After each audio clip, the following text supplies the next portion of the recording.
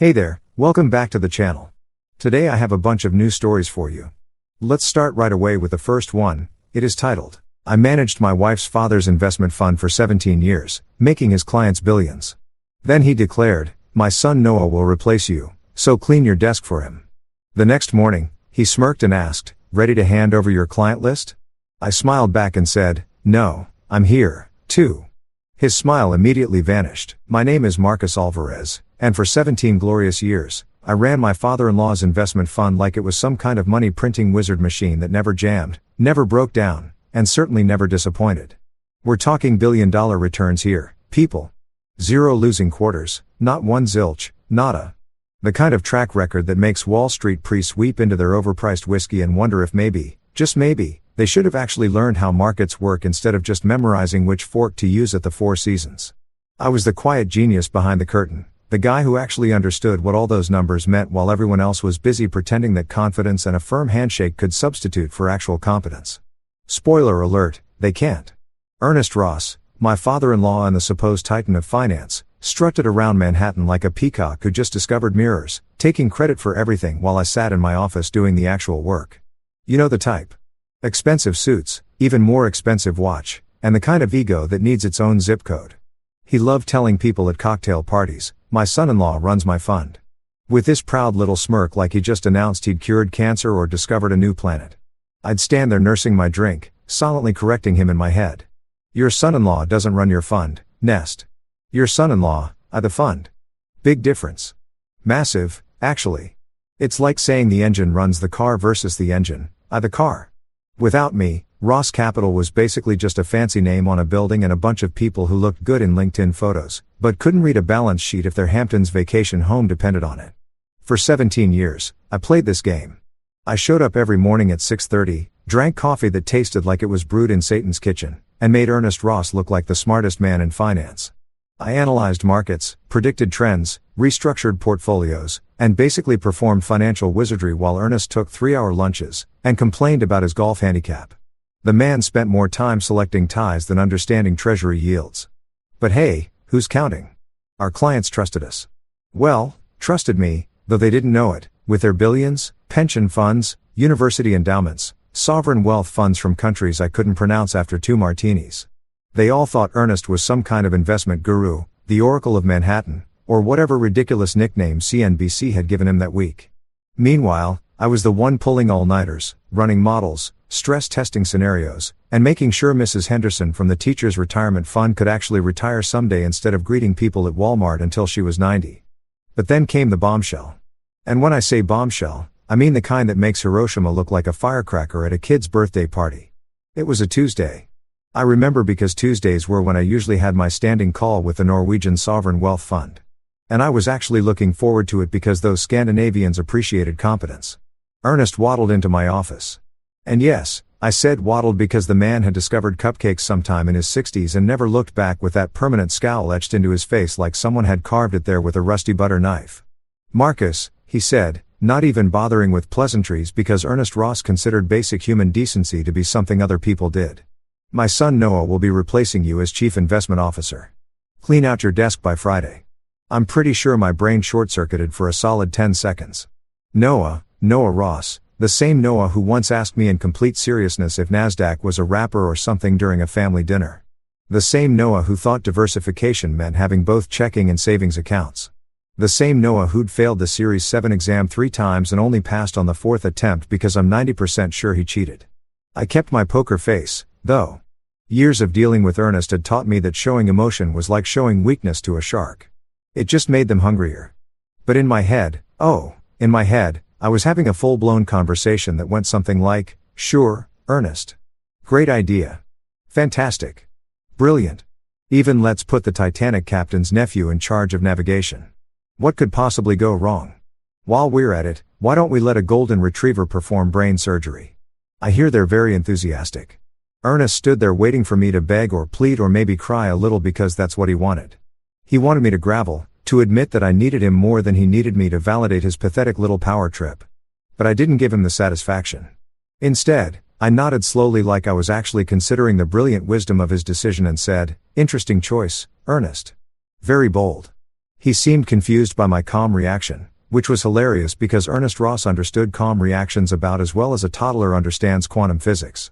He cleared his throat, puffed out his chest like he was trying to intimidate a mirror, and added, "This has been coming for a while. Noah's ready. He's been learning the business." Learning the business. The kid had been learning the business for 5 years and still couldn't explain what AP ratio was without consulting Google. But sure, Ernest. Sure. He's totally ready to manage $2 billion in client assets. This will definitely end well. I should probably start buying popcorn futures because this show is going to be spectacular. When does Noah start? I asked, my voice so neutral it could have been used to calibrate scientific instruments. Monday, Ernest said, already turning to leave because he delivered his verdict and that was that. Kings don't stick around to hear the peasants' opinions. Monday, I repeated, watching him waddle back toward the door. That gives him what? 4 days to learn 17 years worth of institutional knowledge, client relationships, and market expertise. Generous timeline, Ernest. Really generous. He paused at the door and for a second I thought maybe, just maybe, a single neuron had fired in that expensive haircut of his and he'd realized what a catastrophically stupid decision he just made. But no, Ernest Ross didn't do self-reflection. Instead, he just grunted something that might have been, "You'll train him," and disappeared down the hallway. I sat there in my office surrounded by 17 years of Bloomberg terminals, client files, market reports, and the various trophies Ernest had claimed credit for, and I started laughing. Not the happy kind of laughing, mind you. This was the kind of laughing that happens when something is so absurdly cosmically stupid that your brain can't process it any other way. Noah Ross, Chief Investment Officer of a multi-billion-dollar fund. This wasn't just a mistake. This was the Hindenburg, the Titanic, and New Coke all rolled into one gorgeous disaster. And I had front row seats. And the best part, I didn't have to do a damn thing except watch it burn. Sunday dinner at the Ross family mansion in the Hamptons was always an exercise in expensive torture, but this particular Sunday promised to be especially entertaining. The mansion itself was so absurdly large that even the ghosts probably had personal assistants and 401k plans. We're talking 12 bedrooms, 9 bathrooms, a wine cellar that could double as a nuclear bunker, and enough marble flooring to make a Greek temple jealous.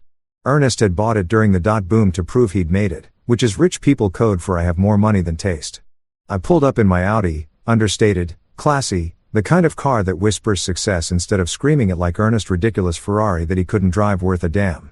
Adriana, my wife, sat in the passenger seat doing that thing she always did before family dinners, deep breathing exercises like she was about to enter a war zone, which let's be honest, wasn't far from the truth.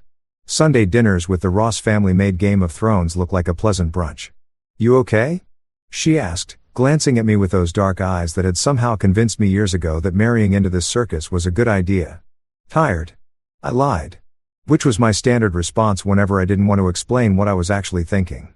The truth, I was mentally drafting Noah's professional obituary for LinkedIn. Noah Ross, failed investment officer, is survived by his father's money and a profound misunderstanding of how financial markets work. In lie of flowers, please send textbooks on basic economics. We walked in through the massive front door. And yes, it was one of those doors that required actual effort to open, like you were entering a medieval castle instead of a beach house. The smell hit me immediately. Expensive food prepared by someone who'd probably trained in Paris and was now stuck cooking for people who thought ketchup was a vegetable. The Ross family was already assembled in the dining room like some kind of wealthy Last Supper painting. Except everyone was alive and nobody was about to get betrayed. Well, except me. But I'd already been betrayed on Tuesday, so this was really more of a victory lap for Ernest. Ernest sat at the head of the table, naturally, because God forbid anyone forget who was supposedly in charge. His wife, Catherine, perched beside him like an expensive decoration, the kind of woman who'd had so much Botox that her face looked permanently surprised by everything. Noah was already there working on what appeared to be his third glass of wine, which explained the slightly glazed look in his eyes. The kid drank like he was trying to forget something, which was ironic because with his track record, forgetting was actually his superpower. Marcus Adriana Ernest boomed, standing up like he was greeting visiting dignitaries instead of his own daughter and the son-in-law he'd just fired. "Come sit. We have news to celebrate." Adriana shot me a look that clearly said, "What news?" Because apparently Ernest hadn't bothered to tell his own daughter that he'd just blown up my career like it was a sand castle and he was a toddler with anger issues. Typical Ernest. Communication wasn't his strong suit. Neither was empathy, self-awareness, or basic human decency. But who's keeping track? We sat down and I noticed immediately that the table was set with the fancy china, the stuff Catherine only brought out for special occasions, which usually meant Ernest wanted to show off. Crystal wine glasses that probably cost more than most people's monthly rent, silverware so polished you could perform surgery with it, and cloth napkins that felt softer than most blankets. The Ross family didn't do anything halfway except apparently succession planning. Dinner started with small talk, the kind of meaningless chatter that rich people use to avoid discussing anything real. Catherine asked about our apartment in the city. Noah mumbled something about a girl he was seeing who worked in marketing or PR or something. Ernest complained about his golf game, which was apparently suffering because his new caddy didn't understand his system, which I'm pretty sure was just code for, "I'm terrible at golf, but need someone to blame." I kept quiet, pushing around some kind of fancy salad that had more ingredients than my college chemistry set. Adriana noticed my silence and leaned over, whispering, "You're being weird." "What's wrong?" "Nothing," I said, smiling that smile I perfected over the years. The one that said, "Everything is fine." While my brain was screaming, "Your father is an idiot and we're all doomed. Just tired from the week. You know how it is." She didn't buy it. But before she could press further, Ernest stood up, tapping his crystal wine glass with a fork like he was about to make a toast at a wedding. Everyone stopped eating, forks frozen midair like some kind of expensive freeze frame. This was it, the big announcement. The moment Ernest would reveal his master stroke of genius that was definitely going to end in tears, bankruptcy, or both. "Everyone," Ernest began, his voice dripping with the kind of confidence that only comes from being spectacularly wrong about something and not knowing it yet. "I have wonderful news. As of Monday, Noah will be taking over as Chief Investment Officer of Ross Capital." The silence that followed was so thick you could have cut it with one of those fancy knives. Catherine's permanently surprised face somehow looked even more surprised. Adriana's fork actually clattered onto her plate, the sound echoing through the dining room like a gunshot. Noah, already tipsy, raised his wine glass like he'd just been promoted to shift manager at Burger King and was really proud of himself. "Dad," Adriana started, her voice tight. "What are you talking about?" "Marcus is the CIO. Marcus has always been the CIO. Was the CIO? Ernest corrected, sitting back down with a satisfied smirk that made me want to throw my expensive salad at his expensive face. It's time for new leadership. Fresh perspectives. Noah has been preparing for this moment his entire life. His entire life. The kid was 32 and still didn't know how to tie a Windsor knot without YouTube tutorials. But sure, Ernest, he's totally been preparing for this moment just like I've been preparing to become an astronaut by occasionally looking up at the sky. Adriana turned to me, her eyes wide with betrayal. "You knew about this?" "Found out Tuesday," I said calmly, taking a sip of wine that suddenly tasted like vinegar and poor life choices. "Wanted to see how dinner went before mentioning it." "Before mentioning it," she hissed, keeping her voice low, but not low enough.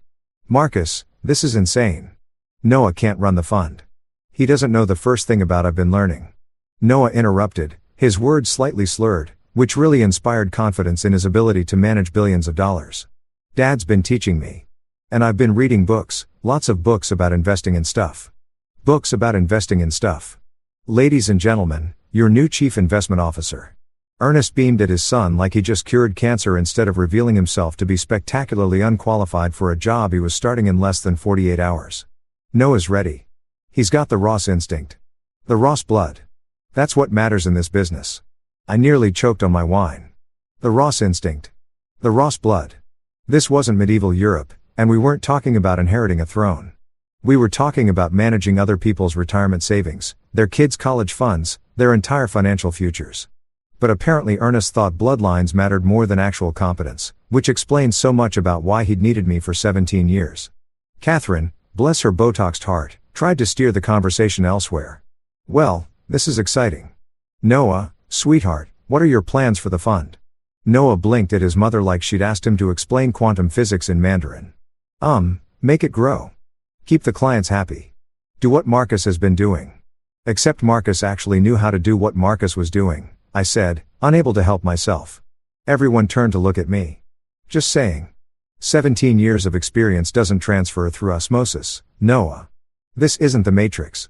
I can't just upload my knowledge into your brain." Ernest's face turned an interesting shade of purple that clashed terribly with his expensive shirt. "Marcus, we appreciate everything you've done, but it's time to move on. This is a family business and it should be run by family." "Funny," I said, keeping my voice level even though I wanted to flip the entire table and watch expensive china shatter like earnest illusions. For 17 years, you had no problem with me running it. Made you billions, zero losing quarters. But sure, now it's suddenly about family. Makes total sense. Adriana grabbed my hand under the table, squeezing it in that way that meant, please don't start World War II.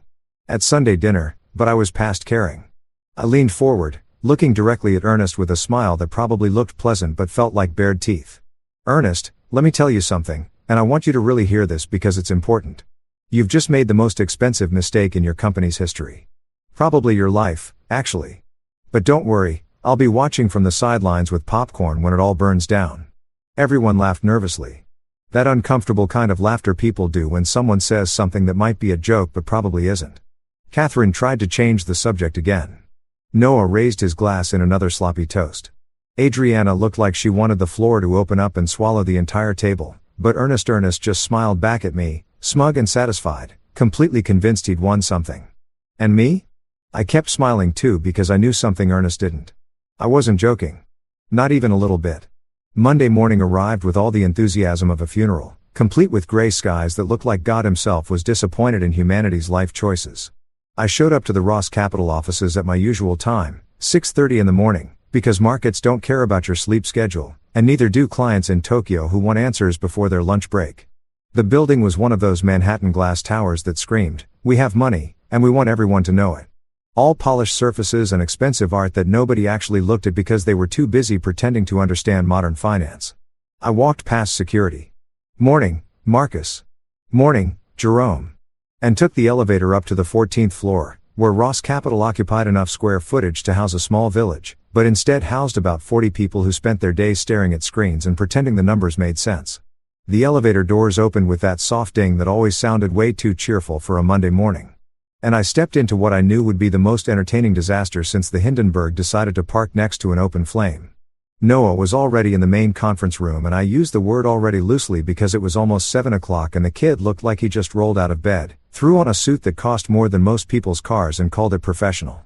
His hair was doing that thing where it sticks up in the back like a confused rooster, and he was sweating through his dress shirt despite the air conditioning being set to Arctic tundra. In front of him were stacks of legal documents, client files, and what appeared to be a compliance manual that was thicker than a phone book from the 90s. He looked up when I walked in, and the relief on his face was almost sad. Almost would have been sadder if he hadn't been complicit in taking my job. But details. "Marcus," he practically yelped, standing up so fast he knocked over his coffee cup. Thankfully, it was empty because watching him try to explain coffee stains on a $100 million client agreement would have been comedy gold, but also probably illegal. "Thank God you're here. I've been looking at these files since 5 in the morning and I mean, there's a lot here. A lot. That's generally what happens when you run a multi-billion-dollar investment fund," I said, setting down my bag and grabbing my own coffee from the break room. "There's paperwork, regulations, clients who expect you to know what you're doing. Revolutionary concept, I know." He missed the sarcasm completely, which was Noah's superpower, being oblivious to everything, including social cues, market trends, and apparently the concept of preparation, right? "Yeah. No, I get that. But maybe we could co-manage, like work together, transition period and all that." I took a long sip of my coffee, which tasted like it had been brewed in a parking lot, but was still somehow the best part of my morning. "Buddy, let me explain something to you. Clients with $2 billion don't want a group project. This isn't high school chemistry where you can slap both names on the lab report and hope for a B-. These are pension funds, university endowments, sovereign wealth funds. They want one person in charge, and that person needs to actually know what they're doing." His face felt like I just told him Santa wasn't real, and also his dog died. "But Dad said," "Your dad says a lot of things." I interrupted, sitting down and pulling up my Bloomberg terminal because even though I was technically fired, the markets didn't care about office politics and I still had professional standards. "Doesn't make them true. Now you've got your first client call in about 20 minutes. The Pimpton Pension Fund for $100 million under management. They're going to ask about Q3 projections and the new infrastructure play we've been developing. You ready?" The color drained from Noah's face like someone had pulled a plug. "Q3 projections? Infrastructure play? Marcus? I don't even know what." "Then I suggest you figure it out," I said, not unkindly, but not exactly warmly either. "You're the chief investment officer now. This is what CIOs do. They take calls from clients and don't sound like confused interns. The conference call started at 7:30 sharp. Robert Kramer from Pimpton came on the line with his usual gruff efficiency. Former Marine, no nonsense, the kind of guy who could smell incompetence through a phone line. "Morning, Marcus. Got your new guy there with me?" "Morning, Robert," I said, gesturing for Noah to unmute himself. "Noah Ross is here. He's taking over as CIO. There was a pause on the line. The kind of pause that speaks volumes. "Noah Ross. Ernest kid. That's the one." Another pause. Longer this time. I could practically hear Robert's brain processing this information and arriving at the same conclusion a calculator would if you asked it to divide by 0. Error. Right. "Well, Noah, I'll cut to the chase. We've been with Ross Capital for 8 years. Marcus has made us a lot of money. A lot of money. My retirees love him, but we need to know. What's your experience? What's your strategy? Why should we stay?" Noah looked at me like a drowning man looks at a life preserver. I looked back at him with the emotional support of a brick wall. This was his show now. Time to perform. "Well, Mr. Kramer," Noah started, his voice cracking like a teenager going through puberty. "I've been, learning the business from my father. He's taught me a lot about, investing in markets and things." "Things?" He said things to a $400 million client. "Things," Robert repeated, his voice flat. "Noah, I'm going to be straight with you. Your father didn't make us money. Marcus did. And if Marcus isn't running the fund anymore, I'm not sure why we're still in it. I need numbers, strategy, confidence. What I'm hearing right now is a kid who sounds like he just learned what the stock market is last week." Noah was spiraling, his face turning red, sweat pouring down his temples like he was running a marathon in the Sahara. "Marcus is here. Marcus, can you?" "I'm not the CIO anymore," I said simply, examining my fingernails like they were suddenly the most interesting thing in the world. Answer the man's question. Robert didn't wait. "Tell you what, Noah, I'm going to talk to my board. We'll be in touch.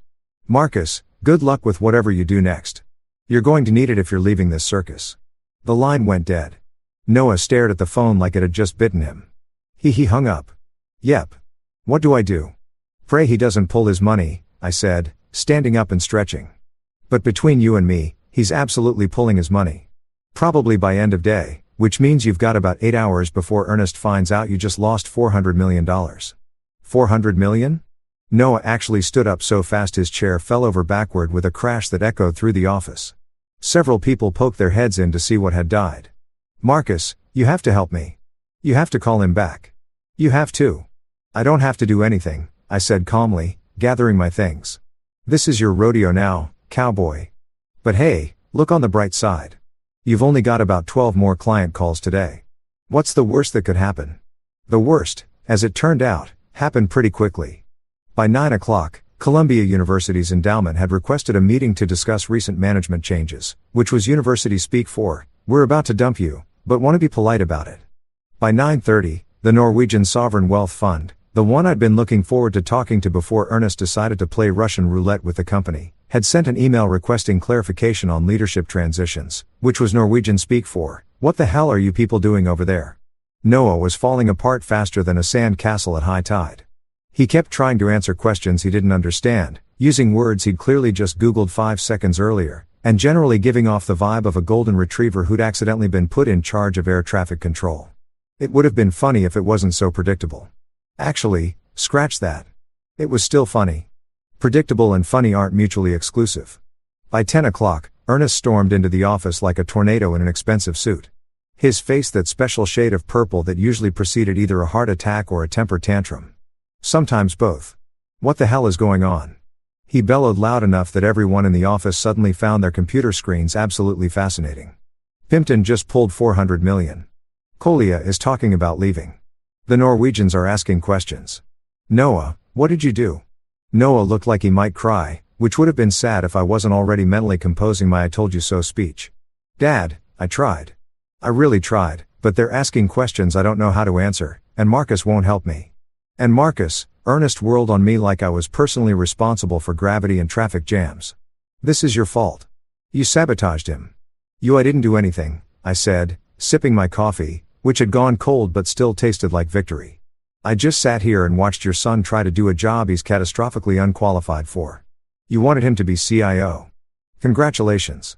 This is what that looks like. Ernest opened his mouth to yell something else. Probably something about loyalty or family or whatever other excuse rich people use when their terrible decisions come home to roost. But before he could, his assistant burst in looking like she'd just witnessed a murder. Mr. Ross, the board is on line 1. They're asking about the Pimpton withdrawal and Columbia just sent official notice. They're pulling out too. $320 million. Ernest's face went from purple to white so fast I was genuinely concerned he might actually have that heart attack. $720 million gone in less than 3 hours. I just sat there sipping my terrible cold coffee and thought to myself, should have brought popcorn. This was going to be a long day and I was going to enjoy every single minute of it. 2 weeks later, the financial news headlines were having more fun than a tabloid journalist at a celebrity divorce trial. Ross Capital implodes. Billion-dollar fund loses 60% of assets in record time. Ernest Ross' son causes market catastrophe. Wall Street's fastest collapse since Lehman Brothers. My personal favorite was from the New York Post because of course it was like father unlike son Ross Capital's spectacular faceplant. They'd even photoshopped Noah's face onto a crashed airplane. Classy stuff. I'd framed it and hung it in my home office right next to my Series 7 certificate and my MBA from Wharton because irony deserves premium wall space. The carnage was actually impressive in its thoroughness. After Pimpton and Columbia bailed, it was like watching dominoes fall except each domino was worth hundreds of millions of dollars and made Ernest Ross age about 5 years per day. The Norwegian Sovereign Wealth Fund pulled out, then the Massachusetts State Pension Fund, then a bunch of family offices whose names I couldn't pronounce, but whose money I'd been growing for years. By the end of week 1, Ross Capital had gone from managing $2.1 billion to barely holding on to $400 million. And most of that was Ernest's personal money that he couldn't pull out without admitting he destroyed his own company. Ernest predictably blamed me for everything except the weather. And honestly, I'm surprised he didn't try to pin that on me, too. According to him, I'd poisoned the well, sabotaged his son, and orchestrated a conspiracy to destroy Ross Capital, which was hilarious because the only thing I'd orchestrated was showing up to work and watching Noah face plant into professional oblivion like an Olympic diver who'd forgotten about the whole water part. But the best part, the absolute chef's kiss moment of this entire disaster. Ernest had called the SEC, the Securities and Exchange Commission. He'd actually filed a complaint claiming I'd engaged in market manipulation and breached my fiduciary duty by deliberately causing client withdrawals. I'd laughed so hard when my lawyer called to tell me that I'd nearly spit coffee all over my laptop, which would have been tragic because I was using it to track exactly how fast Ross Capital was circling the drain. The SEC investigation lasted approximately 48 hours before they closed it with a letter that basically said, "Mr. Ross, your son is incompetent and clients have every right to leave. This is not Marcus Alvarez's fault. Please stop wasting our time. We have actual crimes to investigate." They didn't phrase it exactly like that because government agencies have to pretend to be polite, but the subtext was clear enough that even Ness should have been able to read it. Should have being the operative word. I was sitting at home on a Wednesday afternoon because when you get fired, every day is technically a weekend when Adriana came home early from her gallery. She ran an art gallery in Chelsea, one of those places that sold paintings people pretended to understand while drinking wine that cost more per glass than most people's hourly wage. She was good at it, had an eye for talent, and most importantly had built something that had nothing to do with her father's money or influence. I respected that about her. Maybe it's why we'd lasted 8 years of marriage despite the fact that her family made the Borges look functional. She found me in my office, feet up on the desk, reading the latest Wall Street Journal article about Ross Capital's unprecedented collapse with the kind of satisfaction usually reserved for finishing a really good book or watching your enemy step on a rake in a cartoon. "Marcus," she said, closing the door behind her with that particular firmness that meant we were about to have a conversation. Capital letters, bold font, probably some italics for emphasis. "We need to talk." Always an ominous start, I said, setting down the newspaper, but not the satisfaction. "What's up?" She crossed her arms, which was never a good sign. Adriana was beautiful when she was angry. Dark hair, darker eyes, the kind of bone structure that made sculptors weep. But right now, she looked less beautiful and more about to commit justifiable homicide. "Don't play dumb. You know exactly what's up. My father's company is collapsing. Noah's having panic attacks. My mother won't stop calling me crying and you're sitting here reading about it like it's the comic section." In my defense, I said the comic section isn't nearly this entertaining. "Marcus, I'm serious. This has to stop." "What has to stop?" I leaned forward, dropping the casual act because apparently we were doing this now. "Your father fired me. Your brother took my job. I didn't pull the trigger on any of this. I just declined to throw myself in front of the bullet. You could have helped Noah. You could have made the transition smoother. You could have. I could have. What? Adriana held his hand while he tanked a multi-billion-dollar fund. Your father didn't want to transition. He wanted to prove that the Ross name was worth more than actual competence. Congratulations to him. He proved the opposite. She sat down in the chair across from my desk, and I could see the exhaustion in her eyes. This wasn't easy for her.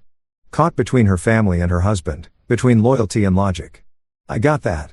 I wasn't entirely heartless, despite what Ernest probably told people at his rapidly dwindling social gatherings.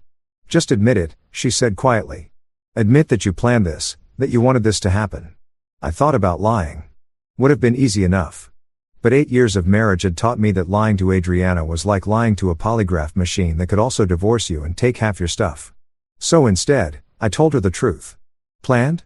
No, I didn't sabotage anything. Didn't have to. Your father's incompetence and Noah's lack of qualification did all the heavy lifting, but anticipated? I shrugged. Yeah, I anticipated this like a guy carrying an umbrella in London. You see the clouds, you know rain's coming. You prepare accordingly, so you just let it happen. Adriana, those clients didn't leave because I told them to. They left because Noah couldn't answer basic questions about their portfolios. They left because Ernest replaced 17 years of expertise with nepotism and a prayer. I didn't push them out the door. Your family opened it and your brother greeted them with incompetence. I just didn't stand in the way. She was quiet for a long moment processing this. Then she asked the question I've been waiting for. Why? Why not help? Even just a little for me. And here's where I had to make her understand something that people like the Rosses never quite grasped because they'd never had to learn it the hard way. Let me tell you a story, I said, leaning back in my chair. When I was 8 years old, my dad worked 3 jobs.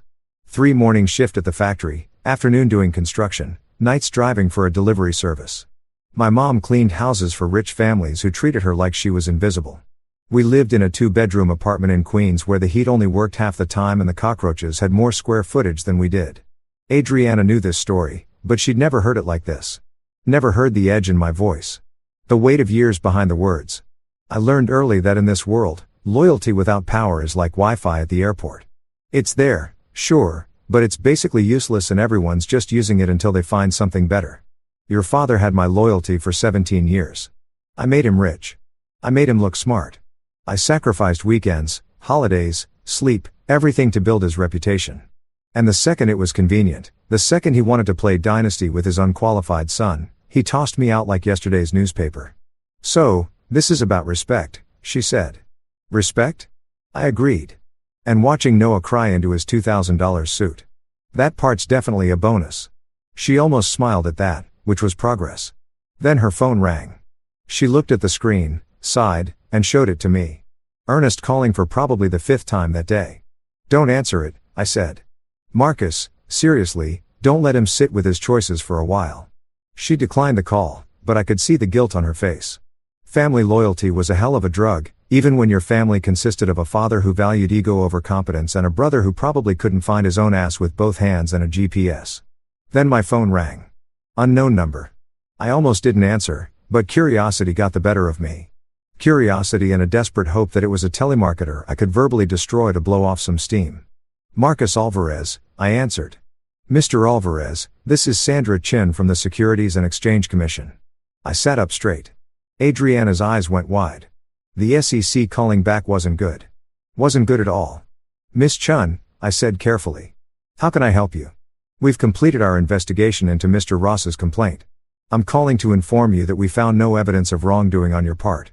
In fact, we found that your contract included specific client protection clauses that were legally sound and professionally appropriate.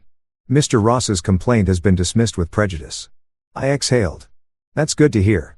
There's more, she continued. Several of the clients who withdrew from Ross Capital have reached out to us asking for your contact information.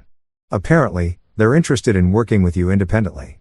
I can't officially provide referrals, but I'm not aware of any legal reason why you couldn't start your own fund. I looked at Adriana, who was watching me with an expression I couldn't quite read. Thank you, Miss Chun. I appreciate the call. After I hung up, Adriana asked, what was that about that? I said slowly, a smile spreading across my face. Was the sound of Ernest shooting himself in the foot so hard he hit an artery? He tried to bury me. Instead, He just made me the most powerful unemployed man on Wall Street. Powerful and unemployed, she repeated. For now, I said, but something tells me that's about to change. And the really beautiful part, Ernest had done this to himself. He'd filed that stupid SEC complaint, which meant every client who left Ross Capital now knew definitively that I hadn't done anything wrong, that I was the competent one, that if they wanted their money managed properly, they should probably call me instead of the guy who'd replaced expertise with his idiot son. Irony, I decided, was absolutely delicious. 3 days after the SEC called to tell me I was officially innocent of crimes I'd never committed, which felt like getting an award for not punching people who deserved it, I found myself sitting in a conference room that cost more per hour to rent than most people made in a week.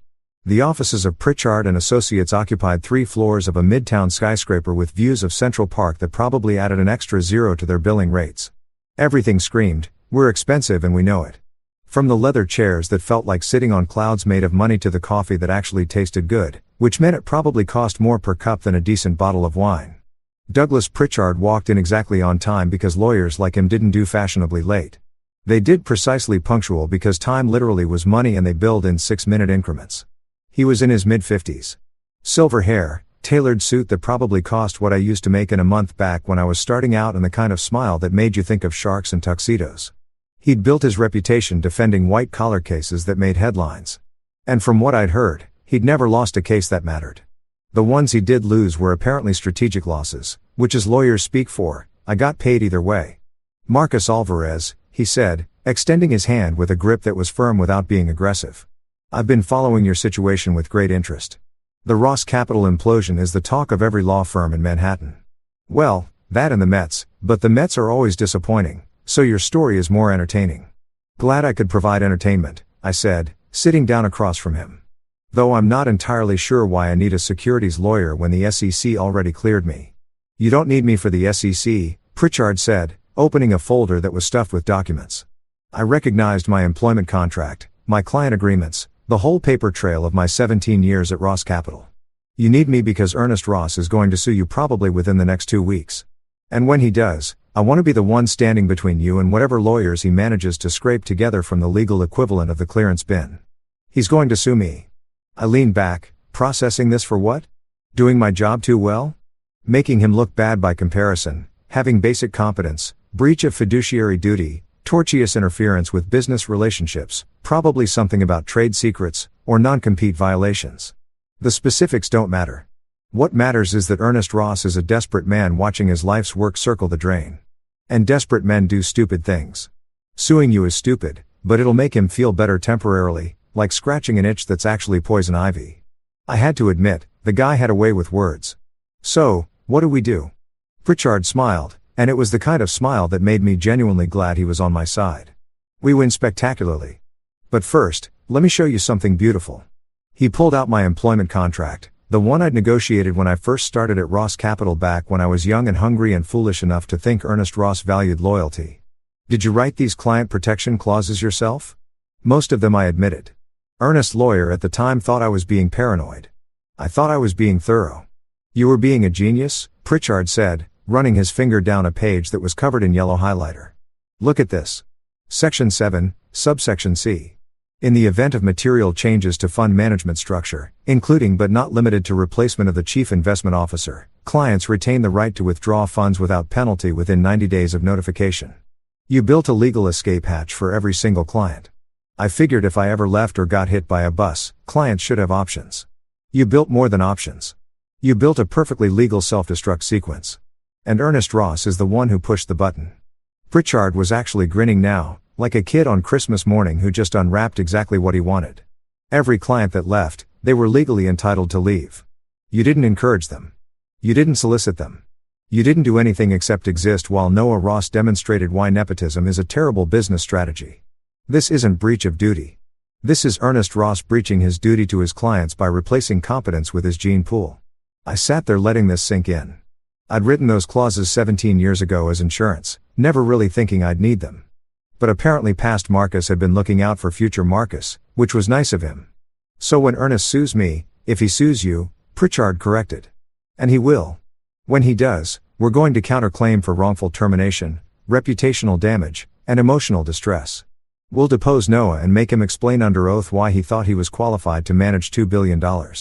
We'll depose Ernest and make him admit that he fired you for personal reasons, not performance reasons. And then we'll settle for enough money that you can start your own fund without needing investors. That's aggressive. Marcus Ernest Ross tried to destroy your career out of jealousy and ego. Aggressive is the minimum acceptable response. Nuclear is what I'm actually recommending, but I'll let you work up to that. Before I could respond, Pritchard's assistant knocked and entered, followed by a man I vaguely recognized from client meetings over the years. Robert Kramer from the Pimpton Pension Fund, the first domino to fall in the Ross Capital collapse. He was in his 60s. Gray crew-cut ramrod straight posture that screamed former military and the kind of handshake that could crack walnuts. Marcus Kramer said sitting down without being invited because men like him didn't wait for permission. Good to see you away from that circus. Robert, I said, genuinely surprised. What are you doing here? Saving you the trouble of calling me, he said bluntly, which was very on brand for him. I pulled $400 million from Ross Capital because Noah Ross couldn't tell me the difference between a stock and a bond. But that money still needs managing and my board still needs returns. So here's what I'm offering. Come work for Pimpton as a consulting partner. $5 million base salary, 20% of returns over benchmark. Full autonomy over investment strategy. I blinked. $5 million base, 20% of returns. That was more than I'd made in 3 years at Ross Capital combined. You want me to manage the Pimpton Fund?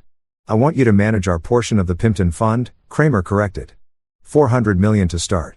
If you perform like you did at Ross Capital, we'll add more. If you don't, we part ways. Simple as that. No nepotism, no politics, just results. Pritchard was watching this exchange with barely concealed amusement, like he'd known exactly what was coming.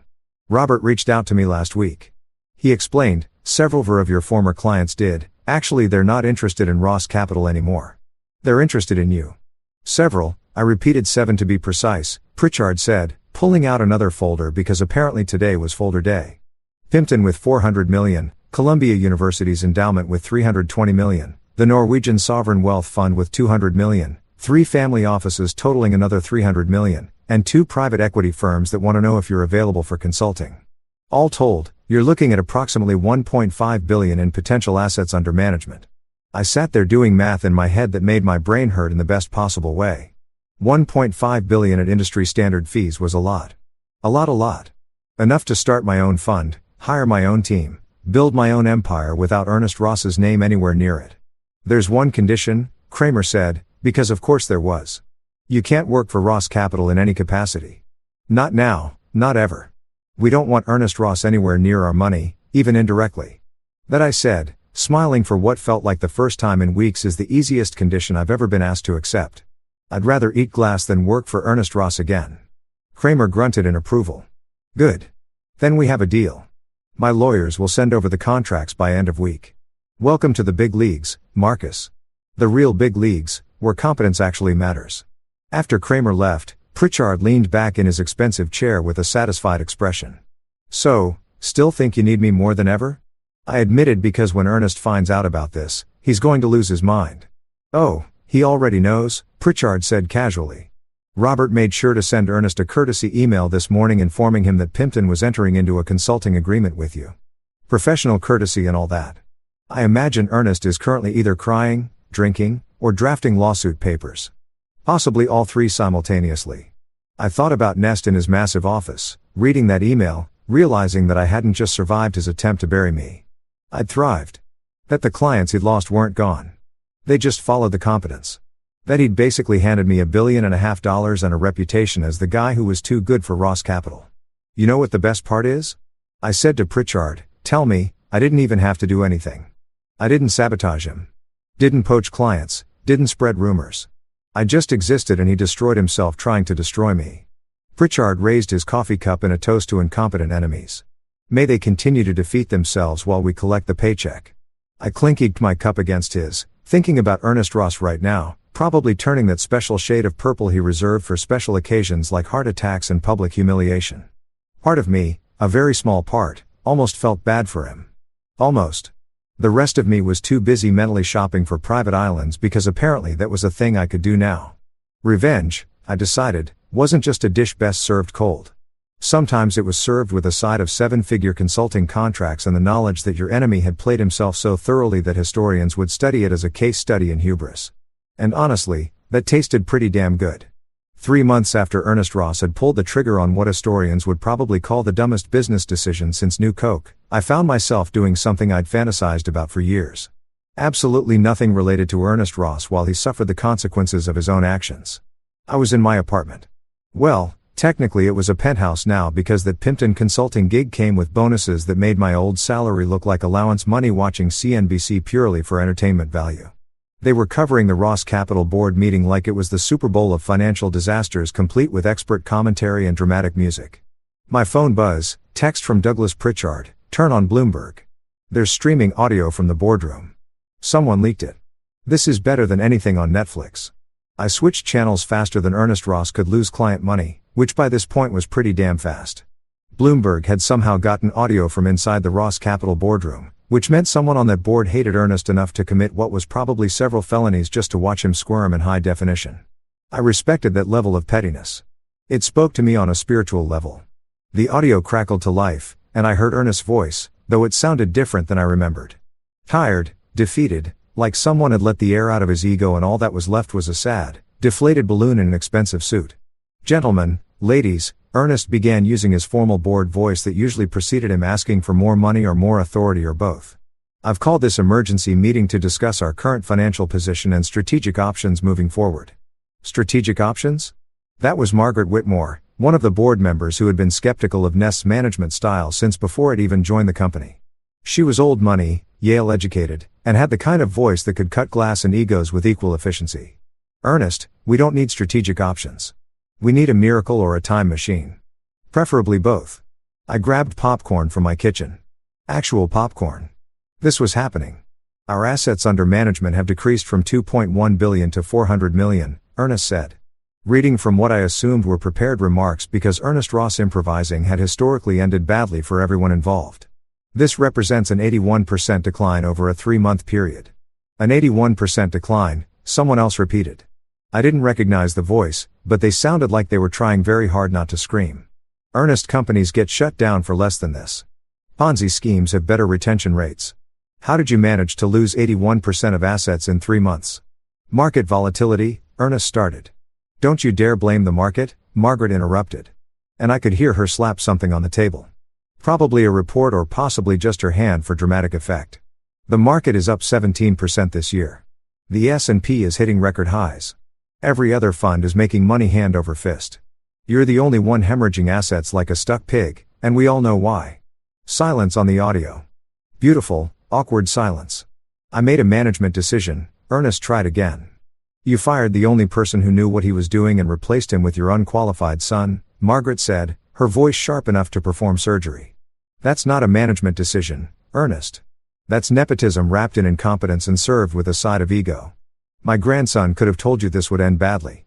And he's 7 and thinks the Tooth Fairy manages his college fund. Someone on the board actually laughed at that.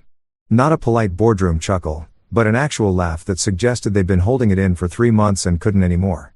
Noah has been learning, Ernest said weakly. Noah has been crying in his office every day since he started. Another voice chimed in. Robert Shun, the CFO, who'd always been brutally honest about numbers because numbers didn't care about feelings. He lost Kolia University $400 million in the first week. The Norwegian fund 3 weeks after that. Every client call ends with them asking when Marcus is coming back and Noah telling them Marcus isn't coming back and them withdrawing their funds. It's like watching someone repeatedly touch a hot stove and act surprised when they get burnt. I was genuinely enjoying this more than my own wedding, which probably said something about my priorities, but also about how boring my wedding had been. Adriana's parents had insisted on a traditional ceremony, which meant I'd spent 6 hours smiling at people I didn't know, while they ate food that cost more than cars and gave speeches about love and family that aged like milk in the sun. The staff morale is at an all-time low. Another board member added, 3 of our senior analysts quit last month. They all said the same thing. They didn't want to work somewhere that valued family connections over actual talent. One of them literally said, I didn't get my CFA to watch Ernest Ross's kid learn fractions. That's enough, Ernest said, but his voice had zero authority. He sounded like a substitute teacher asking high schoolers to quiet down. We can recover from this. We just need time. And the audio suddenly got louder and I heard a door slam open. Then a voice I recognized, Wendy McCullough, the general of the pension fund and not Robert Kramer's boss, but his peer from a different fund. She was a legend in the industry, known for two things: making money and taking absolutely zero from anyone, regardless of their net worth or family name. Time. Wendy's voice boomed through the boardroom like God had decided to personally weigh in on Ernest's incompetence. You want time, Ernest? You lost us $40 million. $40 million. Do you have any idea how many teachers' retirements you just made significantly worse? How many nurses? How many firefighters? Ms. McCullough, this is a closed board meeting. Ernest tried. I don't care if it's a closed colonoscopy. Ernest, I'm here because you won't return my calls. Your son cries when I email him. And I want to look you in the eye when I tell you that we're pulling every remaining dollar we have with Ross Capital today. Right now, before you lose that, too. More silence. The kind of silence that happens right before something breaks permanently. You can't do that, Ernest said. And I could hear the desperation creeping into his voice like water into a sinking ship. Your contract has a 90-day withdrawal clause. Written by Marcus Alvarez, Wendy interrupted. Who, by the way, I consulted with last week. You know what he told me? He told me Ross Capital is a dumpster fire that's trying to buy gasoline to put itself out. He showed me projections that suggest you'll be bankrupt within 6 months. He analyzed your current holdings and found 17 positions that violate basic risk management principles. 17. Ernest. Your son doesn't know what he's doing. Your staff doesn't trust you and your clients are running for the exits like the building's on fire. I sat there popcorn forgotten because I hadn't actually consulted with Winnie McCullough. But apparently someone had told her I said this or she was making it up for dramatic effect. And honestly, it was working beautifully. Marcus said that Ernest's voice was barely a whisper. Marcus didn't have to say it. The numbers say it. Your quarterly report says it. Your empty offices say it. Ernest, you're done. This company is dead.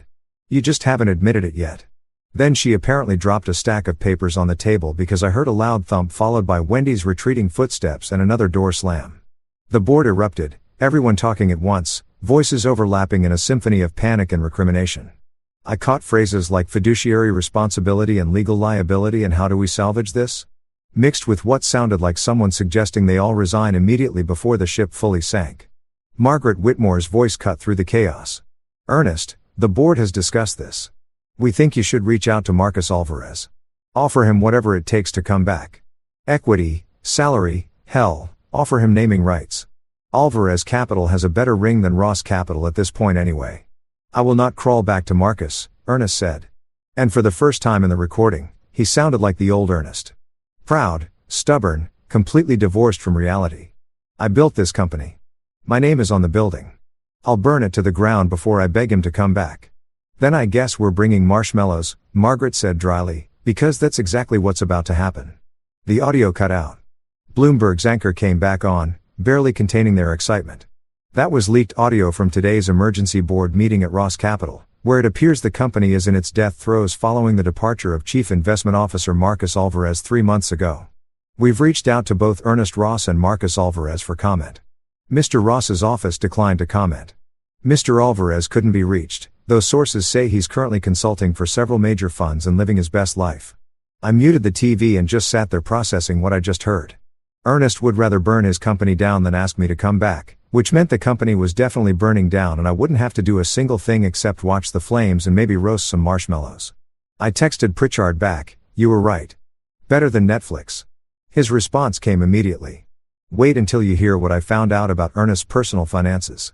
Spoiler alert, he's leveraged to his eyeballs. When Ross Capital goes under, he's going under with it. Might want to start looking at office space. I have a feeling you'll be getting a very interesting offer soon.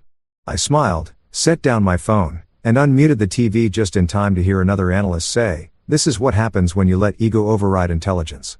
Marcus Alvarez built an empire. Ernest Ross is watching it crumble. And somewhere Alvarez is probably laughing. Not laughing, I said to my empty penthouse. Just appreciating the irony though. Okay, fine. I was also laughing a little. Sue me? Actually, scratch that. Ernest probably would sue me and I'd win that too. 6 months after Ernest Ross decided to play Russian roulette with his company using a fully loaded gun. I was thriving in ways that would have made my younger self weep with joy and maybe buy a lottery ticket just to see if the luck held.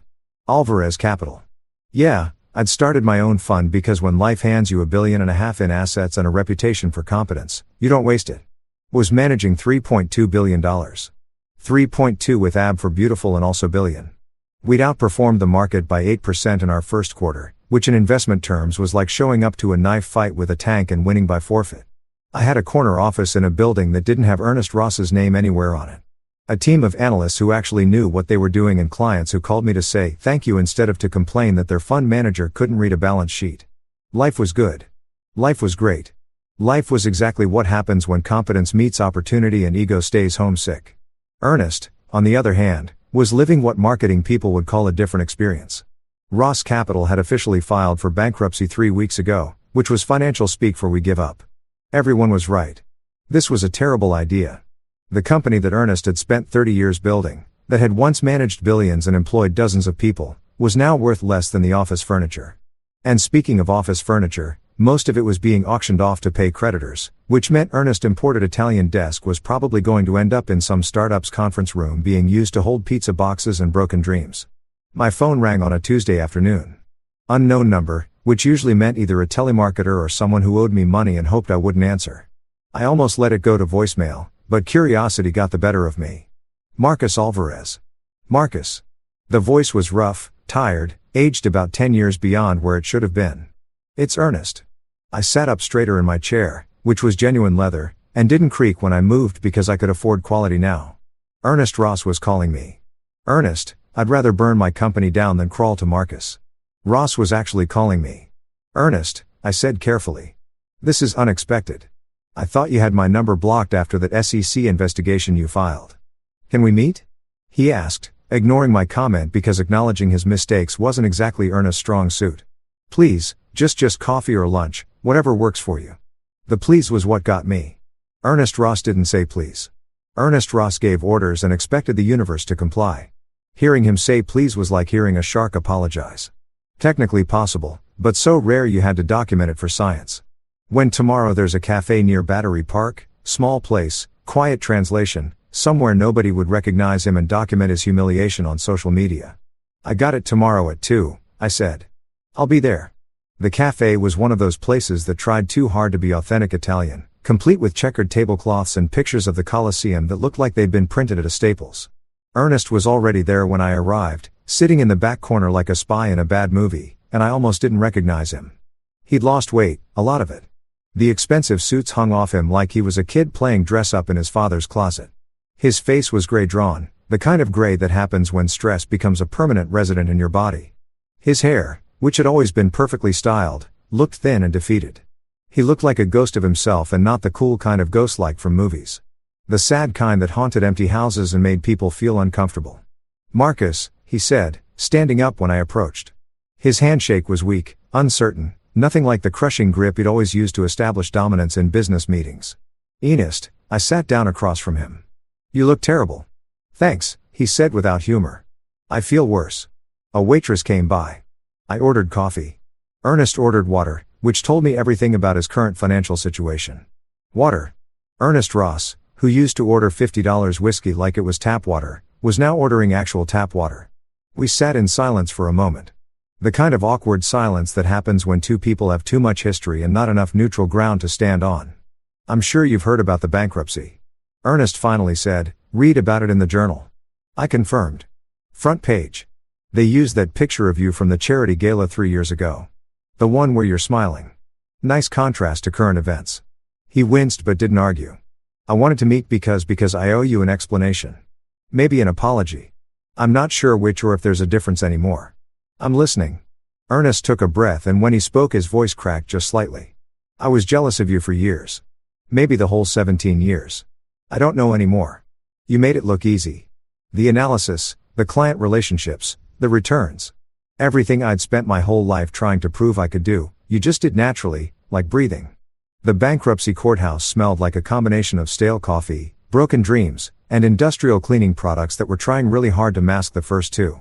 It was one of those government buildings that looked like it had been designed by someone who thought depressing was an architectural style. All gray walls and fluorescent lighting that made everyone look like they were auditioning for a zombie movie. The chairs in the waiting area were that specific shade of blue that only exists in places where hope goes to die. Hospitals, DMVs, and apparently bankruptcy courts. I sat in the gallery with Douglas Pritchard beside me. Both of us wearing our best serious business suits because even though this was essentially a financial funeral, you still had to dress appropriately. Pritchard had his briefcase on his lap stuffed with documents that had taken his team 3 weeks to prepare. The $12 million offer for Ross Capital had been accepted by the bankruptcy trustee, the creditors, and Ernest himself, which meant today was just the official ceremony where a judge banged a gavel and made it legal. Ernest sat at the defendant's table, though defendant wasn't quite right since this was bankruptcy court, not criminal court, but he sure looked like a defendant. Gray suit that used to fit him before he'd lost all that weight. Shoulders slumped like he was carrying invisible weights. Face still that disturbing shade of gray that suggested his body was just going through the motions of being alive. His lawyer was some guy from a mid-tier firm, the kind of lawyer you hire when you can't afford the sharks anymore and have to settle for the guppies.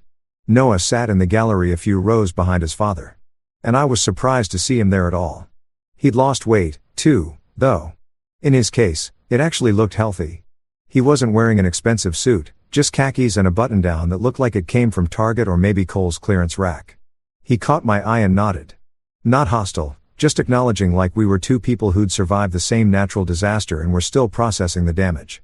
The judge entered, all rise, and the shuffle of people standing, and we got down to the business of officially killing Ross Capital and transferring its corpse to me.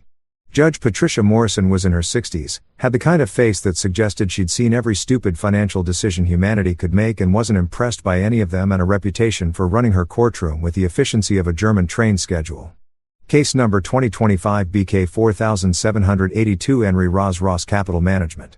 She began reading from documents with reading glasses perched on her nose. We're here for the approval of asset sale to Alvarez Capital Management LLC. Mr. Pritchard, you're representing the buyer. Pritchard stood. Yes, Your Honor. Marcus Alvarez, principal of Alvarez Capital Management, is purchasing all assets, intellectual property, and naming rights of Ross Capital for $12 million cash. And Mr. Ross, you're in agreement with this sale? The judge looked at Ernest like she was trying to determine if he was competent to make decisions or just a very elaborate hologram of sadness. Ernest's lawyer stood. Yes, Your Honor. Mr. Ross has consented to the sale and wishes to make a brief statement. If the court permits.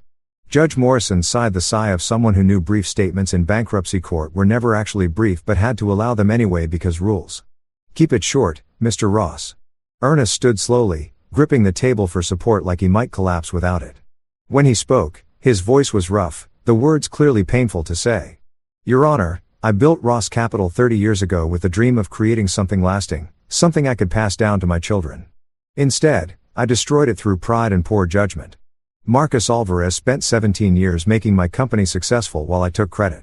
When I fired him and replaced him with my unqualified son, I sealed the company's fate. He paused, swallowing hard. This sale is just acknowledging what's already true. Ross Capital died the day I let Marcus walk out the door. At least this way something good might come from the ashes. The courtroom was silent. Even Judge Morrison looked slightly uncomfortable, which probably didn't happen often given her job involved watching people lose everything on a regular basis. Thank you, Mr. Ross, she said not unkindly. Mr. Alvarez, do you wish to make a statement? Pritchard looked at me. We hadn't planned on me saying anything, but something about the moment felt like it needed words. I stood. Your Honor, I'm purchasing Ross Capital, not out of sentiment, but because the infrastructure and systems I built over 17 years have value. The name will be retired. The company will be absorbed into Alvarez Capital. What Ernest Ross built is over. What I'm building is just beginning. Short, professional, and just a tiny bit brutal. Exactly what the moment called for. Judge Morrison nodded, made some notes, and then picked up her gavel. The court approves the sale of Ross Capital Management's assets to Alvarez Capital Management for $12 million. Mr. Alvarez, the company is yours. This case is closed. The gavel came down with a sharp crack that echoed through the courtroom like a gunshot. And just like that, I owned everything Ernest Ross had spent 3 decades building. I signed papers, lots of papers. The kind of papers that transfer ownership of bank accounts, client lists, office furniture, and the right to use the name Ross Capital, which I had zero intention of using because rebranding a failed company was like putting lipstick on a pig. Possible, but pointless. Ernest signed papers, too. Each signature looking shakier than the last, like he was signing away pieces of his soul instead of just financial assets. When we were done, when all the lawyers and trustees and court officials had their copies, Ernest approached me in the hallway outside the courtroom. You won, he said simply. I looked at him. Really? Looked at him. This broken man who once strutted around Manhattan like he owned it. No, Ernest, you lost. There's a difference. I didn't win anything except the opportunity to clean up your mess and turn it into something functional.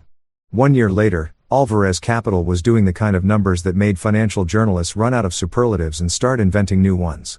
We were managing $3.2 billion in assets. That's billion with AB for bloody hell, that's a lot of money.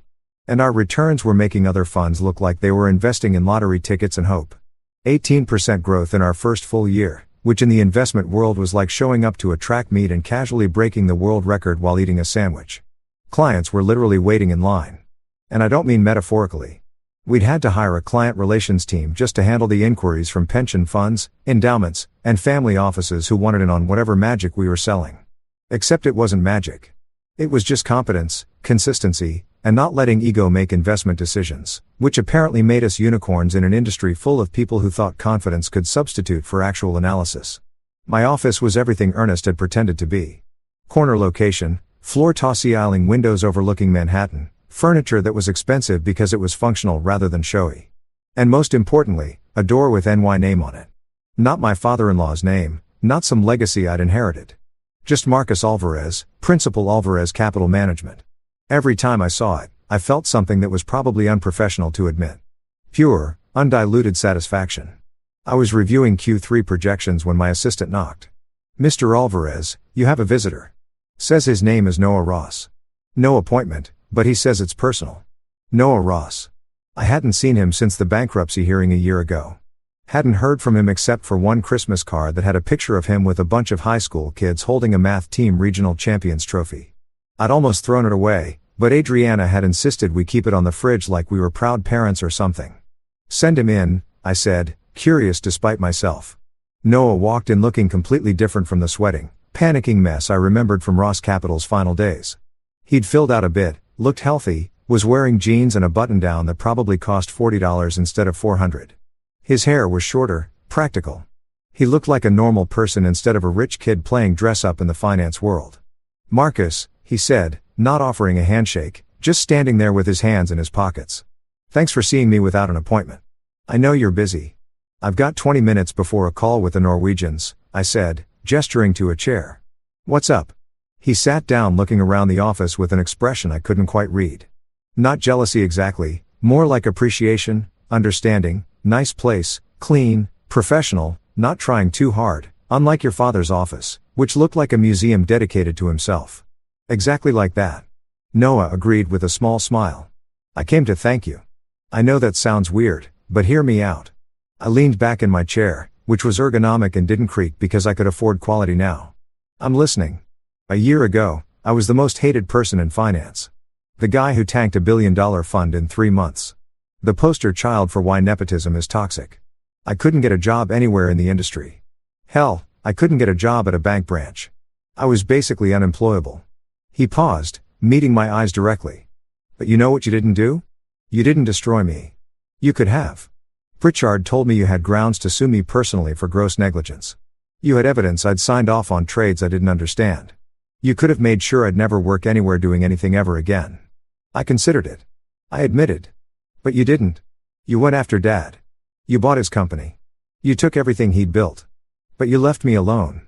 And that gave me space to figure out who I actually was instead of who Dad wanted me to be. I hadn't thought about it that way, honestly. I'd just been too focused on Ernest to bother with Noah. The kid had been a pawn in his father's ego game and punishing pawns felt like overkill. So now you're teaching high school math and coaching basketball, I said. And I love it, Noah said. And he sounded genuinely surprised by this fact. Like actually love it. I wake up excited to go to work. I help kids understand concepts that click in their brains and you can see the moment they get it. We won regionals last year in basketball. One of my students got into MIT early admission. It's not running $1 billion fund, but it's real. It's mine and I'm actually good at it. That's great, Noah. Really? But I'm guessing you didn't come here just to tell me about your career change. He laughed. No, you're right. I came to tell you something Dad would never say because Dad's still too proud and too broken to admit it. You and him, you're not that different. I felt my jaw tighten. We're nothing alike. You're exactly alike. Noah countered, not argumentative, just stating what he saw as fact. You both worship loyalty. You both keep meticulous score of every slight, every betrayal, every time someone doesn't value you the way you think you deserve. The difference is you protect your loyalty better. You're smarter about it. You don't give it away to people who don't earn it. Dad gave his loyalty to the wrong things. His ego, his name, his legacy. You give yours to competence and results. I wanted to argue, but the words stuck in my throat because maybe possibly Noah had a point buried in there somewhere. Dad destroyed his life chasing respect from people who didn't matter. Noah continued, he wanted to be important more than he wanted to be good. And it killed him. Killed his company, his marriage, his relationship with me and Adriana. But you built something real. You earned respect instead of demanding it.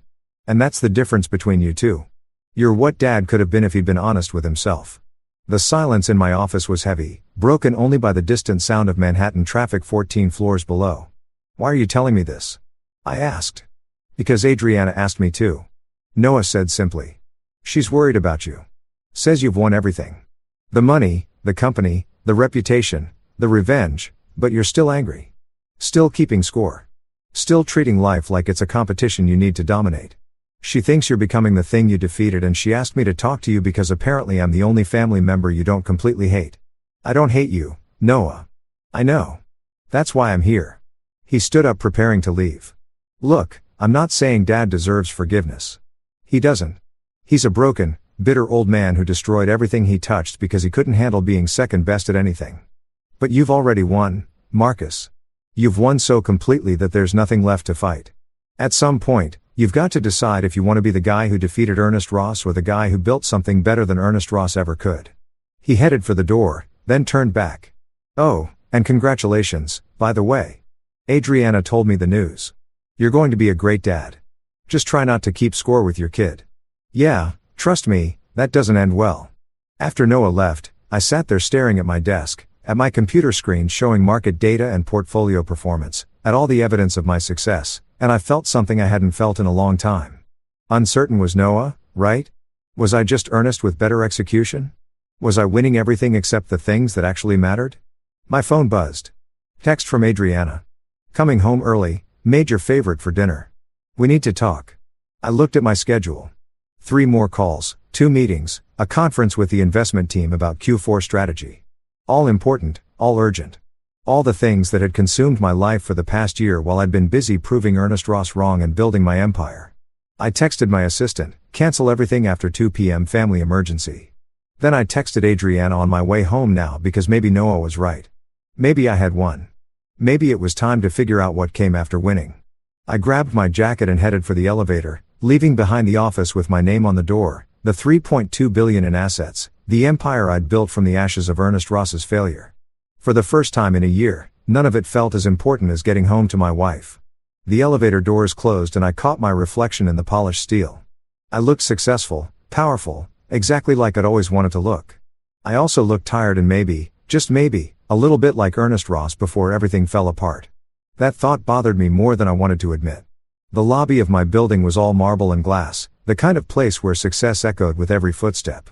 I walked through it without seeing any of it. Too busy thinking about Noah's words, about Adriana's text, about the fact that I was about to be a father and had no idea how to do that without treating it like another competition to win. My driver was waiting outside. Yeah, I had a driver now because apparently that's what happens when you manage billions. But I waved him off. I'll take a cab, take the rest of the day off. He looked confused but didn't argue. When you pay someone 6 figures to drive you around Manhattan, they learn not to question your decisions, even when those decisions make no sense.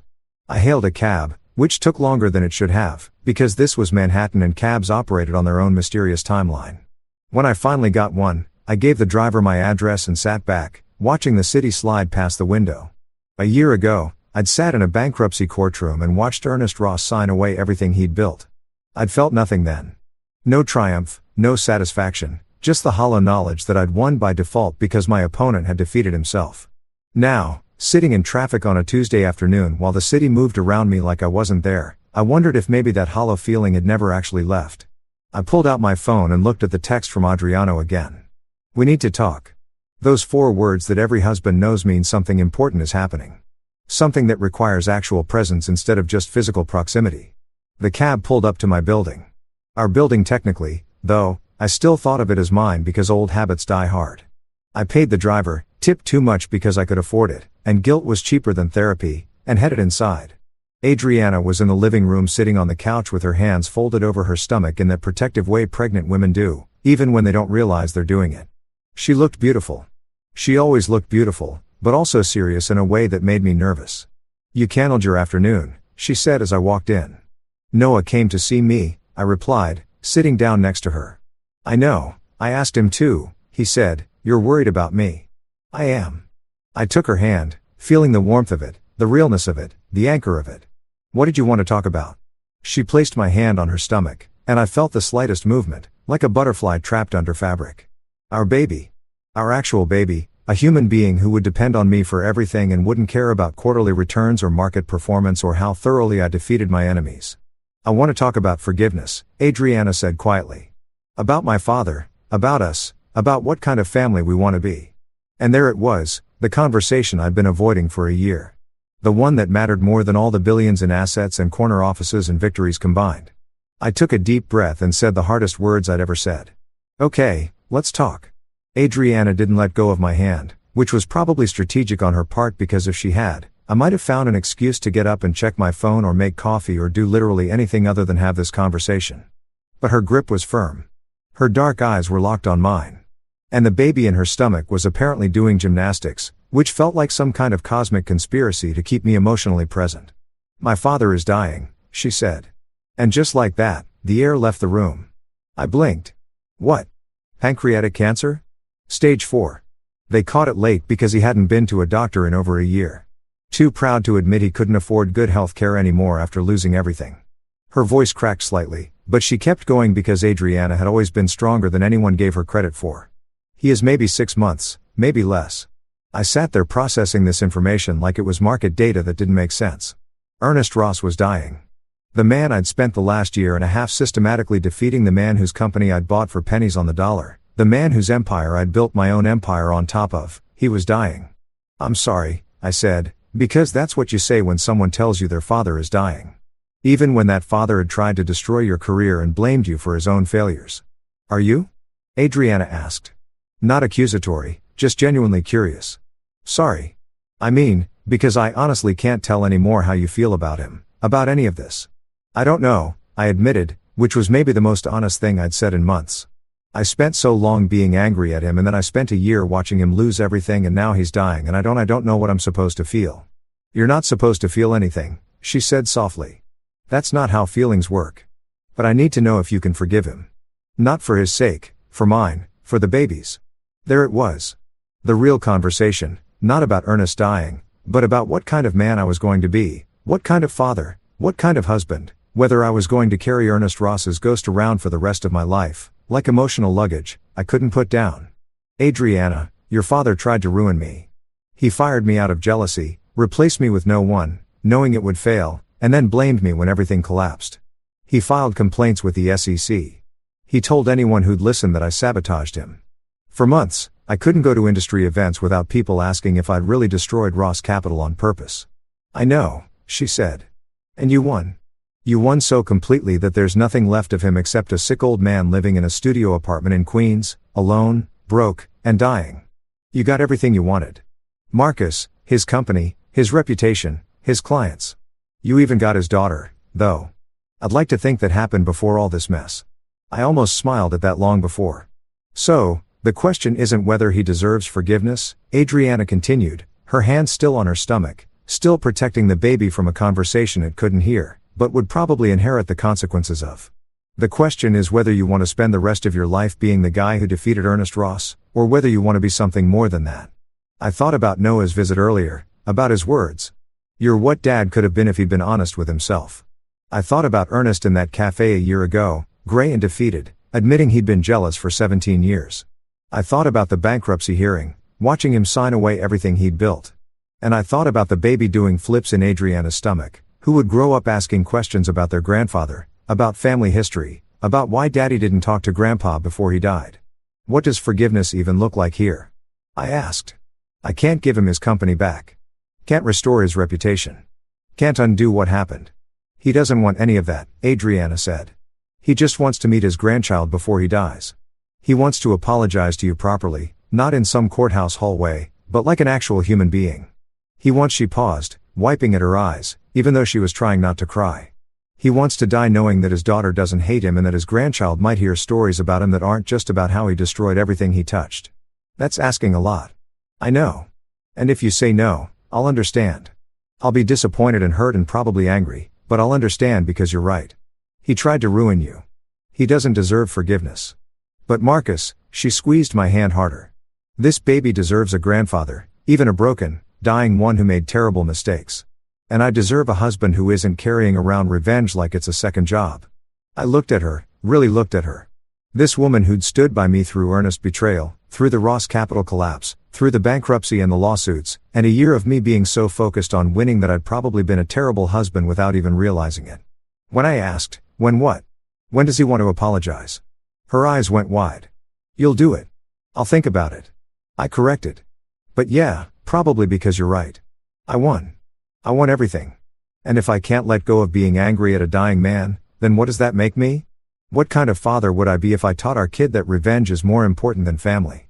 Adriana kissed me then, hard and desperate and relieved, like I just agreed to something that had been weighing on her for months, which I probably had.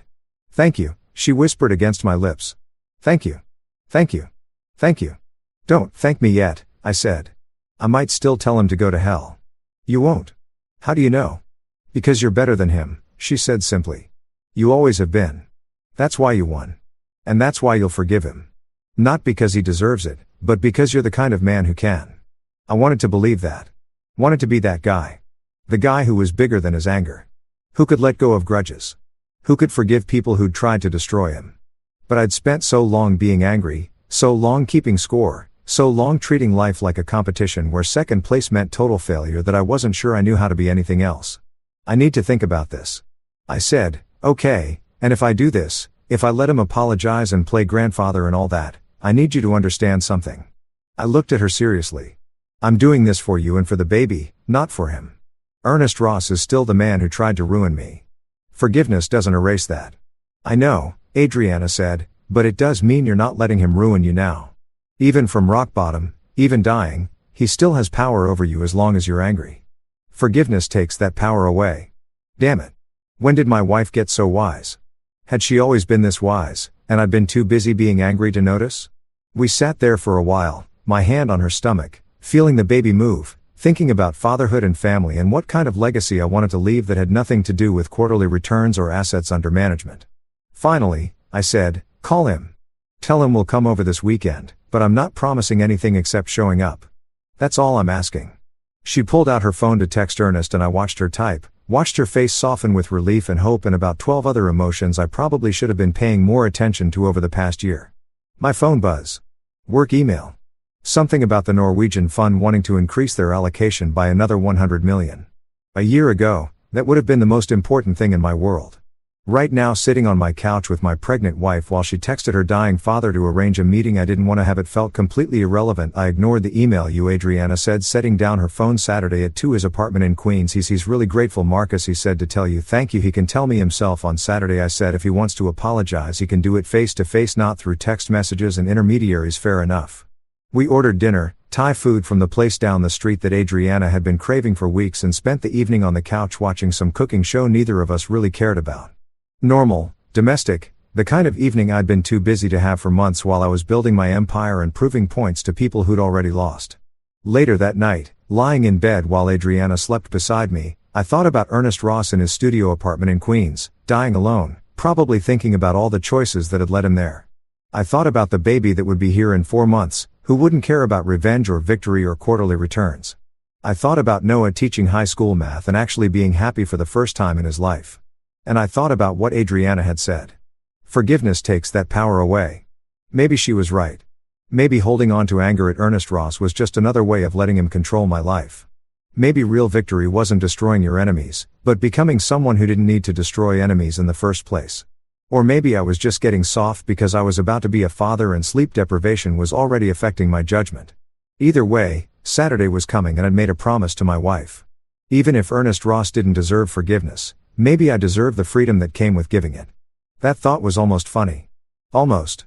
I'd spent 18 months proving I was better than Ernest Ross at running a company, managing money, and building an empire. Now I had to prove I was better at being human. Turned out that was the hardest competition of all. I rolled over, put my arm around Adriana, and felt the baby kick against my hand like it was already impatient to join this mess of a family we were building. "Your grandfather is an idiot," I whispered to her stomach. "But I guess you'll figure that out on your own." Adriana mumbled something in her sleep that sounded like, "be nice or maybe ice cream." And I smiled despite myself. Yeah, this was definitely going to be interesting. Story 2. You have 5 minutes to clean up. My wife's dad, the CEO, fired me in front of all the leaders. I left and said, "Thank you." Immediately after that, 22 top coworkers stood up one by one, quietly following me. He laughed arrogantly until the legal director panicked and said, "Call a lawyer now." Look, I've sat through a lot of pointless meetings in my career. The kind where someone uses synergy unironically and everyone nods like they're not screaming internally. But this particular Tuesday morning meeting, this was different. This was the kind of meeting that gets turned into a LinkedIn cautionary tale, except nobody believes it actually happened because it's too brutally stupid to be real. The boardroom smelled like a department store cologne counter had a one-night stand with desperation and poor life choices. You know that specific scent? Overpriced designer fragrances mixed with leather chairs that cost more than my first car and the underlying musk of corporate egos so inflated they could float the Thanksgiving Day parade. I was sitting there minding my own business reviewing quarterly projections that I'd stayed up until 2:00 a.m. perfecting when Richard Calloway decided to make his grand entrance. Richard Calloway, my father-in-law, the CEO, the man who once told me at Thanksgiving dinner that he saw potential in me. Right before asking me to pass the gravy like I was the help, he strutted into that boardroom like he owned the place, which to be fair, he technically did, but with the kind of energy that suggested he thought he owned all of us, too. His face was already the particular shade of red that meant someone had either challenged his authority or served him decaf instead of regular. Spoiler alert, it was about to get redder. He didn't ease into it. No. "Good morning, team. Or let's discuss some concerns." Nope. Richard Calloway slammed his palm on that mahogany table so hard I'm pretty sure the wood developed PTSD and he barked. And I mean full-on German Shepherd energy here. "You have 5 minutes to clean up your desk." 5 minutes like I was some unpaid intern who'd accidentally forwarded the CEO's angry rant email to the entire company listserv like I hadn't spent the last 6 years building the infrastructure that kept this place running like I was a stain on his precious conference table that needed immediate removal before the important guests arrived. The silence that followed was the kind you feel in your bones. 12 executives sat frozen, their expensive pins hovering over their leather portfolios like they'd been hit with a pause button. Someone's coffee cup made this tiny clink against a saucer. And it sounded like a gunshot in the quiet. I could practically hear everyone's internal screaming. That desperate mental calculation of do I look at him? Do I look away? Do I check my phone and pretend I didn't hear that? Here's what I didn't do. I didn't argue. I didn't stand up and launch into some passionate defense of my record, my achievements, my late nights, my sacrifices. I didn't beg. God, I definitely didn't beg. I'd watched too many people try to cling to positions they'd already lost, scrambling for dignity while it slipped through their fingers like water. That wasn't going to be me. Instead, I smiled. Not a big smile, nothing theatrical, just a small, knowing smile. The kind that says, "Okay, I see exactly what game we're playing here. And, buddy, you have no idea what you just started." I stood up slowly, deliberately, like I had all the time in the world, which was ironic considering I'd just been given exactly 5 minutes. I started packing my notes, not frantically, not with the desperate energy of someone who's been humiliated. Methodically, calmly, I took my quarterly reports, the ones that showed a 340% increase in efficiency in my department. I took my project plans, the ones that mapped out the next 3 years of development. I took my team evaluations, the documents that proved every single person in my department was performing at or above expectations because I actually gave a damn about developing talent. The whole time, Richard stood there like a peacock who'd just displayed his feathers, clearly expecting me to crumble, to gravel, to ask for another chance. His smirk was the kind of self-satisfied expression you see on people who've never actually been challenged in their entire lives. The kind of look that screamed, "I win," without understanding what game we were even playing. I zipped up my leather portfolio, a gift from my wife. Actually back when she still believed her father's company was a meritocracy and not a nepotism factory with a corporate charter. And I turned to face Richard directly. The executives were all staring now, some pretending to scribble notes like they were courtroom stenographers documenting a historic trial.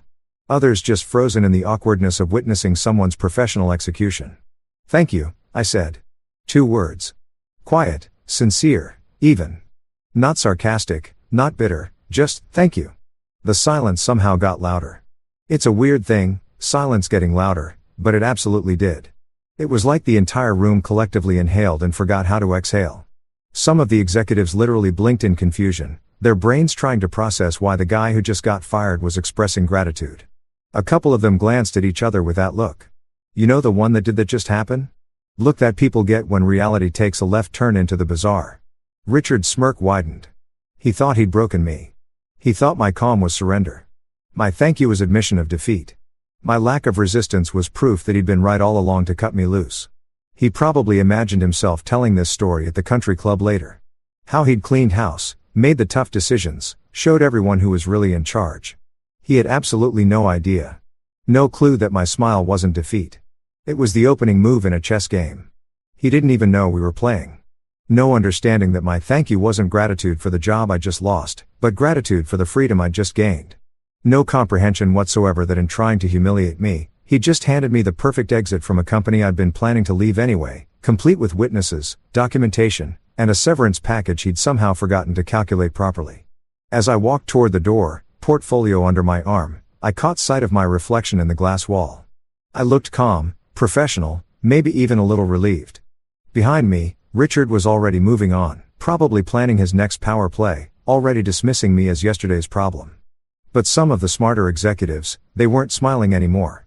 Karen Briggs from legal looked like she'd just watched a car crash in slow motion. Marcus Chin from finance had gone pale. Even Peterson from operations, who usually had the emotional range of a brick wall, looked concerned. They knew something Richard didn't. They knew that firing your chief technical officer in front of the entire executive board with witnesses without proper procedure or documentation wasn't just bad form. It was a legal nuclear bomb with a very short fuse. And me, I was already counting down to detonation. I wish I could tell you I had planned what happened next. I wish I could say I orchestrated some brilliant master plan where I knew exactly how the dominoes would fall, that I'd strategically positioned my chess pieces for maximum dramatic effect. But honestly, I was just trying to get to the elevator before my poker face cracked and everyone saw how much my hands were shaking. The walk from the boardroom to my office should have been a walk of shame. You know that horrible corridor traverse where everyone pretends not to stare while absolutely staring. Where people suddenly become fascinated with their computer screens, where the hushed whispers follow you like a bad soundtrack. That's what Richard expected. That's what he wanted. Me slinking away with my tail between my legs while he stood victorious in his glass tower, king of his little corporate kingdom. Except the universe had other plans. I was maybe 20 feet down the hallway, still processing the fact that my Tuesday had gone from boring quarterly review to suddenly unemployed in the span of 5 minutes when I heard it. A chair squeaking. That specific sound of someone standing up quickly in one of those overpriced ergonomic chairs that the company spent $3,000 on because someone read an article about workplace wellness. I didn't turn around. Honestly thought someone was just getting up to refill their coffee or escape to the bathroom to avoid the awkwardness. But then I heard another chair and then the sound that will probably be etched into my brain until I'm old and senile. Footsteps. Multiple footsteps. Not walking toward the break room or the restrooms, but following me. That's when I turned around. Logan Chun was the first person I saw. Senior engineer, brilliant developer, the guy who could debug code in his sleep and had once fixed a critical system failure at 3 a.m. while drunk on cheap whiskey and spite. He had his laptop bag slung over his shoulder and his security badge in his hand, the universal sign of someone who's about to walk out of a building and not come back. He caught my eye and just nodded. No words, just this simple solid nod that said more than any speech could.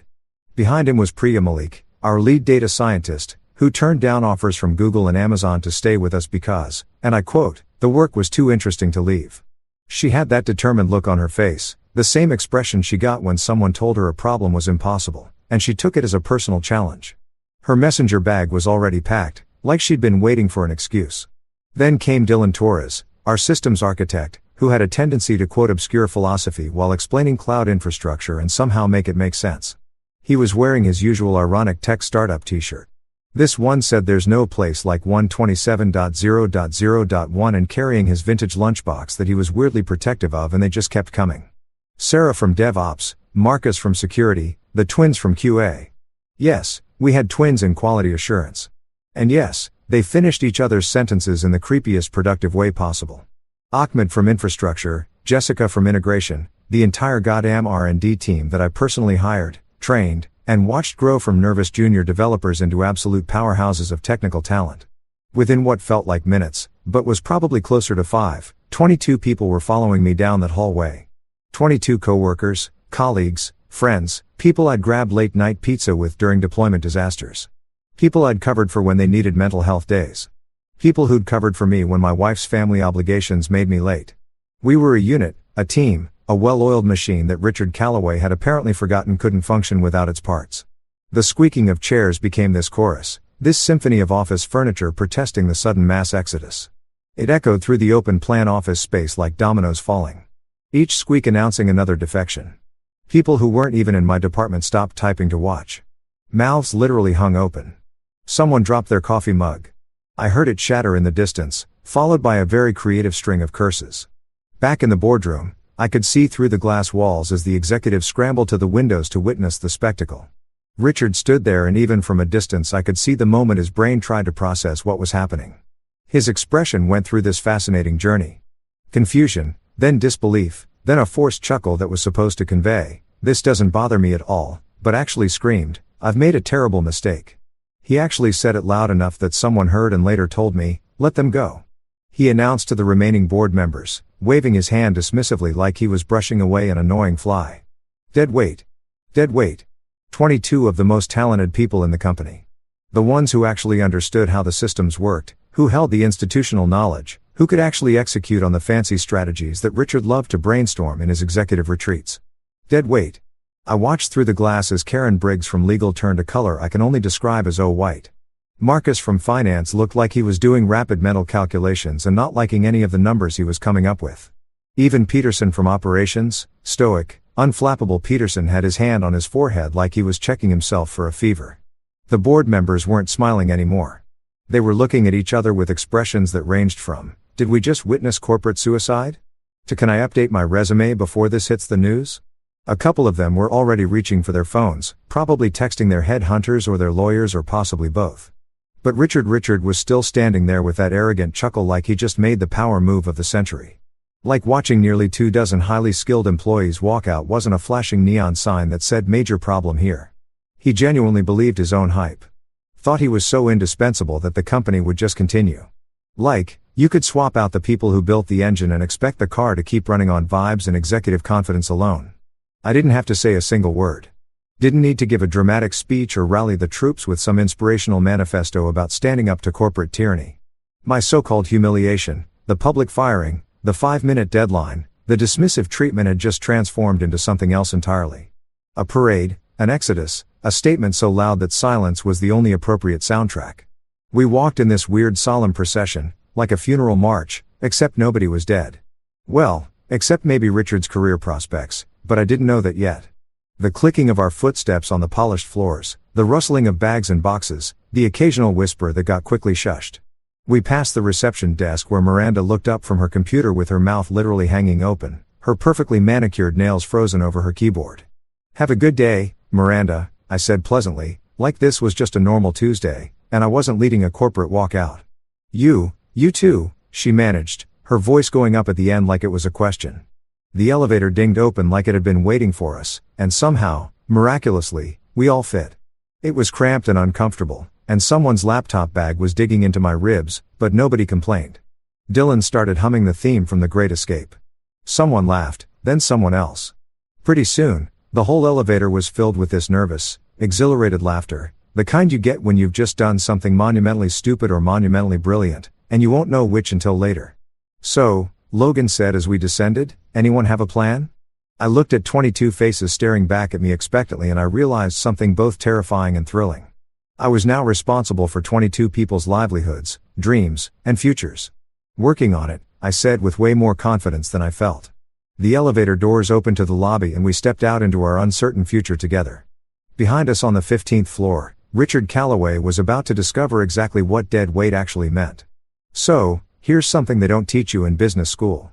The exact moment when someone realizes they've screwed up so monumentally that their entire career might implode is actually visible on their face. It's like watching a computer crash in slow motion. First, the screen freezes, then you see that little spinning wheel of death, and then everything just stops. That's what happened to Karen Briggs. Karen Briggs was the legal director at Apex Nova. And if you've ever met a corporate lawyer who takes their job seriously, you know the type. She was the woman who read every contract like it was the Dead Sea Scrolls, who color-coded her file folders by threat level, who had probably never gotten a parking ticket in her entire life because she calculated the exact legal ramifications of every action before taking it. She wore power suits that cost more than my monthly rent and drank these organic green smoothies that looked like liquefied lawn clippings, but apparently cost $18 each. I found out later because office gossip travels faster than fiber optic internet that Karen had been sitting in that boardroom during my firing sipping her disgusting health drink, probably mentally reviewing some contract dispute or patent filing.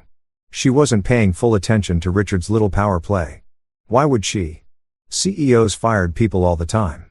It was practically a Tuesday tradition. But then she saw us leave. 22 people walking out in formation like some kind of corporate protest march. And something in her lawyer brain went, wait a minute. According to Dylan, who heard it from Marcus, who heard it from his girlfriend who worked in HR, Karen literally choked on her smoothie. Like full-on coughing, sputtering, green liquid probably coming out of her nose situation. She slammed her folder shut with enough force that several executives jumped and she snapped. And I mean snapped with the energy of someone who just watched a train derail in real time. Call a lawyer. Now, the irony of the lawyer telling people to call a lawyer was apparently lost on everyone in that moment. Richard's face, according to multiple witnesses who delighted in describing it to me later, went through an entire journey of human emotion in about 3 seconds. First was confusion, that scrunched up look people get when they're trying to figure out why everyone's suddenly panicking. Then came the constipation phase, which I can only assume meant realization was trying to break through, but was getting stuck somewhere in his executive ego. His mouth opened and closed like a fish that had just been informed the ocean was actually a very bad place to live. What are you talking about? He apparently said, which is rich coming from the guy who just publicly executed someone's career without checking the fine print. Karen, bless her legally paranoid heart, was already speed walking toward the HR office in her 3-inch heels, moving faster than I'd ever seen a person in business formal attire move without technically running. She burst through the HR department doors like a SWAT team member breaching a building. Except instead of tactical gear, she was wearing Armani and carrying a leather portfolio that probably cost more than my car. Pull Wes's employment contract now and get me the severance calculation spreadsheet and someone find me the employee handbook section on termination procedures. And for the love of God, please tell me someone documented the proper protocol before he was fired. The silence that followed was apparently deafening. Here's what nobody had bothered to check. Because why would they when the CEO makes a decision and everyone just falls in line like obedient corporate soldiers? My contract had a clause, a very specific, very carefully worded clause that my lawyer had insisted on when I first signed 6 years ago. Back when I was young and naive enough to think employment contracts were just formalities, but smart enough to hire someone who knew better. The clause was simple. If I was terminated without cause, I got a standard severance package. Nothing fancy, just the usual. We're parting ways amicably payout. But, and this was the beautiful part, if I was terminated without cause and the termination was conducted in a manner that could be considered humiliating, unprofessional, or damaging to my professional reputation, well, the severance package multiplied significantly. And what's more humiliating and unprofessional than being told you have 5 minutes to clean up your desk in front of the entire executive board like you're some kind of criminal being perp walked out of the building? With 12 witnesses who could testify to the exact wording, tone, and public nature of the dismissal, Karen apparently read the clause 3 times, each time getting progressively paler. Then she read the severance calculation formula. Then she pulled out her phone calculator and started running numbers. Her fingers stabbing at the screen with increasing desperation. How much are we talking about? Richard asked, finally having the good sense to sound worried. Karen looked up from her calculations with the expression of someone who'd just been asked to explain quantum physics to a toddler and didn't know where to start. Best case scenario, assuming he doesn't sue for additional damages, $640,000, plus his full benefits package for 18 months, plus stock options that vest immediately instead of over time, plus a non-disparagement agreement that works both ways, meaning we can't say anything negative about him. And honestly, at this point, I'd recommend we don't say anything about him at all. The number hung in the air like a bad smell. 600. Richard's voice trailed off. Probably because his brain was doing that thing where it tries to comprehend large numbers and just gives up. That's the best case scenario, Karen emphasized. And I imagine she was doing that thing lawyers do where they speak slowly and clearly like they're addressing someone who might be slightly concussed. Worst case scenario, he lawyers up, sues for wrongful termination, hostile work environment, intentional infliction of emotional distress, and damage to professional reputation. We have 12 witnesses who saw you humiliate him. We have, however, many employees just walked out with him as evidence of company culture problems. We have social media where this is probably already spreading because, someone in that boardroom is texting their contacts right now. She wasn't wrong about that last part. My phone had already started buzzing in my pocket, but I was too busy processing my newfound unemployment to check it. Plus, Karen continued, really warming up now. Apparently enjoying watching Richard squirm in the hell of his own creation. Those 22 employees who just walked out. If they claim constructive discharge, meaning they felt forced to leave because of hostile management practices, we could be looking at 22 separate legal actions, and at least half of them probably have similar contractual protections because you insisted on using the same contract template for all senior technical staff. I found out later that Marcus from finance actually had to sit down during this conversation because he was doing rapid mental math about what this would do to the quarterly earnings report. Spoiler alert, it wasn't good. But he said, "Thank you." Richard protested weakly, grasping at straws like a drowning man reaching for a pool noodle. He thanked me. Doesn't that show he accepted the termination gracefully?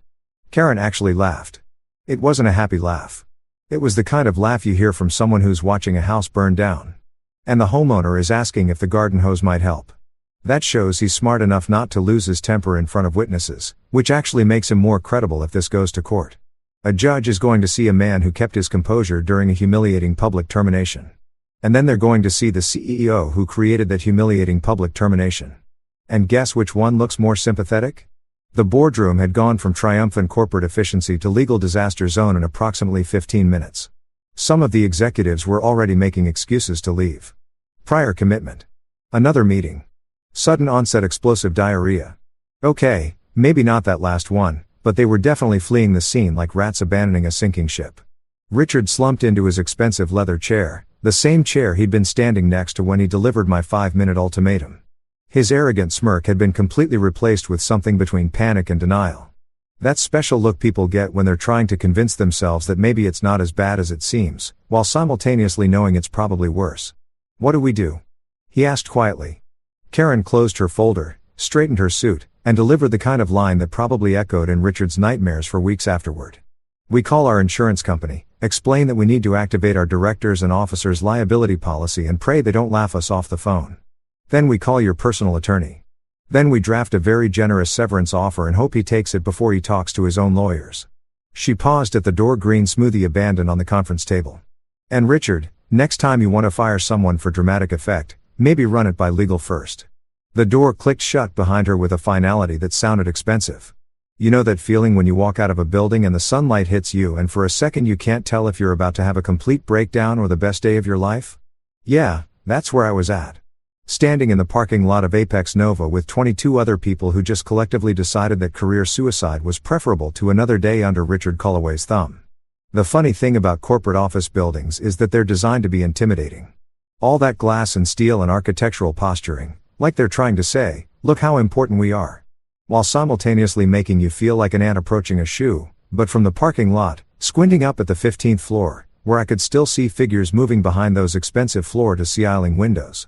The building just looked small, fragile, even. We stood there in this weird cluster, 23 people in business casual attire having a collective "what the hell did we just do" moment. Nobody was talking. We were all just kind of existing in this bubble of shock and adrenaline and probably some deeply suppressed panic about mortgages and car payments and whether our health insurance was still active.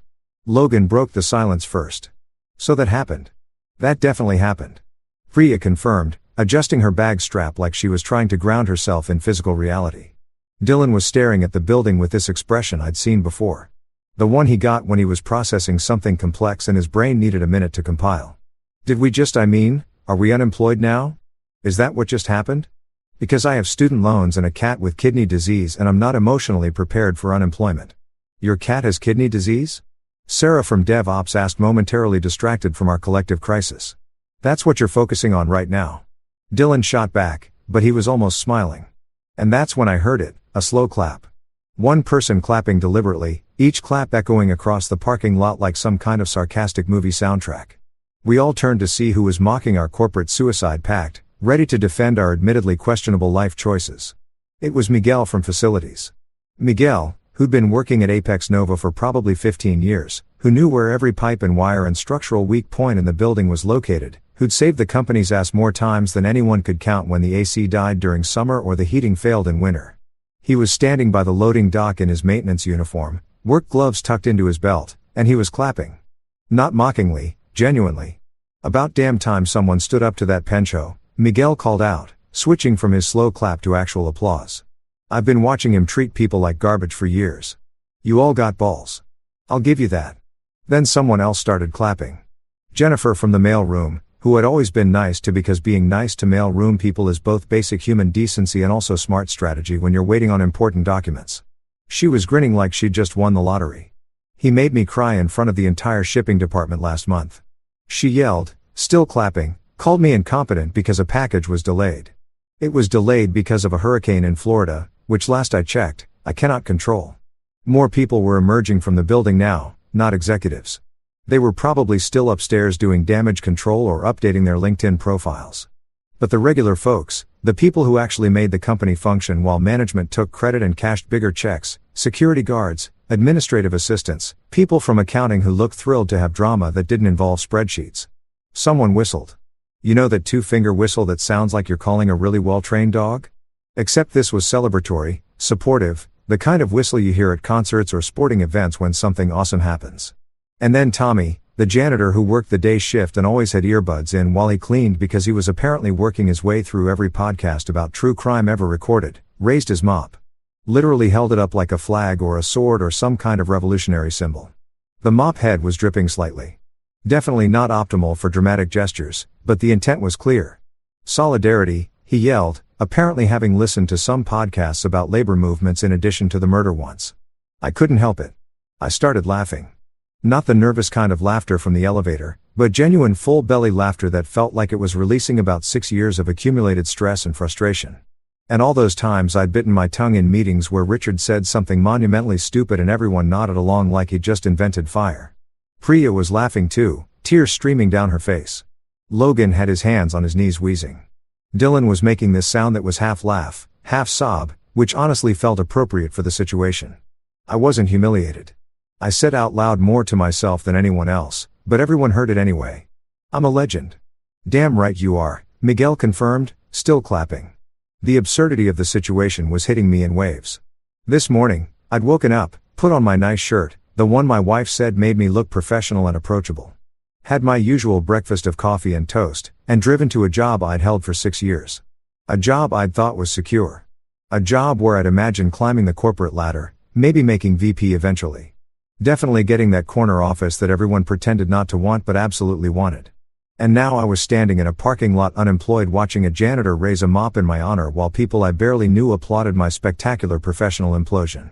If someone had told me this morning that this was how my day would go, I would have gone back to bed. But standing there surrounded by 22 people who'd chosen loyalty over security, watching hourly employees cheer for someone finally standing up to managements, I felt something unexpected. Freedom. The kind of freedom that comes with burning bridges so thoroughly that you can't go back even if you wanted to. I turned to my crew because that's what they were now. Not coworkers, but my crew. And I said the only thing that felt right in that moment. Don't worry, lunch is on me. As long as it's the dollar menu. The laughter that followed was genuine warm. The kind of laughter that happens when everyone's in the same ridiculous boat. And you might as well enjoy the ride before you figure out if there are any paddles or life vests. I'm lactose intolerant, Dylan said.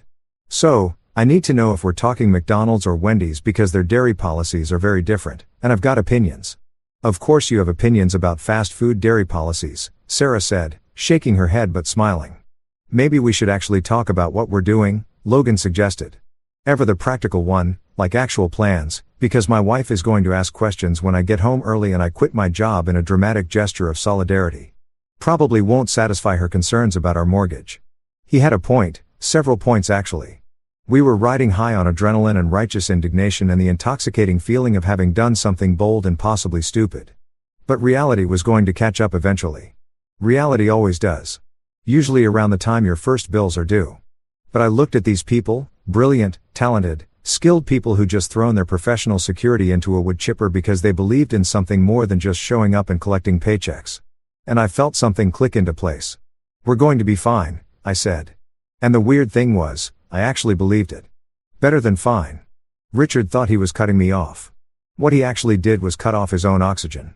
That company is going to realize very quickly that they just lost the people who actually knew how everything worked. That's a nice inspirational speech, Priya said. But it doesn't pay my rent. Give me a week, I told her. Told all of them. 1 week. I've got contacts. I've got plans. I've got 6 years of institutional knowledge about what that company needs and where they're vulnerable. And more importantly, I've got a contract that's about to pay me enough severance to buy us some time. You sure about that severance? Marcus asked, because of course the guy from finance would ask the practical questions. I pulled out my phone, scrolling through the increasingly frantic notifications I'd been ignoring. 3 missed calls from unknown numbers. 7 emails with subject lines like urgent contract review and legal matter requiring immediate attention.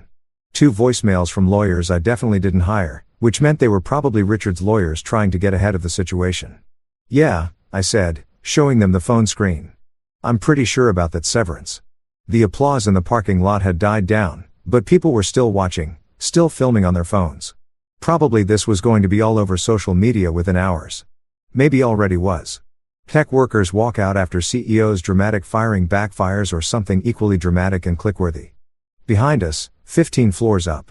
I imagined Richard standing at his window watching his company quite literally walk away. And I smiled because karma wasn't just a concept anymore. It was a parking lot full of witnesses, a lawyer having a panic attack over contract clauses, and 22 people who just voted with their feet. All right, I said, jingling my keys. Who wants dollar menu? I could eat, Logan said. I'm in, Priya added. Dylan raised his hand. If we're going to commit career suicide, we might as well do it on a full stomach. And just like that, our parade continued from the boardroom to the parking lot to whatever came next. We might have been unemployed. We might have been financially uncertain. We might have been absolutely insane. But we were insane together. And somehow that made all the difference. So here's what nobody tells you about modern corporate disasters. They don't unfold in boardrooms anymore. They unfold in real time across 17 different messaging platforms. While you're sitting in a McDonald's parking lot trying to decide if you want a McDouble or a McKick with your sudden unemployment, my phone started buzzing. Approximately 3 minutes after we left the building. At first, it was just a gentle vibration, 1 notification, maybe 2. The kind of thing you ignore while you're driving because you're a responsible adult who doesn't check their phone at red lights, even though absolutely everyone does. But by the time we pulled into the McDonald's lot, my phone sounded like a microwave full of forks having a seizure. Buzz, buzz, buzz, buzz, buzz, continuous, relentless. The kind of notification assault that makes you wonder if your phone is about to achieve sentience and demand better working conditions. Dude, your phone okay? Dylan asked from the passenger seat, staring at my jacket pocket like it might explode. I pulled it out and immediately understood why people in horror movies always say, "Oh no." Right before everything goes to hell, my lock screen was completely obscured by notification banners, Slack messages, WhatsApp pings, regular texts, emails, LinkedIn notifications, even a couple of Instagram DMs, which was weird because I barely used Instagram and definitely hadn't posted anything about getting fired yet. Oh no, I said, apparently following the horror movie script to the letter. I unlocked my phone and watched as the notifications organized themselves into something resembling coherent chaos. The Apex Nova Company Slack workspace was having a complete meltdown. The general channel, which usually averaged maybe 10 messages a day, mostly people asking about lunch plans or whether anyone had seen The Good Stapler, had 247 unread messages in 30 minutes. I scrolled through them, each message more unhinged than the last. Did West really just quit? Not quit. Fired in front of everyone. Wait, what? When did this happen? Like 20 minutes ago. It was brutal. Define brutal because I need details immediately. Calloway gave him 5 minutes to pack up. Called him out in the board meeting. Just straight up executed him corporate style. That's illegal, right? That feels illegal. Oh, it's super illegal. Karen from legal is losing it upstairs. How do you know that? Her assistant told someone in HR who told me. Apparently, they're already calculating severance and it's bad. Bad for West, bad for the company, you absolute walnut. I couldn't help but smile at absolute walnut. That was definitely Marcus from finance's handiwork. He had a way with creative insults that somehow never quite crossed the line into HR violation territory. The messages kept coming and I kept scrolling, watching my professional life become office gossip in real time. But it got better or worse depending on your perspective. Someone had created a new Slack channel called Exodus Watch, and somehow I still had access to it even though I was technically no longer employed. It apparently hadn't gotten around to killing my credentials yet, which was either incompetence or someone's quiet act of rebellion. 22 people walked out. 22. Who's counting? Does anyone have a list? Logan, Priya, Dylan, Sarah, Marcus, the QA twins. Wait, Marcus from finance quit too. That Marcus, no different Marcus systems guy. We have 2 Marises had past tense. Pretty sure they both left. This is insane. This is absolutely insane. Who's going to run the infrastructure? That's the neat part. Nobody. I snorted coffee through my nose at that one, which hurt, but was also kind of worth it. Dylan looked at me with concern while I tried not to die in the McDonald's parking lot. You good? He asked. I'm reading the Slack channel, I wheezed. They're losing their minds. We still have access. Priya leaned over from the back seat, her data scientist brain immediately recognizing the research opportunity. Oh, this is going to be good. Screenshot everything. She wasn't wrong. The Slack workspace was turning into a digital riot. The hashtag engineering channel was completely flooded with people trying to figure out who was left and who could actually fix things when they inevitably broke. Spoiler alert, not many people. But that wasn't even the best part. My personal WhatsApp was blowing up with messages from people I hadn't talked to in months. Former colleagues who'd left for other companies, competitors who tried to recruit me before, even a couple of vendors who somehow already knew what happened, which meant the office gossip network had achieved superhuman speed. Heard you left Apex Nova. You okay? Is it true you got fired and took half the company with you? My friend works there and says it's absolute chaos. What happened, dude?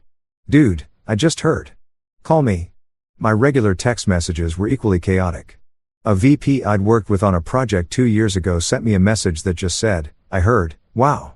Followed by 3 fire emojis. I wasn't sure if the fire emojis meant you're doing great or everything is on fire, but given the context, probably both.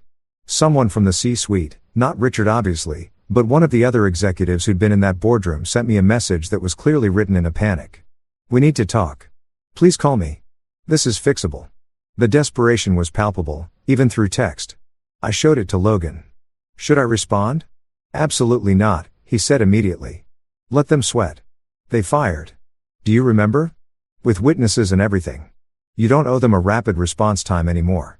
He had a point. I put the phone face down on the dashboard, but it kept buzzing. The vibrations were getting ridiculous now. Continuous, like my phone had decided its new full-time job was just vibrating forever. An email notification caught my eye before I could look away. The subject line was from someone with a very corporate-sounding title at a venture capital firm. Investment opportunity time sensitive. Oh, that's interesting, I muttered, opening it. The email was short and to the point. Heard about your departure from Apex Nova. 22 people is a ready-made team. If you're starting something new, we should talk. We move fast. I showed it to Priya. Is this real? This feels like spam. She squinted at the email address, then pulled out her own phone and started typing rapidly. Hang on, let me check. Okay, so this guy is legit. He's a partner at Grady Ventures. They funded like 3 unicorns in the last 2 years. This is not spam.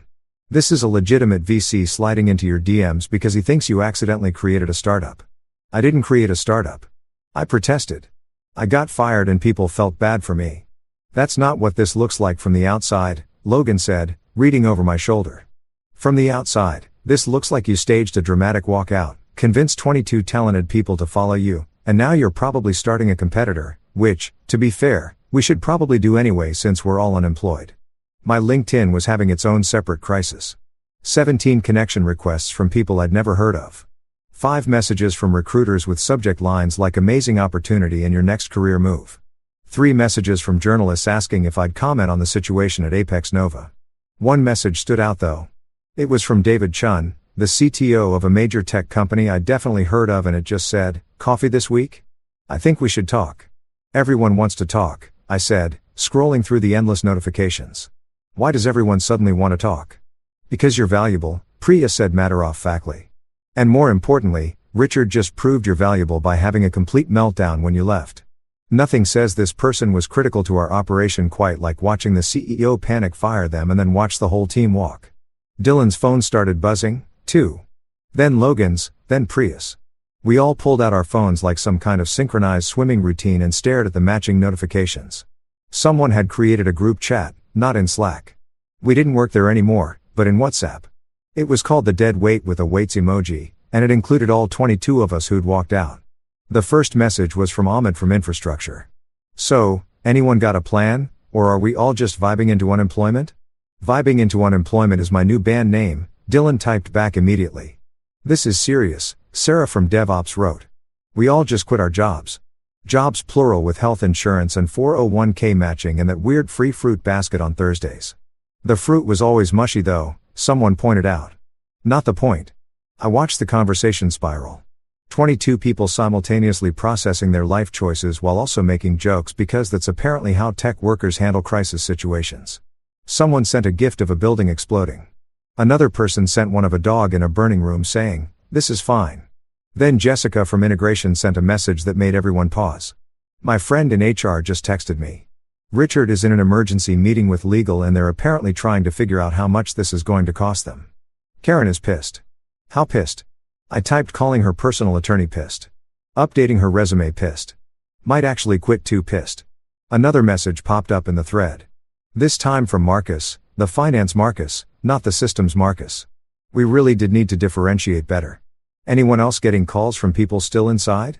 They're saying the quarterly projections are completely screwed now. Something about critical personnel loss affecting investor confidence.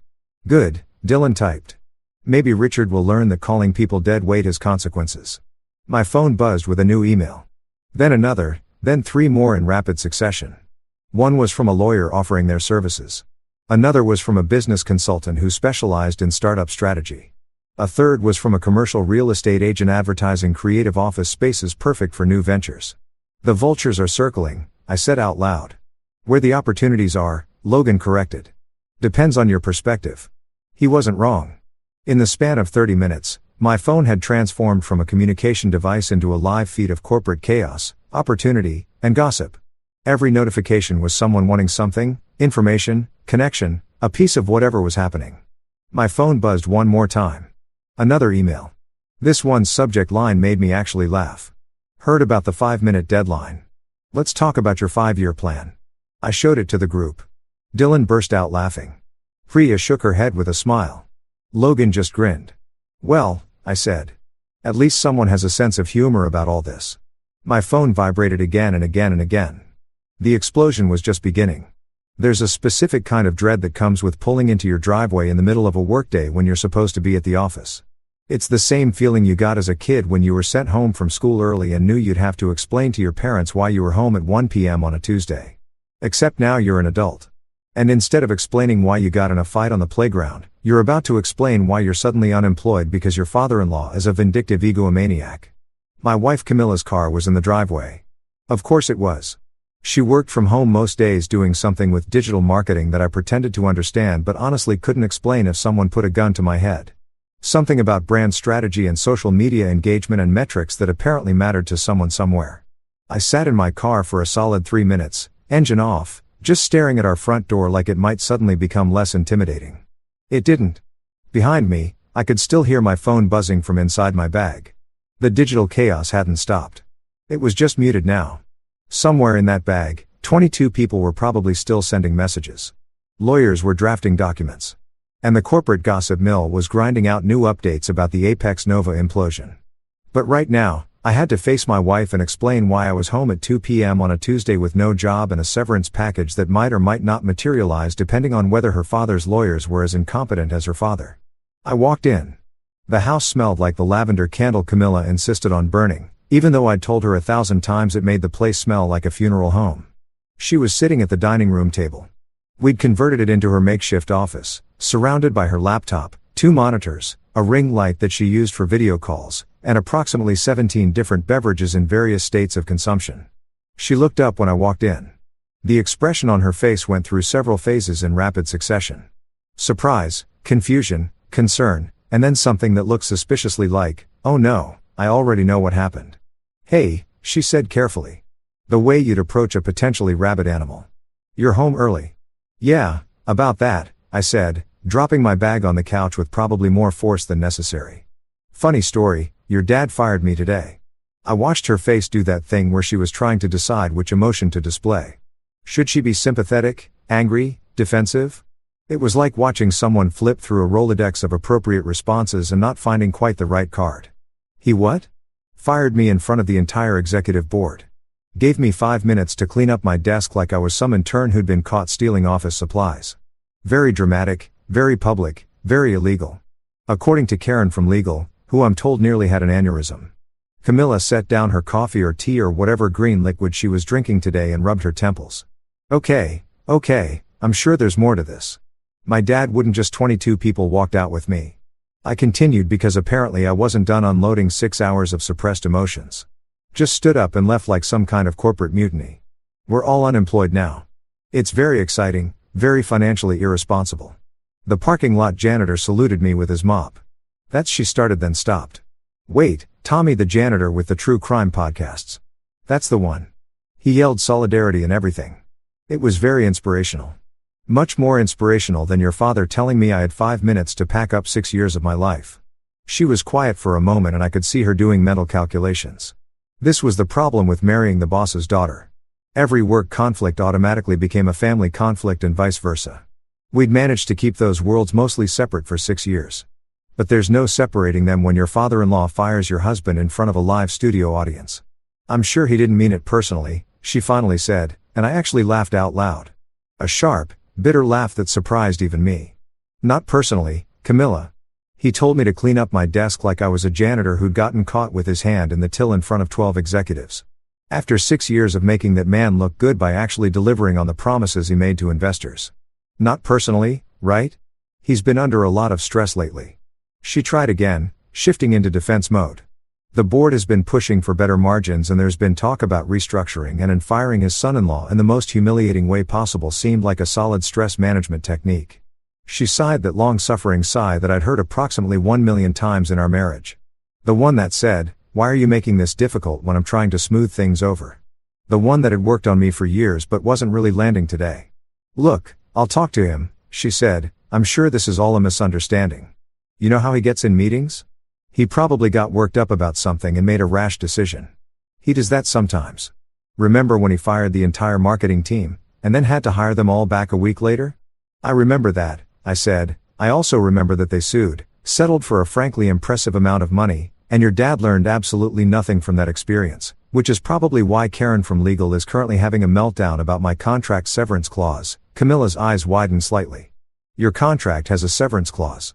"Oh, honey," I said, and I couldn't keep the sarcasm out of my voice anymore. "My contract has a very specific severance clause about what happens when someone fires me in a humiliating public manner. Your dad is about to learn the expensive way that lawyers actually read contracts, even if CEOs don't." She put her head in her hands, and for a second, I felt bad. This wasn't her fault. She hadn't fired me. She hadn't even been there. But she was caught in the middle of it now, stuck between her husband and her father.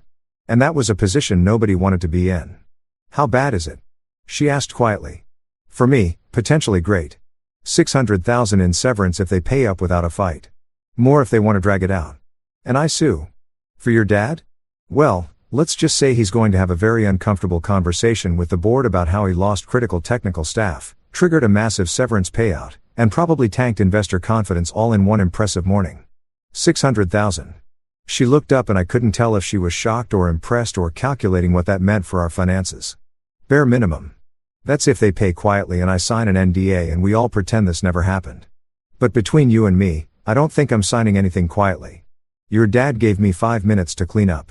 I'm giving him a 5-year countdown to bankruptcy." She stared at me. That's a very dramatic thing to say. Your dad specializes in drama.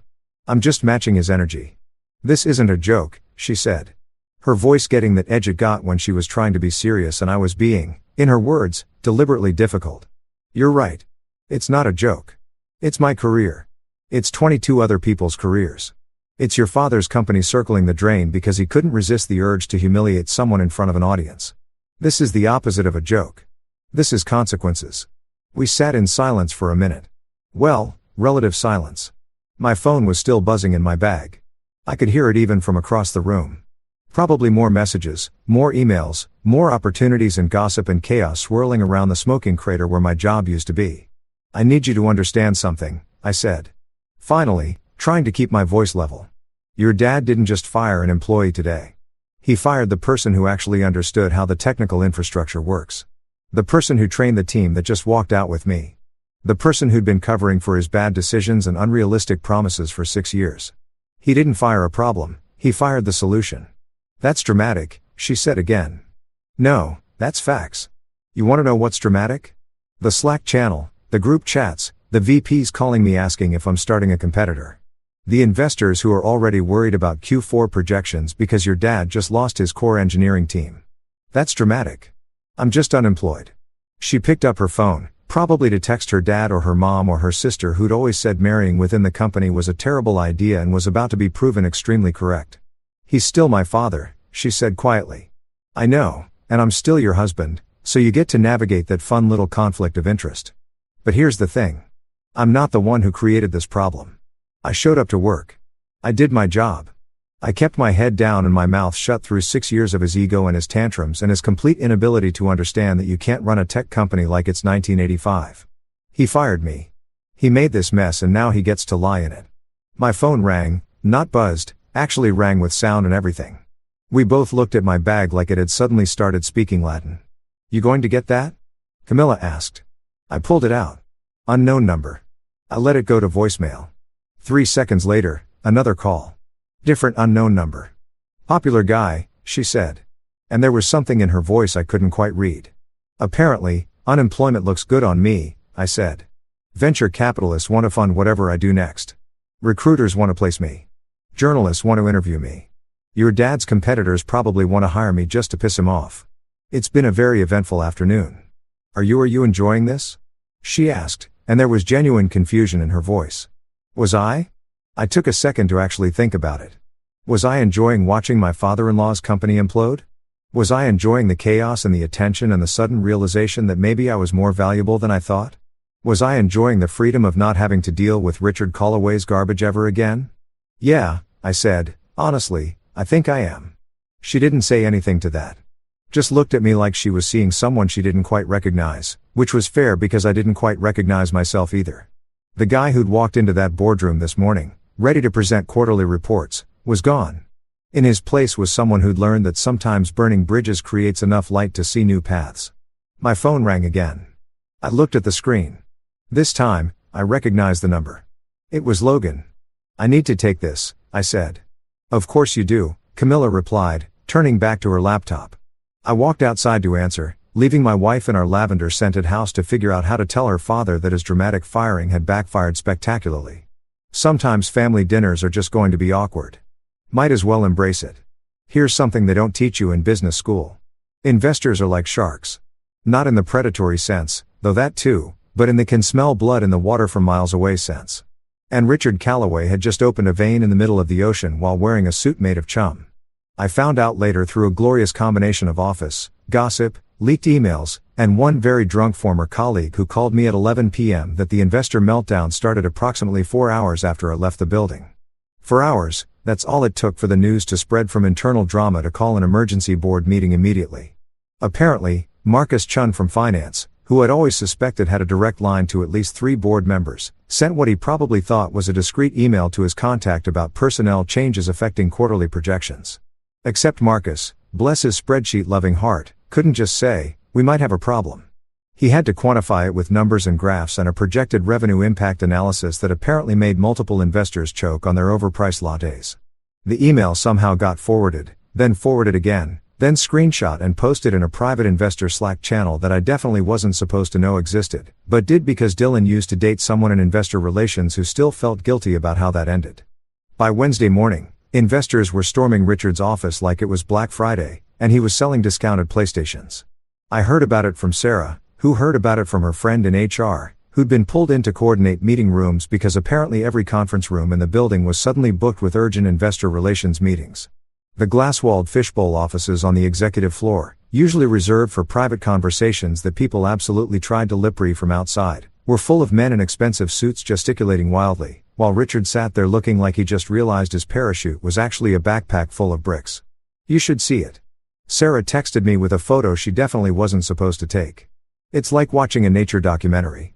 Here we see the CEO in his natural habitat, surrounded by angry investors who just realized they backed a company run by an egomaniac with the business acumen of a potato. The photo showed Richard at his desk, surrounded by at least 6 people I recognized from the board. His usually perfect hair looked like he'd been running his hands through it repeatedly. His tie was loosened. He looked tired in that specific way people look when they've been up all night Googling how to fix catastrophic business decision and finding no helpful results according to my sources. And I had multiple sources now because apparently everyone still employed at Apex Nova wanted to keep me updated like I was watching a really engaging reality show. The investors had 3 main concerns. 1. Where the hell was the core technical team? 2. Who was going to maintain the existing infrastructure? 3. What the actual was Richard thinking? To be fair, that third one wasn't phrased quite so bluntly in the official meeting notes, but the sentiment was clear. Investors tend to get testy when their portfolio companies spontaneously combust due to CEO ego problems. Richard, to his credit, tried to bluff his way through it. This was a man who'd spent his entire career believing that confidence could compensate for competence, and old habits die hard. According to Miranda, the receptionist, who'd apparently developed a new hobby of eavesdropping and reporting back to anyone who'd listened, Richard started the meeting with his usual bravado. "Gentlemen," he'd said, because of course he'd started with gentlemen, even though at least 2 of the board members were women. "I understand your concerns, but I assure you this is simply a restructuring opportunity. We're eliminating dead weight and positioning ourselves for a more efficient future." Dead weight. He'd actually said it again. The man had learned nothing. Jennifer Morrison, one of the board members who'd made her fortune in enterprise software and had exactly 0 tolerance for apparently interrupted him before he could continue his inspirational speech about efficiency and paradigm shifts. "Richard," she'd said, her voice, the kind of calm that makes people more nervous than yelling. "You didn't eliminate dead weight. You eliminated the 22 people who actually understood how your platform works. That's not restructuring. That's amputation without anesthesia." The silence that followed was reportedly spectacular. "We can replace them," Richard had protested. And I imagined him doing the thing he did with his hands when he was nervous, straightening his cufflinks repeatedly like they were going to save him from accountability. "The talent market is full of qualified candidates. We'll hire fresh talent, younger, hungrier, cheaper. This was from David Park, another board member who'd been relatively quiet until that moment. "We're not running a lemonade stand. Richard, you can't just swap out senior engineers like they're interchangeable parts. These people had institutional knowledge. They understood the architecture. They knew where all the bodies were buried. Metaphorically speaking, I hope we have documentation," Richard said. And I laughed out loud when Sarah told me this part because holy the documentation. Our documentation was a running joke. It existed in theory in the sense that we'd occasionally written things down, but it was scattered across 7 different platforms. Half of it was outdated, and the really important stuff, the stuff about why certain systems were built the way they were, lived exclusively in people's heads, specifically in the heads of people who just walked out. "Show me the documentation," Jennifer had said, calling his bluff. Richard apparently couldn't show them the documentation because what documentation existed was largely maintained by, wait for it, the people who just left. The people he called dead weight. The people who were currently sitting in my living room eating pizza and trying to figure out if we were starting a company or just having an extended unemployment party. The meeting had deteriorated from there. Questions about system redundancies, questions about ongoing projects, questions about client relationships, and who was going to handle the technical calls. Every answer Richard gave apparently revealed another gap, another dependency on people who were no longer there. "What about West?" someone had asked. "Can we bring him back?" The room had gone quiet. Richard's face had reportedly done something between a grimace and a snarl, like someone had suggested he eat broken glass for breakfast. "Absolutely not," he'd said. "I won't be held hostage by an employee's ego." The irony of Richard Calloway, a man whose ego had its own zip code, talking about someone else's ego was apparently not lost on the board members. "Richard," Jennifer had said slowly like she was explaining something to a particularly dim child. "You fired him in front of witnesses. You humiliated him publicly. You triggered what I'm told is a substantial severance package. And then 22 other employees walked out in solidarity. That's not his ego. That's your ego creating a $600,000 problem with a mass exodus chaser." "600,000? someone else had asked. "Minimum," Jennifer confirmed. "If he lawyers up and sues for additional damages, we're looking at substantially more plus whatever it costs to actually replace 2 de-skilled employees in a competitive market. Plus the project delays, plus the client confidence issues, plus the general what the hell is happening at this company problem that's already spreading through industry channels. My phone buzzed with another message from Sarah.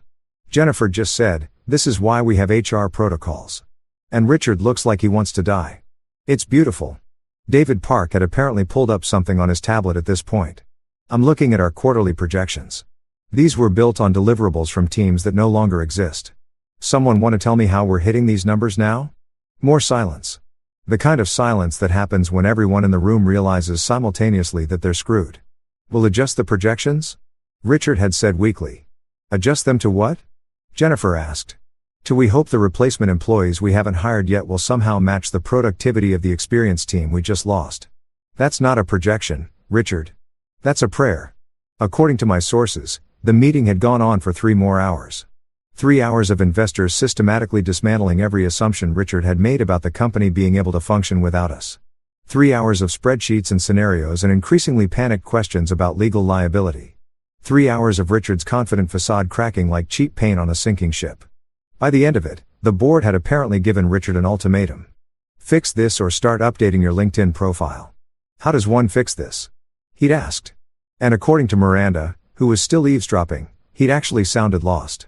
Defeated, like he'd finally realized that being CEO didn't mean you could just will reality into compliance with your ego. You could start, Jennifer had said, by calling West and apologizing, offering him his job back with a substantial raise and a seat on the executive team, hoping he doesn't laugh in your face. And then hoping he can convince even some of those employees to come back. I can't do that, Richard had said. Then I hope you have a solid backup plan, David had replied. Because I'm looking at our stock price right now and the market is already reacting to rumors about the walkout. We're down 7% since this morning. My phone buzz. Sarah again. He looks like he's going to throw up. This is the best Wednesday I've had in years. I sat there in my home office. Technically the spare bedroom where I'd set up a desk. Reading these updates and feeling something I hadn't expected. Not satisfaction exactly, but vindication. Richard had spent 6 years treating people like replaceable cogs in his personal empire building machine. Now he was learning the hard way that some cogs are load-bearing and removing them brings down the whole structure. My phone rang. Unknown number again. I was getting like 30 calls a day at this point from investors, recruiters, journalists, and probably a few people who just found my number and wanted to hear the gossip firsthand. This time, I answered, "Mr. West, this is Catherine Rodriguez from Pinnacle Equity. We're one of the primary investors in Apex Nova." She paused. "I was wondering if you had time for a very frank conversation about your future plans." "My future plans," I repeated slowly. "Specifically whether those plans include starting a competing company, because if they do, we'd like to discuss moving our investment portfolio accordingly." I smiled. Richard was in his office right now, probably still being grilled by investors, still trying to convince them that everything was fine, that he could fix this, that the company would survive. And here I was getting calls from his own investors asking if they should abandon ship and fund whatever I did next. Karma wasn't just a concept anymore. It was a phone call on a Wednesday afternoon from someone offering you money to compete against your father-in-law. "I think I do have time for that conversation," I said. Behind me, I could hear Camilla in the other room, probably on the phone with her father, probably trying to smooth things over like she always did. But some things were beyond smoothing over. Some bridges once burned light up the whole sky. There's a specific tone that lawyers use when they know they've lost before the conversation even starts. It's not quite begging, too professional for that, but it's definitely in the neighborhood of "Please God, let this person be reasonable because I do not want to go to court over this." It's the legal equivalent of showing up to a gunfight with a butter knife and hoping nobody notices. Richard's lawyers finally called me on Friday, 5 days after the firing. 5 days during which I'd received approximately 73 calls from various interested parties, started preliminary conversations with 3 different venture capital firms, and watched from the sidelines as Apex Nova stock continued its slow-motion nosedive into penny stock territory. I was sitting on my back porch drinking coffee that I'd actually had time to make properly instead of the usual gulp it down while running to meetings routine when my phone rang with a number I didn't recognize again. I almost didn't answer. Unknown numbers had become exhausting, but something made me pick up. "Mr. West." The voice on the other end was male. Professionally pleasant in that way that sounds like it's been practiced in a mirror. "This is Robert Halloway from Halloway Banks & Associates. We represent Apex Nova in legal matters." "Of course you do," I said, taking another sip of coffee.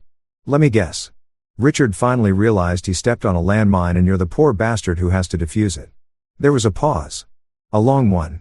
The kind of pause that happens when someone's carefully prepared script gets thrown out the window by the other person's complete lack of interest in playing along. Yes. Well, Robert cleared his throat. We'd like to discuss a resolution to the recent situation. Situation, I repeated. Is that what we're calling? Your client publicly fired me in front of witnesses and triggered a severance clause he didn't bother to read. A situation? Another pause. I was starting to enjoy these pauses. Each one felt like a small victory. Mr. West, I understand you may feel some frustration about how your termination was handled. Frustration? I interrupted. That's an interesting word choice. You know what else is interesting? The fact that it took you 5 days to call me. 5 days during which your client has been hemorrhaging employees, investors, and credibility. 5 days during which I've had time to talk to my own lawyer, who by the way was very excited about my contract clause. Used words like textbook case and slam dunk. He doesn't even like basketball, so that's saying something. I could hear papers rustling on the other end.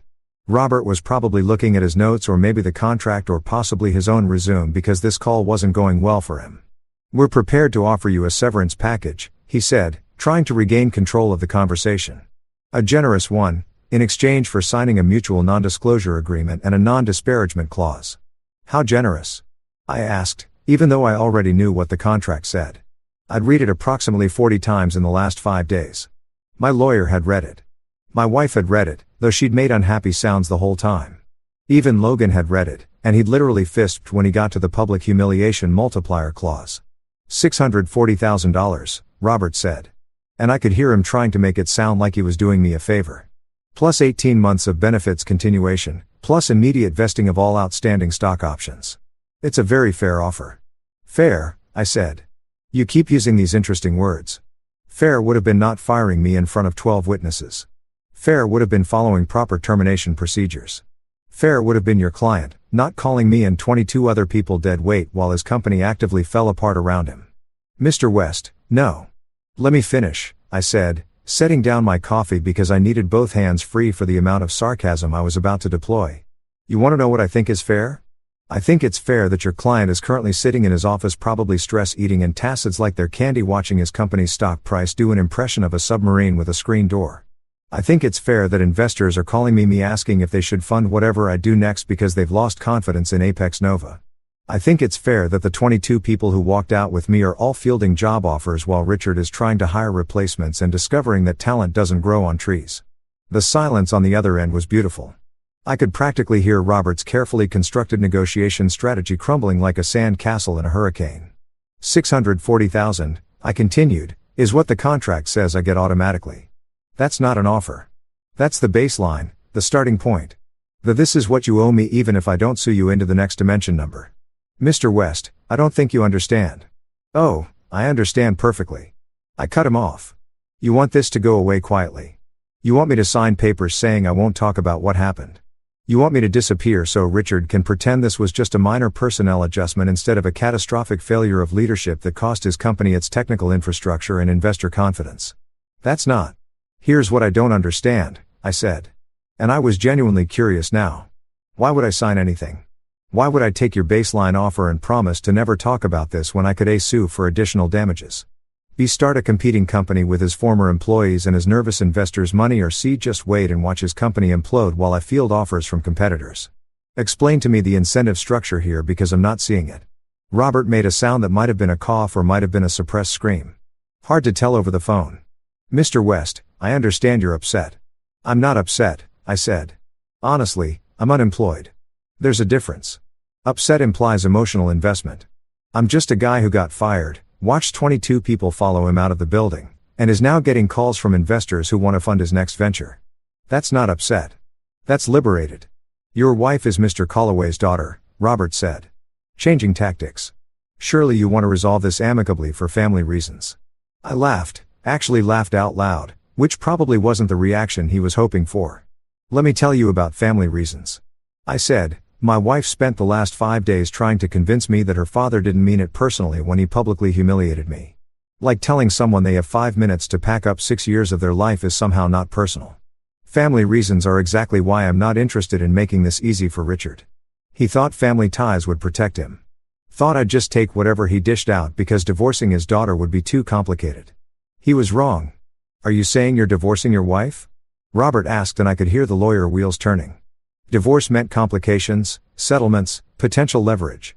I'm saying that using my marriage as emotional blackmail isn't the brilliant negotiation strategy you think it is. My wife is an adult who can make her own decisions about whose side she's on. Her father is a CEO who made a monumentally stupid decision and is now facing the consequences. These things can coexist. More paper rustling. Robert was definitely off script now. What would it take? He asked slowly, for you to accept the severance package and sign the agreements. I took another sip of coffee. It had gone lukewarm, but I didn't care. This conversation was too entertaining to interrupt. You want to know what it would take? Let me paint you a picture of what happened. I said, your client fired me in surround sound in front of a live audience. There were 12 executives in that room. Every single one of them heard him. Give me 5 minutes like I was a criminal. That's 12 witnesses. Then 22 employees walked out with me. That's 22 more witnesses. Then the parking lot janitor saluted me with a mop. Okay, that one probably won't hold up in court, but it was awesome. Do you understand what you're dealing with here? I understand there are complications. Robert admitted complications. I repeated. That's one way to put it. Another way would be your client created a legal disaster so comprehensive that it could be used as a case study in what not to do. I've already had 3 employment lawyers reach out offering to take my case pro bono just for the publicity. Pro bono. Do you know how bad you have to screw up for lawyers to want to work for free? Mr. West. The only quiet part, I continued, really warming up now, was when 22 people walked out with me. That was pretty quiet actually, just the sound of chairs squeaking and footsteps echoing. Very cinematic. You'd have appreciated it. But everything else, loud, very loud, public, documented, witnessed, the opposite of quiet, Robert sighed. It was the sigh of a man who just realized his Friday was about to get significantly worse. What do you want? He asked, dropping the professional pleasantness entirely. I want Richard to understand something, I said. I want him to understand that you can't treat people like disposable assets and expect them to quietly disappear when you're done with them. I want him to understand that actions have consequences. I want him to understand that the 22 people he called dead weight were actually the load-bearing walls of his company, and now he gets to watch it collapse. That's not a negotiable request, Robert said. No, it's not. But you asked what I wanted. I paused. Here's what I'll actually accept. Double the severance. So, $1.28 million. No non-disparagement clause. I'll agree not to actively trash talk the company, but I'm not promising to stay silent if asked about my experience. No, NDA. What happened was public. You can't put that genie back in the bottle. And a written apology from Richard acknowledging that the termination was handled inappropriately. The silence stretched out so long I thought the call had dropped. That's not a reasonable counteroffer, Robert finally said. Sure it is, I replied cheerfully. It's completely reasonable compared to what I could get if I sue. My lawyer estimated I could push for $2 million in a wrongful termination suit, plus damages, plus legal fees. So 1.28 with no trial, no publicity, no drawn-out legal battle. That's a bargain. That's me being generous because it's Friday and I'm in a good mood. I'll have to discuss this with my client. You do that, I said. Take your time. Every day Richard waits is another day his stock price drops. Another day his employees jump ship. Another day his investors lose confidence. I'm unemployed. I've got nothing but time. Meanwhile, he's watching his empire crumble in real time. Different pressure situations. Mr. West, I strongly encourage you to reconsider. Robert, I interrupted. Can I call you Robert? Here's the thing. Your client gave me 5 minutes to clean up. I gave him a 5-year countdown to bankruptcy. We're already at day 5, and he's not looking great. Maybe you should encourage him to take the deal before the countdown gets any shorter. I could hear him breathing on the other end, probably counting to 10, probably wishing he'd gone to law school for literally any other kind of law besides corporate damage control. I'll be in touch, he said. I'll be here, I replied. Unemployed, available. Fielding offers from investors. Living my best life. Take your time. I hung up before he could respond and immediately texted Logan. Richard's lawyers just called. They sound like they've been dragged through gravel. His response came back immediately. Please tell me you made them cry. Not cry. I texted back, but definitely regret their career choices. My phone buzzed with another call. Unknown number. Probably another investor, another recruiter, another opportunity growing in the fertile soil of Richard Callaway's spectacular failure. I answered with a smile. Unemployment never looked so good. Within a week, we had an office space. And when I say office space, I mean a dingy warehouse in the industrial district that smelled vaguely like old pizza and broken dreams. The lights flickered like they were sending Morse code distress signals. The bathroom door didn't lock properly. There was a mysterious stain on the carpet that nobody wanted to investigate too closely. But you know what? It had heart. It had character. It had significantly cheaper rent than anything in the business district where Apex Nova lorded over everyone from their glass tower. The 22 who'd followed me out weren't just co-workers anymore. They were co-founders, partners, the core team of something that hadn't quite been born yet, but was definitely gestating.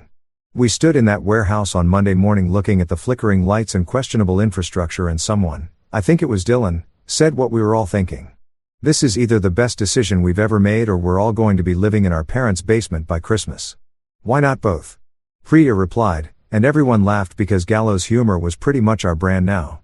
We called ourselves Nova Forge. The name came from a late-night brainstorming session where we were all slightly drunk on cheap beer and the intoxicating possibility of actually pulling this off. Nova because we were rising from the ashes of Apex Nova. Petty, yes, but satisfying. Forged because we were building something new, something better, something that didn't involve Richard Colloway's ego making decisions. Our slogan, we don't fire family in 5 minutes. Logan designed a logo on his laptop while sitting on a folding chair because we didn't have actual office furniture yet. It was simple, a hammer striking an anvil with sparks flying upward. Cliché, absolutely, but it looked good on the business cards that Priya ordered before we even had business to put on cards. The investors signed on faster than Richard could say low-hanging fruit. Remember Catherine Rodriguez from Pinnacle Equity?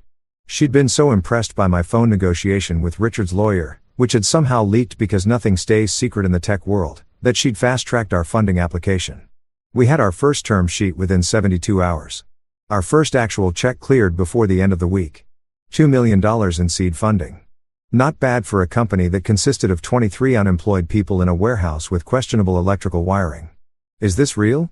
Sarah asked, staring at the funding confirmation email on her phone like it might disappear if she blinked. It's real. I confirmed. We're actually doing this. We had contracts lined up before we even officially opened for business. Turns out when you fire your entire technical team, those clients who depended on that team start looking for alternatives. And when those alternatives include the exact same people who used to serve them, just under a different company name. Well, that's what we call a seamless transition. 3 of Apex Nova's biggest clients reached out within the first week. Not to Apex Nova, to us, to Nova Forge. They'd heard through the grapevine, the very active, very gossipy tech industry grapevine, that we were starting fresh and they wanted in before Richard's company completely imploded and took their projects down with it. We weren't just surviving, we were thriving, and we were doing it in a warehouse that smelled like regret and ambition. 2 weeks, that's all it took for the headlines to start rolling in like a tsunami of Schadenfreude. Apex Nova implodes after mass walkout. Tech company loses core team. Stock plummets 40%. CEO's 5-minute firing triggers corporate exodus. My personal favorite was from TechCrunch. How to destroy your company in 5 minutes. A case study. The stock didn't just drop, it plummeted, nosedived, did that thing where financial analysts start using phrases like catastrophic loss of investor confidence and systemic failure of leadership. 40% in 2 weeks. I'd seen crypto crashes that were more stable, but the stock price was just the opening act. The real show was the lawsuits, plural, multiple, a veritable parade of legal actions that made Karen Briggs from legal probably regret every career decision that led her to Apex Nova. Shareholders filed a class action suit, claiming mismanagement. 3 major clients sued for breach of contract when their projects collapsed without the technical team to support them. 2 former employees who'd been fired before me. Apparently, Richard had a pattern came forward with their own wrongful termination claims, smelling blood in the water. And then there was my lawsuit. Well, not quite a lawsuit. Richard's lawyers had come back with a counter-offer to my $1.28 million demand. They'd offered $900,000 and looked like they were in physical pain doing it. I'd accept it, not because I needed to be generous, but because watching Richard write that check was more satisfying than dragging it out in court. Sometimes revenge is better served quickly while it's still hot and painful. The press conference happened on a Thursday, 2 weeks and 3 days after the 5-minute deadline that started everything. I stood on a small stage in our dingy warehouse. We'd cleaned it up considerably, added some lighting, made it look almost professional, flanked by my 22 co-founders. The local tech media had shown up in force. So had some national outlets. Bloomberg, Forbes, even the Wall Street Journal sent someone, Probably because watching a CEO self-destruct in real time was apparently newsworthy. Richard was having his own press conference at the same time. I'd heard about it through the grapevine. His PR team had apparently insisted he address this situation publicly, try to control the narrative, reassure investors that everything was fine and the company was pivoting toward a stronger future. All the usual corporate crisis management buzzwords that nobody believes, but everyone expects you to say anyway. I wondered if he knew I was doing this at the exact same time. Probably. Richard always did have a talent for making everything a competition, even his own professional demise. "Good afternoon," I said into the microphone and the room went quiet. Camera flashes popped. Someone's phone was definitely recording this for social media. "My name is James West and 2 weeks ago I was fired from Apex Nova. I was given 5 minutes to pack up 6 years of my career. It was humiliating. It was public and according to multiple employment lawyers, it was also very illegal." Some people in the crowd laughed. Others were typing frantically on their laptops. But I'm not here to talk about what happened. I'm here to talk about what happens next. I gestured to the people standing behind me. These are the 22 people who walked out with me that day. They didn't have to. They had mortgages, families, student loans, cats with kidney disease. Dylan grinned at that reference. They left anyway because they believed in something more important than job security. They believed in loyalty, in respect, in the idea that people shouldn't be treated like disposable assets. I paused, letting that sink in. Today, I'm proud to announce the launch of Nova Forge. We're not just a company. We're a statement. A statement that says you can't fire your way to success. You can't humiliate people and expect them to quietly disappear. You can't call 22 talented individuals dead weight and expect your company to keep standing. More camera flashes. Someone shouted a question that I ignored because I was on a roll. We've secured $2 million in seed funding. We've signed contracts with 3 major clients. Clients who coincidentally used to work with Apex Nova. We're hiring. We're growing. And we're doing it all in a warehouse that smells vaguely like old pizza, but has more heart than any glass tower ever could. The crowd was eating it up. I could see people smiling, nodding, probably already writing their headlines. To the man who gave me 5 minutes to clean up, I said, looking directly into the nearest camera. "Thank you. That's all I needed. 5 minutes to realize I was working for the wrong company. 5 minutes to discover that 22 people valued integrity over paychecks. 5 minutes to start something better." The room erupted in applause. Cameras flashed like a strobe light. Reporters shouted questions. Someone whistled, probably Tommy the janitor, who'd somehow gotten an invite and showed up with his mop like it was a formal accessory. Meanwhile, across town, Richard Calloway was sweating through his own press conference. I found out later that he tried to blame the whole thing on restructuring challenges and personnel disagreements. He tried to spin it as a positive, as an opportunity for fresh talent and new directions. He'd even tried to suggest that my departure was mutual and amicable. Nobody bought it. Not with the stock price speaking louder than his carefully prepared statements. Not with the lawsuits piling up. Not with his former employees literally holding a competing press conference at the exact same time, looking happy and funded and successful while he looked like a man watching his legacy circle the drain. The questions from his press conference apparently got brutal. "Mr. Calloway, is it true you called your former employees dead weight? Can you explain why 22 people left simultaneously? How do you respond to claims that your company can't function without the technical team? What's your plan for replacing institutional knowledge?" Richard had apparently stammered through answers that satisfied nobody, made excuses that convinced no one, and generally looked like a man who'd finally run out of confidence to substitute for competence. By Friday, the board had called an emergency meeting. By Monday, Richard Calloway was no longer CEO of Apex Nova. The official statement said he was stepping down to pursue other opportunities, which is corporate speak for, we fired him before he could destroy what's left of the company. The irony was delicious. The man who fired me in 5 minutes had just been fired himself, except it took the board about 3 hours of deliberation and probably involved significantly more paperwork and severance negotiations. I hoped his severance package had a public humiliation clause. I hoped someone gave him 5 minutes to clean up his desk. I hoped he understood finally what it felt like. I was sitting in my warehouse office. We'd gotten actual furniture by this point, though nothing fancy when the news broke. Logan burst in waving his phone like he just won the lottery. "He's out," Logan yelled. "Richard's out. The board fired him." The entire office erupted in cheers. Someone popped champagne, the cheap kind, because we were still a startup. And suddenly, we were having an impromptu celebration in a warehouse that 2 weeks ago had been empty except for dreams and determination. My phone rang. "Camilla." I stepped outside to answer. The sounds of celebration muffled behind me. "You heard?" she said, not a question. "I heard." Silence for a moment. Then, "Are you happy?" I thought about it. Really thought about it. Was I happy that my father-in-law had been fired? Was I happy that his company was struggling? Was I happy that everything he'd built was crumbling because of one monumentally stupid decision? "I'm satisfied," I said finally. "There's a difference." "He's devastated," she said quietly. "He devastated himself." I replied, "I didn't fire him. The board did, his investors did, his own decisions did. I just existed and built something better." Another pause. "My mother wants to know if you're coming to Sunday dinner." I laughed. Actually laughed because the absurdity of that question after everything that had happened was just too much. "Is your father going to be there?" "Probably." "Then probably not," I said. "At least not for a while. Maybe when he's ready to apologize." "Actually, apologize. Not the corporate." "I'm sorry you felt that way." "A non-apology." "That might be a long time," Camilla said. "I've got time," I replied. "I'm an entrepreneur now. I make my own schedule." I could hear her smile through the phone. "You sound different." "I am different. Unemployment looks good on me." We said goodbye and I stood there for a moment in front of my dingy warehouse, listening to my team celebrate inside, thinking about how 5 minutes had changed everything. 5 minutes had ended my career at Apex Nova. 5 minutes had started a company. 5 minutes had proven that sometimes the best revenge isn't revenge at all. It's success. My phone buzz. A text from an unknown number. "Congratulations on Nova Forge. When you're ready to scale, call me." Jennifer Morrison, board member.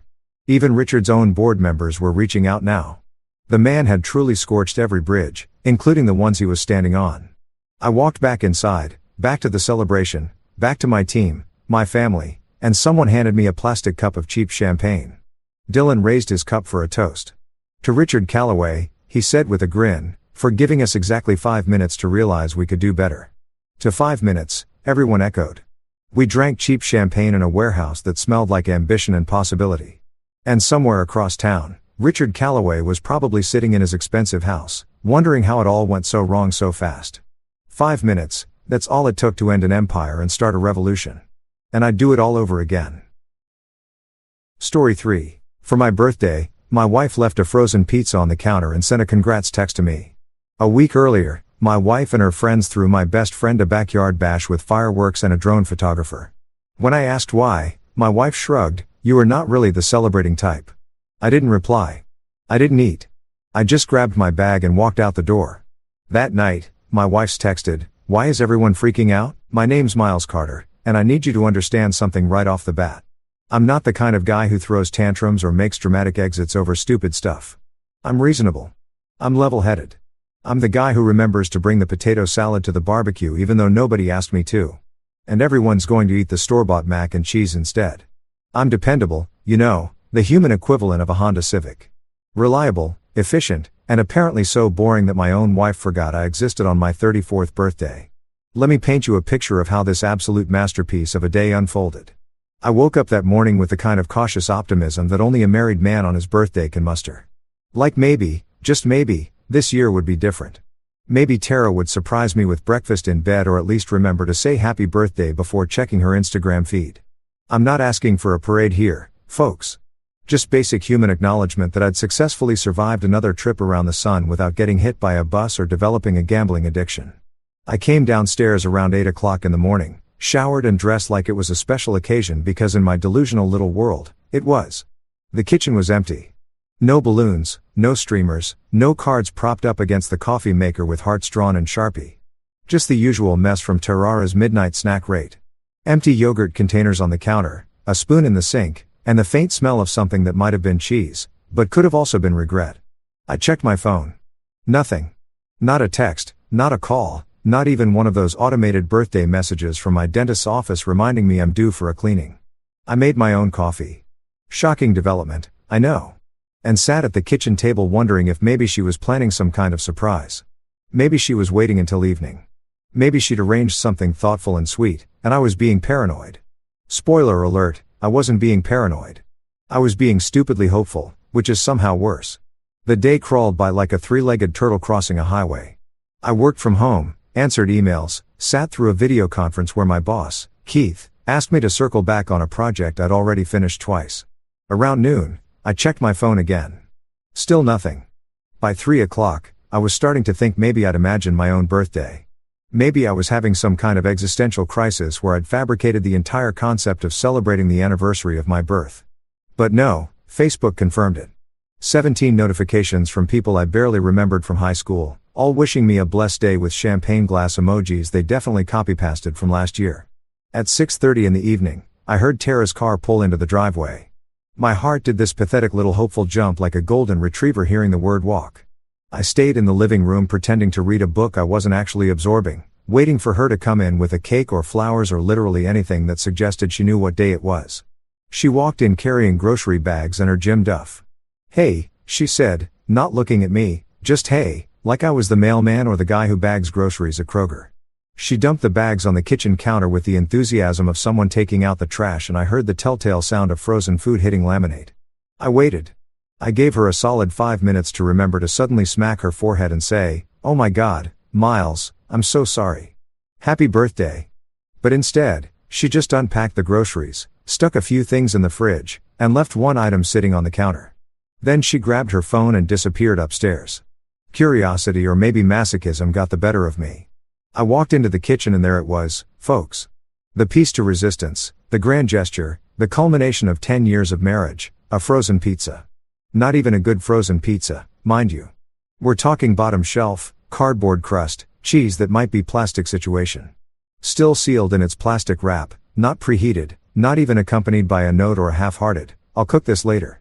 Just sitting there on the counter like an afterthought from a sitcom where the laugh track died of disappointment years ago. I stared at that pizza for a solid minute, waiting for the punchline. Surely this was a joke. Surely she'd come downstairs any second and say, "Gotcha," and pull out the real surprise. But the only thing that came was a text notification on my phone from Tara, who was literally upstairs. "Congrats, Miles." 2 words, 14 characters, including the comma and period. No emojis, no exclamation point, no happy birthday or love you or sorry I'm the worst wife in the continental United States. Just congrats, Miles. Like I'd finished a moderately difficult crossword puzzle or successfully parallel parked on the first try. Here's where the story gets really fun, though. See, I'm not the kind of person who forgets details, especially when those details involve public humiliation and financial waste. Exactly 1 week earlier, 7 days before my frozen pizza extravaganza, Tara had thrown my best friend Jordan the birthday party of the century. I'm talking backyard extravaganza with a capital E. She'd rented a tent, hired a catering company that served fancy sliders and truffle fries, set up a champagne fountain that looked like it cost more than my car, and my personal favorite detail, hired a drone photographer who nearly decapitated Jordan's cousin, Greg, trying to get the perfect aerial shot of everyone singing happy birthday. I'd helped set up for that party. I'd strung lights. I'd moved furniture. I'd made 3 trips to the liquor store because apparently 1 bottle of top-shelf vodka wasn't enough for 15 people. And when it was all over, Tara had beamed with pride, posting approximately 47 photos on Instagram with captions like "celebrating this amazing human and nothing's too good for the people we love." But when I'd asked her casually, carefully, trying not to sound like a needy child, why my birthday couldn't maybe have a fraction of that energy, she'd looked at me like I'd suggested we sacrifice a goat in the living room. "You're not really the celebrating type, Miles," she'd said, already scrolling through her phone. "You've always been more low-key." "Oh, right. My bad. I forgot that I was supposed to earn affection by providing pyrotechnics and nearly killing people with camera equipment. Silly me for thinking that maybe, just maybe, my own wife might give half a damn about the day I was born." That night, standing in my kitchen staring at that frozen pizza while the house settled into its usual evening silence, something inside me just clicked. Not in an angry way, not even in a sad way. It was more like a switch flipping, a decision making itself without much input from my brain. I walked upstairs, pulled my old duffel bag from the closet, and started packing. Toothbrush, clothes for a few days, laptop, charger, the essentials. Tara didn't even look up from her phone when I zipped the bag. "Going somewhere?" she asked, thumbs still flying across the screen. "Yeah," I said. "Somewhere that doesn't smell like freezer burn and broken promises." I walked out of that house without yelling, without slamming doors, without any of the dramatic flourishes you see in movies. Just me, my duffel bag, my dignity, and the haunting sound of an untouched pizza crust cracking somewhere in the kitchen behind me. Probably buckling under the weight of its own mediocrity. Best birthday gift I ever gave myself, honestly. The first thing you need to know about checking into a cheap hotel at 9:30 on a Tuesday night with nothing but a duffel bag and the emotional baggage of a failed marriage is that nobody working the front desk is paid enough to care about your drama. And honestly, that's exactly what I needed. I pulled into the parking lot of the Sunset Inn, which by the way faced east and hadn't seen a legitimate sunset since probably 1987, and sat in my car for a solid 10 minutes just staring at the neon vacancy sign flickering like it was having its own personal crisis. The place looked like the kind of establishment where you'd find a motivational speaker who'd hit rock bottom or a traveling salesman who'd made some questionable life choices. Perfect. I'd fit right in. The lobby smelled like industrial cleaner and someone's microwave burrito, which somehow felt more honest than my own house ever did. Behind the front desk sat a guy who looked about 22 wearing a name tag that said Brandon in all caps, like he was yelling his own identity into existence. He had earbuds in and was clearly watching something on his phone that was way more interesting than my personal breakdown. I dinged the little bell on the counter. You know, one of those brass ones that sounds way more cheerful than any bell has a right to be. And Brandon looked up with the expression of someone who'd just been interrupted during the good part of a video. "Help you?" he asked, pulling out one earbud, but leaving the other in just in case I wasn't worth his full attention. "Yeah, I need a room for the night," I said. "Maybe a few nights, actually. Haven't quite worked out the details of my new living situation yet." Brandon started typing on his ancient desktop computer that probably ran on Windows XP and prayers. "King or two queens?" "Just a king is fine. I'm flying solo on this adventure." He nodded like he'd seen this exact scenario play out 100 times before. "Credit card." I handed it over, and while he was processing everything, he glanced up at me with this look that was half curiosity, half pity.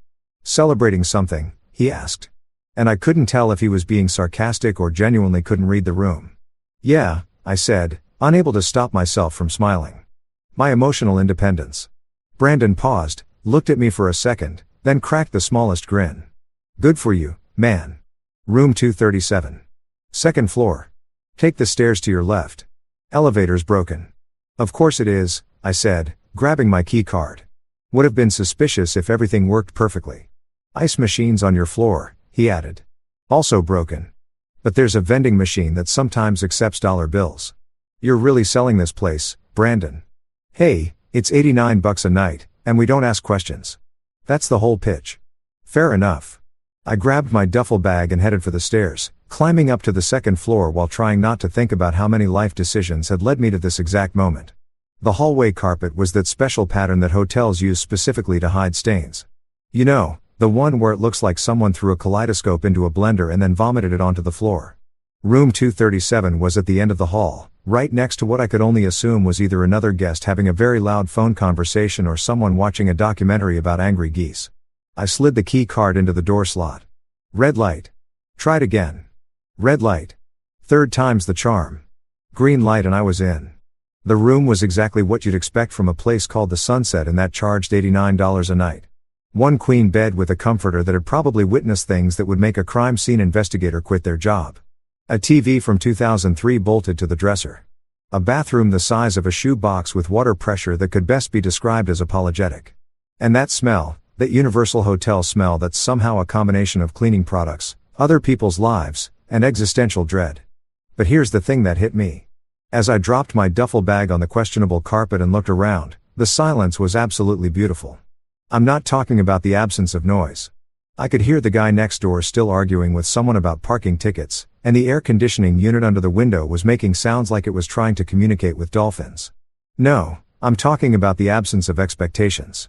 The absence of someone yelling at me because I left water spots on the bathroom counter. The absence of my mother-in-law, Linda, giving me one of her trademark lectures about what it means to be a provider while sipping wine that I'd paid for. I sat on the edge of the bed, and it made this concerning creaking sound. But honestly, I didn't care. For the first time in what felt like years, I was existing in a space where nobody needed me to be anything other than a guy in a cheap hotel room. I wasn't disappointing anyone. I wasn't failing to meet someone's unspoken standards. I was just Miles sitting on a questionable mattress, finally breathing air that didn't taste like resentment. I ordered a pizza, a real one this time, from an actual pizza place because apparently that's what freedom tastes like, and sat cross-legged on the bed watching some terrible reality show about people buying storage units. The pizza arrived 40 minutes later, hot and excessive and completely unnecessary, and I ate half of it while laughing at grown adults fighting over a box of old Christmas decorations. Around midnight, just as I was considering calling it a night and seeing if the bed was as uncomfortable as it looked, my phone started buzzing like an angry hornet. Text messages started rolling in one after another, and I watched them populate my screen with the kind of morbid fascination usually reserved for watching car crashes on YouTube. The first one was from Tara, "Where are you?" Followed immediately by, "Miles, this isn't funny." Then, "Can you at least let me know you're okay?" But the real winner, the absolute cherry on top of this dysfunctional Sunday, came from Linda, Tarara's mother, the reigning queen of passive aggression, the woman who could make, bless your heart, sound like a death threat. Her text read, "Why is everyone freaking out?" I stared at that message for a long moment, letting the absurdity of it sink in. Why was everyone freaking out? Really, Linda? That was the question she was leading with. Not is Miles okay or what happened, but a casual inquiry about why people were having emotional reactions to the fact that I'd left. Like I'd missed book club or forgotten to RSVP to a baby shower. Oh, I don't know, Linda. Maybe because your daughter treated her husband like expired leftovers. Maybe because I spent my birthday staring at a frozen pizza while contemplating the slow death of my dignity. Maybe because I finally grew a spine and decided I deserved better than being the supporting character in my own life. But I didn't type any of that. Instead, I did something that felt revolutionary. I turned off my phone, just held down the power button, and watched the screen go dark, cutting off the incoming tide of guilt trips and manipulation attempts. The silence that followed was profound. It was the kind of silence that makes you realize how much noise you've been tolerating. I brushed my teeth with the complimentary toothpaste that tasted like minty regret, changed into an old t-shirt, and climbed into the hotel bed. The sheets were scratchy and smelled like industrial detergent, but they were mine for the night. Nobody was going to roll over and complain that I was taking up too much space. Nobody was going to sigh dramatically because I was reading too late with the lamp on. The air conditioning unit hummed and rattled, occasionally making sounds like it was trying to achieve sentience. And somewhere down the hall, someone was watching what sounded like an action movie at full volume. The guy next door had finally stopped arguing about parking tickets and was now snoring loud enough to register on the Richter scale. And you know what? It was perfect. Every weird sound, every questionable smell, every moment of this absolutely ridiculous situation was perfect because it was mine. I'd chosen it. I'd walked out of a life that was slowly suffocating me and into a cheap hotel room that smelled like other people's mistakes. And I felt oddly free. As I drifted off to sleep, I had this thought that made me smile in the dark. I hadn't burned that frozen pizza on my way out. I hadn't thrown a tantrum or broken anything or left a dramatic note. I just left. And somehow that quiet exit felt more powerful than any grand gesture could have been. Tomorrow I'd have to figure out real logistics where I'd actually stay, what I'd tell people, how I'd navigate this new reality. But tonight I was just a guy in room 237 of the Sunset Inn, falling asleep to the sound of malfunctioning air conditioning and distant action movies, feeling like maybe, just maybe, I'd finally done something right. Waking up in a cheap hotel room is a weird experience, especially when you're not there for a business trip or because you're having an affair with someone named Crystal who works in pharmaceutical sales. I woke up to sunlight streaming through curtains so thin they were basically decorative suggestions. And for about 3 seconds, I forgot where I was. Then reality came crashing back like a hangover. Except instead of tequila regrets, it was life choices. I grabbed my phone off the nightstand, which wobbled like it was one strong breeze away from collapsing, and made the mistake of turning it on. 47. Notifications. 47. My phone literally vibrated in my hand for a solid 30 seconds like it was having a seizure. Messages from Tara, from Linda, from Jordan, from Tara's sister Rebecca, who I hadn't heard from since she asked me to help her move in 2019, and then never said, thank you. Everyone's suddenly very concerned about my whereabouts now that I wasn't around to be conveniently ignored. I ignored all of them and opened my banking app instead because apparently I'm the kind of person who starts their morning with financial anxiety instead of coffee like a normal human being. That's when I saw it. The beautiful infuriating reality of my situation laid out in neat little rows of automatic payments and monthly subscriptions. Netflix $15.99 per month. In my name, Hulu, $14.99 per month. My credit card, Disney Plus, $10.99 per month. You guessed it, me again. HBO Max, $15.99 per month. Miles Carter, Party of One, paying for everyone's binge-watching habits. The internet bill $89.99 per month. My account, cell phone plan, the family plan with 4 lines, $180 per month. And here's the kicker. One of those lines was for Jordan, my best friend, who apparently had been on my family plan for 2 years because he was between jobs and I was such a good dude about it. Another line was for Linda, because of course, Tara's mother couldn't possibly pay for her own phone service when she had a son-in-law who was just hemorrhaging money anyway. Spotify Premium Family Plan, $16.99 per month. I didn't even use Spotify. I was an Apple Music guy, but Tara insisted we needed Spotify for her workout playlists and her mom's audiobooks and Jordan's podcast subscriptions. The home security system, $49.99 per month. Protecting a house I wasn't even living in anymore. I kept scrolling and the hits just kept coming. The cloud storage subscription, the meal kit delivery service that Tara used exactly twice before deciding cooking was not her vibe. The streaming service for fitness classes that Linda used to watch yoga videos she could have found for free on YouTube. Even the premium account for some recipe app that I'm 90% sure was being used by Jordan's girlfriend to plan her Instagram-worthy brunches. I sat there in that hotel bed staring at my phone doing the mental math. I was spending roughly $450 a month on services that primarily benefited everyone except me. $450. That's a car payment. That's a decent vacation fund. That's a therapy session every week with enough left over for the good coffee. And then, and this is where it gets really beautiful, I realized something that made me laugh out loud in that depressing hotel room. I had all the passwords, every single account, every subscription, every service. They were all in my email, tied to my credit cards, accessible through my phone. I was the gatekeeper to their entire digital existence. And I'd been so busy being the reliable guy that I'd never even thought about what would happen if I just stopped. A plan started forming in my head. And let me tell you, it was the kind of plan that made me feel like a supervillain in the best possible way. Not an evil supervillain, more like a chaotic neutral character who'd finally had enough of being everyone's financial safety net. I wasn't going to cancel everything immediately because that would be rash and impulsive. And despite recent events, I'm still fundamentally a person who thinks things through. No, I was going to give them 3 days, 72 hours, a generous warning period that they wouldn't even know they were getting. In 3 days, I'd start canceling subscriptions one by one, methodically, starting with the least essential and working my way up to the big ones. The streaming services would go first. Goodbye, Netflix, Sonara, HBO Max, then the phone plan. I'd port my number to a new individual plan and let the other 3 lines figure out their own situation. The internet bill would be last because I'm not a complete monster, but it was definitely on the chopping block. I got out of bed, showered in the world's tiniest bathroom with water pressure that felt like someone spitting on me from a distance, and got dressed in yesterday's clothes because I'd packed in a hurry and hadn't really thought about the practicalities of extended hotel living. My reflection in the mirror looked tired, but somehow lighter, like I'd put down a backpack I'd been carrying for so long I'd forgotten it was there. The coffee situation at the Sunset Inn was about what you'd expect from an $89 a night establishment. There was a complimentary breakfast set up in the lobby that consisted of a waffle maker that looked like it had seen combat, some sad-looking fruit in a bowl, and a coffee dispenser that gurgled and hissed like it was summoning demons. I grabbed a styrofoam cup because of course they use styrofoam. Environmental consciousness costs extra, and filled it with coffee that looked like it could strip paint off a car. Brandon was still at the front desk, or maybe he was there again. I couldn't tell if he'd worked an all-night shift or just really loved his job. He looked up from his phone and gave me a nod. Survivor of room 237. How do you sleep? Like someone who finally made a decision, I said. That's weirdly specific, but I respect it. I grabbed a handful of those little creamer cups and a packet of sugar that was probably older than Brandon and walked outside to the parking lot. The morning air was crisp and cool, and the sky was that particular shade of blue that makes you think maybe things aren't completely terrible. I leaned against my car, popped the lid off my terrible coffee, and took a sip.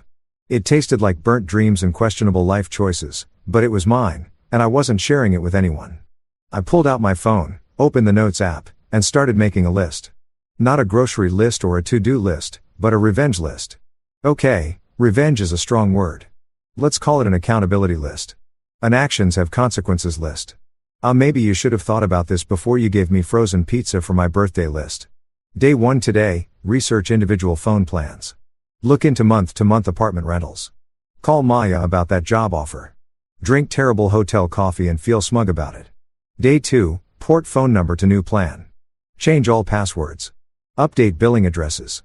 Forward mail to somewhere that isn't my old house. Day 3. Cancel Netflix. Cancel Hulu. Cancel Disney Plus. Cancel HBO Max. Cancel Spotify. Remove unauthorized users from family phone plan. Sit back and wait for the chaos. Day 4. Cancel internet. Watch the world burn from a safe distance. I stood there in that hotel parking lot, holding my styrofoam cup of coffee that tasted like someone's abandoned hopes, and raised it in a toast to absolutely no one. To new beginnings, I said out loud, not caring if anyone heard me. And to finally not funding adult children disguised as in-laws. A woman getting into her car 3 spots over gave me a weird look, but I didn't care. Let her think I was having a breakdown.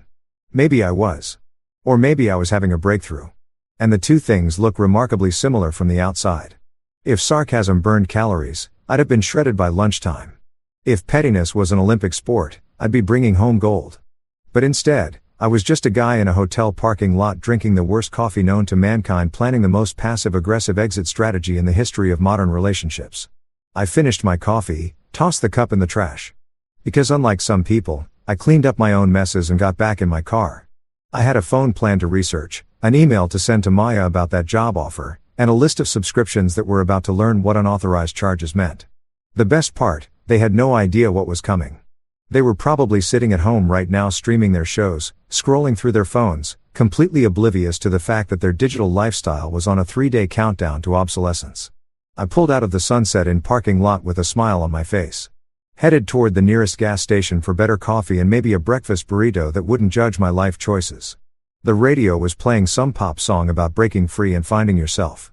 And for once, the universe's sense of irony felt appropriate instead of insulting. 3 days. That's all they had left. 3 days of blissful ignorance before reality came knocking. And I wasn't going to be there to answer the door for them. The thing about executing a perfectly petty plan is that the waiting period is almost better than the actual revenge. It's like knowing you have chocolate cake in the fridge, but deciding to save it for later. The anticipation is half the pleasure. For 2 whole days, I existed in this beautiful bubble of calm where I knew exactly what was coming, and nobody else had a clue. I spent those 48 hours in a state of zen-like peace that I haven't experienced since before I got married. I woke up when I wanted to wake up. I ate meals at weird times because there was nobody around to judge me for having leftover Chinese food at 10 o'clock in the morning. I watched whatever I wanted on my laptop without someone sighing dramatically because I wasn't interested in another documentary about minimalist tiny homes or whatever wellness trend Tara was pretending to care about that week. On day 1 of the calm, I went to a diner about 5 miles from the hotel. One of those classic American places with red vinyl booths and a laminated menu that's probably been the same since 1995. The waitress was named Dolores, according to her name tag, and she had the energy of someone who'd seen everything and was no longer impressed by human behavior. I ordered the biggest breakfast they had, pancakes, eggs, bacon, hash browns, toast, and coffee that actually tasted like coffee instead of punishment. Hungry or heartbroken? Dolores asked, not even looking up from her order pad. Can it be both? I said. She cracked a smile. Rough week. You could say that, but it's getting better. Good, she said, pouring my coffee. Life's too short to stay miserable, especially when there are pancakes. Wise woman Dolores. I left her a $20 tip because sometimes you meet people who restore your faith in humanity, and they deserve to know it. I spent the afternoon driving around town, reacquainting myself with a city I'd been living in for years but hadn't really seen. When you're stuck in a routine, work, home, obligations, repeat, you stop noticing things. You forget that there are actual places to explore, coffee shops you've never tried, parks you've never walked through. I went to a bookstore and bought 3 novels I've been meaning to read for years. I sat in a park and watched people jog by with their dogs, looking aggressively healthy and happy in that way that usually annoyed me, but somehow didn't today. My phone buzzed occasionally with messages from Tara. Nothing urgent, just the usual stuff. Did you pay the electric bill? And where's the receipt for the lawnmower repair? And my personal favorite, can you pick up milk on your way home? On your way home? Like I was just running errands and would be back any minute to resume my position as the household's administrative assistant and ATM machine. I didn't respond to any of them. Radio silence. It was remarkable how liberating it felt to just not engage. For years, I trained myself to respond immediately to every text, every request, every minor emergency. Pavlov's dog had nothing on me. But now I was learning that I could just let my phone buzz and the world would keep spinning. On day 2, I called Maya about the job offer. Maya Chun had been my boss when I worked as a tutor during my last year of college, back when I still thought I might do something interesting with my life before I got sucked into corporate mediocrity. She'd started her own tutoring company in our college town about 3 hours north. And every few months, She'd send me an email saying there was a position open if I ever wanted to escape whatever soul-crushing situation I'd gotten myself into. Miles Carter, she said when she picked up, and I could hear the smile in her voice. Please tell me you're finally taking me up on my offer. How do you know? I asked. Because you're calling me on a Wednesday morning instead of sending your usual polite email declining. Something's changed. You could say that. Got any openings for a guy who's extremely qualified to teach test prep and moderately qualified to make terrible life decisions? Maya laughed. When can you start? We talked for 45 minutes about logistics, salary, benefits, all the boring adult stuff that somehow felt exciting because it represented an actual escape route. She had an apartment above the office that was vacant, month-to-month rent, fully furnished. It's not fancy, she warned me. Previous tenant was a grad student who thought throw pillows were a personality trait. But it's yours if you want it. I'll take it, I said, not even asking to see pictures. At this point, anywhere that wasn't connected to my old life sounded like paradise. You sure? Don't you want to talk to your wife about relocating? Maya, if I wanted to talk to my wife about things, I wouldn't be planning to move 3 hours away. There was a pause. Fair enough. I'll email you the lease agreement. Welcome back to the team, Miles. After I hung up, I sat in my car in the hotel parking lot and just breathed. I had a job. I had a place to live. I had an actual plan that extended beyond hiding in a cheap hotel and drinking questionable coffee. Things were coming together in a way that felt almost surreal. That evening, I treated myself to a nice dinner at a steakhouse. The kind of place Tara always said was too expensive for a random weeknight, but somehow wasn't too expensive when her friends wanted to celebrate someone's promotion or engagement. I ordered a ribeye, medium rare, with a loaded baked potato and a beer that cost $12 but tasted like victory. The waiter asked if I was celebrating something, and I said, yeah, my upcoming unemployment and divorce. Which made him laugh nervously and back away slowly. Worth it. I went back to the hotel, watched a movie on my laptop, and fell asleep feeling genuinely content. Tomorrow was day 3. Tomorrow, the subscriptions would start dropping like flies. Tomorrow, the chaos would begin, and I'd get to watch it unfold from a safe distance. But then tomorrow came early at 7:43 a.m. I know the exact time because I checked my phone when it started buzzing like an angry hornet trapped in a jar. The text started rolling in and not the gentle, confused texts I'd been expecting. No, these were full-blown panic texts. Tara, hey, did you mess with the Wi-Fi? I smiled. It had begun. I was brushing my teeth when the next one came through. Tara, Miles, seriously, the internet isn't working and I have a Zoom call in 20 minutes. Then 5 minutes later, Miles, my phone just stopped working. Like completely stopped. What did you do? I rinsed my mouth, taking my time, enjoying every second of this. Through the bathroom door, I could hear my phone absolutely losing its mind with notifications. By the time I walked back into the room, there were 17 new messages. 17. It was like Christmas morning. If Christmas morning involved watching your entire family realize they've been financially cut off. Tara had progressed from confused to panicked. Miles, my phone's not working. None of our phones are working. What's happening? Linda had entered the chat. Miles, I don't know what's going on, but my phone service is out and so is Tara's. Is there an outage? Jordan, good old Jordan had sent. Dude, my phone line is dead. Did you forget to pay the bill? Did I forget? That's adorable, Jordan. I didn't forget anything. I remembered everything. Actually, every month I paid that bill. Every time you said, thanks, man. And never offered to contribute. I remembered all of it. Then came my favorite message of the morning from Tara. My mom says I should call you. Please don't do anything crazy. I stared at that message for a long moment, savoring it like fine wine. Don't do anything crazy. That was rich coming from the woman who gave me frozen pizza for my birthday and expected me to stick around indefinitely funding everyone's digital lifestyle. Oh, Linda, I thought, if only you knew that my version of crazy was sitting quietly in a hotel room drinking coffee that tasted like burnt dreams and canceled subscriptions. If only you knew that my grand act of rebellion was simply choosing not to pay for things that didn't benefit me. The horror, the absolute chaos. I typed out my response with the care of someone crafting a masterpiece. No long explanation, no justification, no essay about feelings or boundaries, just one simple emoji. Thumbs up. I hit send and watched the message deliver. One thumbs up, that's all they got. Because nothing, and I mean nothing, terrifies control freaks more than a complete non-reaction. My phone immediately started ringing. Tara, I declined a call. It rang again, declined. Then Linda tried, declined. Then Jordan, Rebecca, even Tarara's dad, Rick, who hadn't called me since he butt dialed me during Thanksgiving 2022. I turned my phone to silent, set it face down on the nightstand and went to take a shower. Let them spiral. I had a checkout time to meet and a new life to start. There's something weirdly symbolic about packing your entire life into a Honda Accord and driving away from everything you've known for the past decade.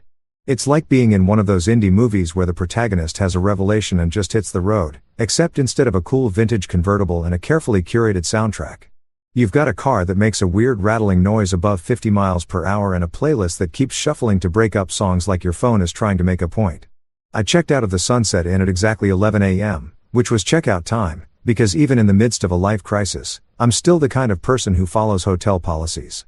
Brandon was at the desk again. Or still, I honestly couldn't tell anymore, and he gave me a little salute as I turned in my key card.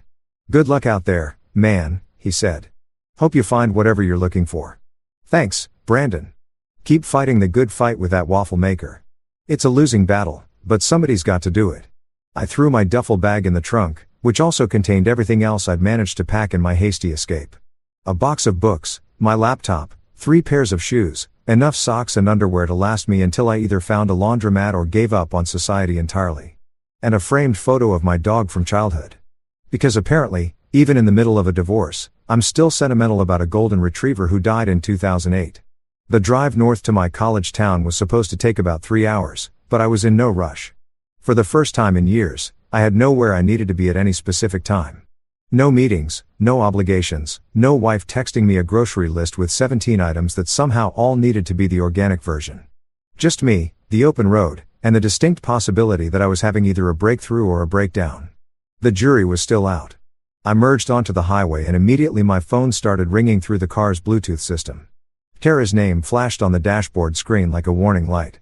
I hit decline and turned off Bluetooth entirely because I was learning that sometimes the best response is no response at all. Let her think I'd driven into a tunnel. Let her think I dropped my phone in a lake. Let her think whatever she wanted. I was done providing explanations for my existence. The radio became my only companion, and it had apparently decided that today was songs about love gone wrong day. Every station I flipped to was playing either a bitter breakup anthem or an overly optimistic song about finding yourself after heartbreak. At one point, I Will Survive came on. The Gloria Gaynor version, not some modern cover, and I cranked it up and sang along like I was auditioning for the world's saddest karaoke competition. A truck driver in the next lane looked over at me, belting out lyrics about changing locks and growing strong. And I just nodded at him like this was completely normal behavior. He gave me a thumbs up. Brotherhood of the road. I guess we've all been there. Fighting our demons at 70 miles per hour while Gloria Gaynor provides the soundtrack. About an hour into the drive, I stopped at a rest area that had the aesthetic of a building that had given up on life sometime in the 90s. The bathroom smelled like broken dreams and industrial cleaner. And the vending machines looked like they might contain either snacks or anthrax. It was hard to tell. I grabbed a coffee from a machine that charged $3 for what tasted like someone's interpretation of what coffee might be and stood outside watching families shuffle between minivans and SUVs. There was this one couple, probably in their 50s, and they moved around each other with this easy familiarity that made me realize I'd never had that with Tara. Every interaction we'd had in the last few years felt like a negotiation or a performance. This couple, though, the guy just handed his wife a napkin without her asking. She adjusted his collar without thinking about it. Small gestures that added up to something real. I wondered if Tara and I had ever had that, or if we'd just been playing house from the beginning, following some script about what marriage was supposed to look like without ever figuring out what we actually wanted it to be. Deep thoughts at a highway rest stop. That's where I was in life now. I got back in my car and kept driving, and the landscape slowly started to change. The sprawling suburbs gave way to smaller towns, then to actual countryside with farms and cows, and the kind of pastoral scenery that makes you understand why people write country songs. The further I got from the city, the lighter I felt, like I was literally driving away from weight I'd been carrying. My phone buzzed in the cup holder, silenced but still visible, and I could see notifications piling up. 53 messages. 53. I laughed out loud in my empty car because what else are you supposed to do when your entire family loses their collective mind because you stop paying for their streaming services? 2.5 hours into the drive, I started seeing familiar landmarks. The billboard for that sketchy fireworks store that was always going out of business, but never actually closed. The exit for the state park where my college friends and I used to go hiking when we were pretending to be outdoorsy. The water tower painted to look like a giant basketball because apparently in the 80s that seemed like a good idea. I took the exit for Millbrook, my old college town, and felt this weird mixture of nostalgia and hope. This place held memories of a version of me that still had potential before it settled into a comfortable life that turned out to be slowly suffocating me. The downtown area hadn't changed much. Same brick buildings, same locally owned shops trying desperately to compete with the strip mall on the highway. Same coffee shop where I'd spent countless hours studying and pretending to understand philosophy. Actually, wait. The coffee shop was different. It used to be called the Daily Grind, but now the sign read June's Brew in cheerful yellow letters with a little sun logo. Cute. Probably new ownership trying to put a personal touch on things. I parked on Main Street, found a spot right in front, which never would have happened in the city, and sat in my car for a moment, watching people walk by. College students with backpacks looking stressed about midterms. Older folks moving at a slower pace, actually making eye contact with each other. A guy walking 3 dogs at once, and somehow making it look easy. This could work. This could actually work. I grabbed my wallet and headed into June's Brew, pushing open the door to the sound of a little bell chiming. An actual bell, not a recording. The place smelled like fresh coffee and baked goods and possibility. It was warm without being stuffy, busy without being crowded, and had that perfect coffee shop ambience that makes you want to stay for 3 hours with a laptop and pretend you're writing the next great American novel. Behind the counter was a woman about my age with dark hair pulled back in a ponytail and an apron that said, "Powered by coffee and sarcasm." She was steaming milk for someone's latte with the focused concentration of a surgeon performing a delicate operation. When she looked up and saw me standing there, she smiled. And here's the thing that got me. It was a real smile. Not a customer service smile. Not a polite but exhausted smile. An actual genuine reaches your eyes kind of smile that made me realize I hadn't seen one of those directed at me in longer than I cared to admit. "Welcome to June's," she said. "What can I get you?" "Are you June?" I asked, already knowing the answer but needing to confirm that yes. Some people actually name their businesses after themselves, and that's adorable. Guilty as charged. Opened this place 6 months ago and immediately regretted the pressure of having my name on everything. She grinned. "If the coffee is bad, it's a personal failure. If it's good, well, at least my ego gets a boost." "I'll take a large latte," I said. "And maybe a boost of optimism if you've got that on the menu." She laughed. A real laugh. The kind that sounds like someone actually found you funny instead of just being polite.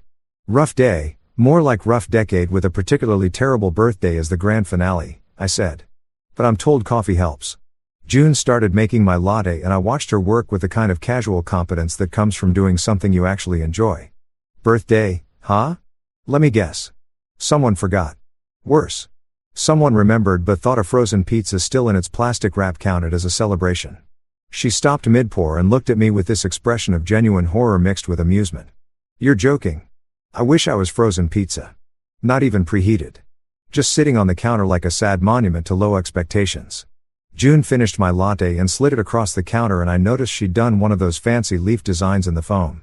"Well, mysterious frozen pizza guy, consider this latte my retroactive birthday present on the house. You don't have to. I insist. Anyone who's been through the great frozen pizza incident of whatever year this happened deserves at least one free coffee." I took the latte and raised it in a toast. "To new beginnings and coffee shop owners who restore your faith in humanity." "I'll drink to that," she said, raising her own cup. Even though mine's doff because I've already had 4 shots of espresso today, and my heart is staging a rebellion. That laugh. Her laugh was the first genuine sound of joy I'd heard in months. And it felt like maybe, just maybe, I'd made the right decision driving north to start over. Day 3 arrived with all the subtlety of a freight train crashing through a nitroglycerin factory. I woke up in my car. Yeah, my actual car parked behind June's coffee shop because I'd stayed until closing time talking to her about everything from terrible exes to the correct way to make a grilled cheese sandwich, and then realized it was too late to go check out Mia's apartment. June had said I could crash in my car in her parking lot because apparently this town still believed in basic human decency. Wild concept. My phone had died sometime during the night, which was probably a blessing. I plugged it into my car charger and watched it come back to life with all the enthusiasm of someone watching a horror movie where you know the killer's behind the door. The screen lit up and immediately had a stroke trying to load all the notifications. 89 messages. 89. I had 89 unread messages and it wasn't even 7 in the morning yet.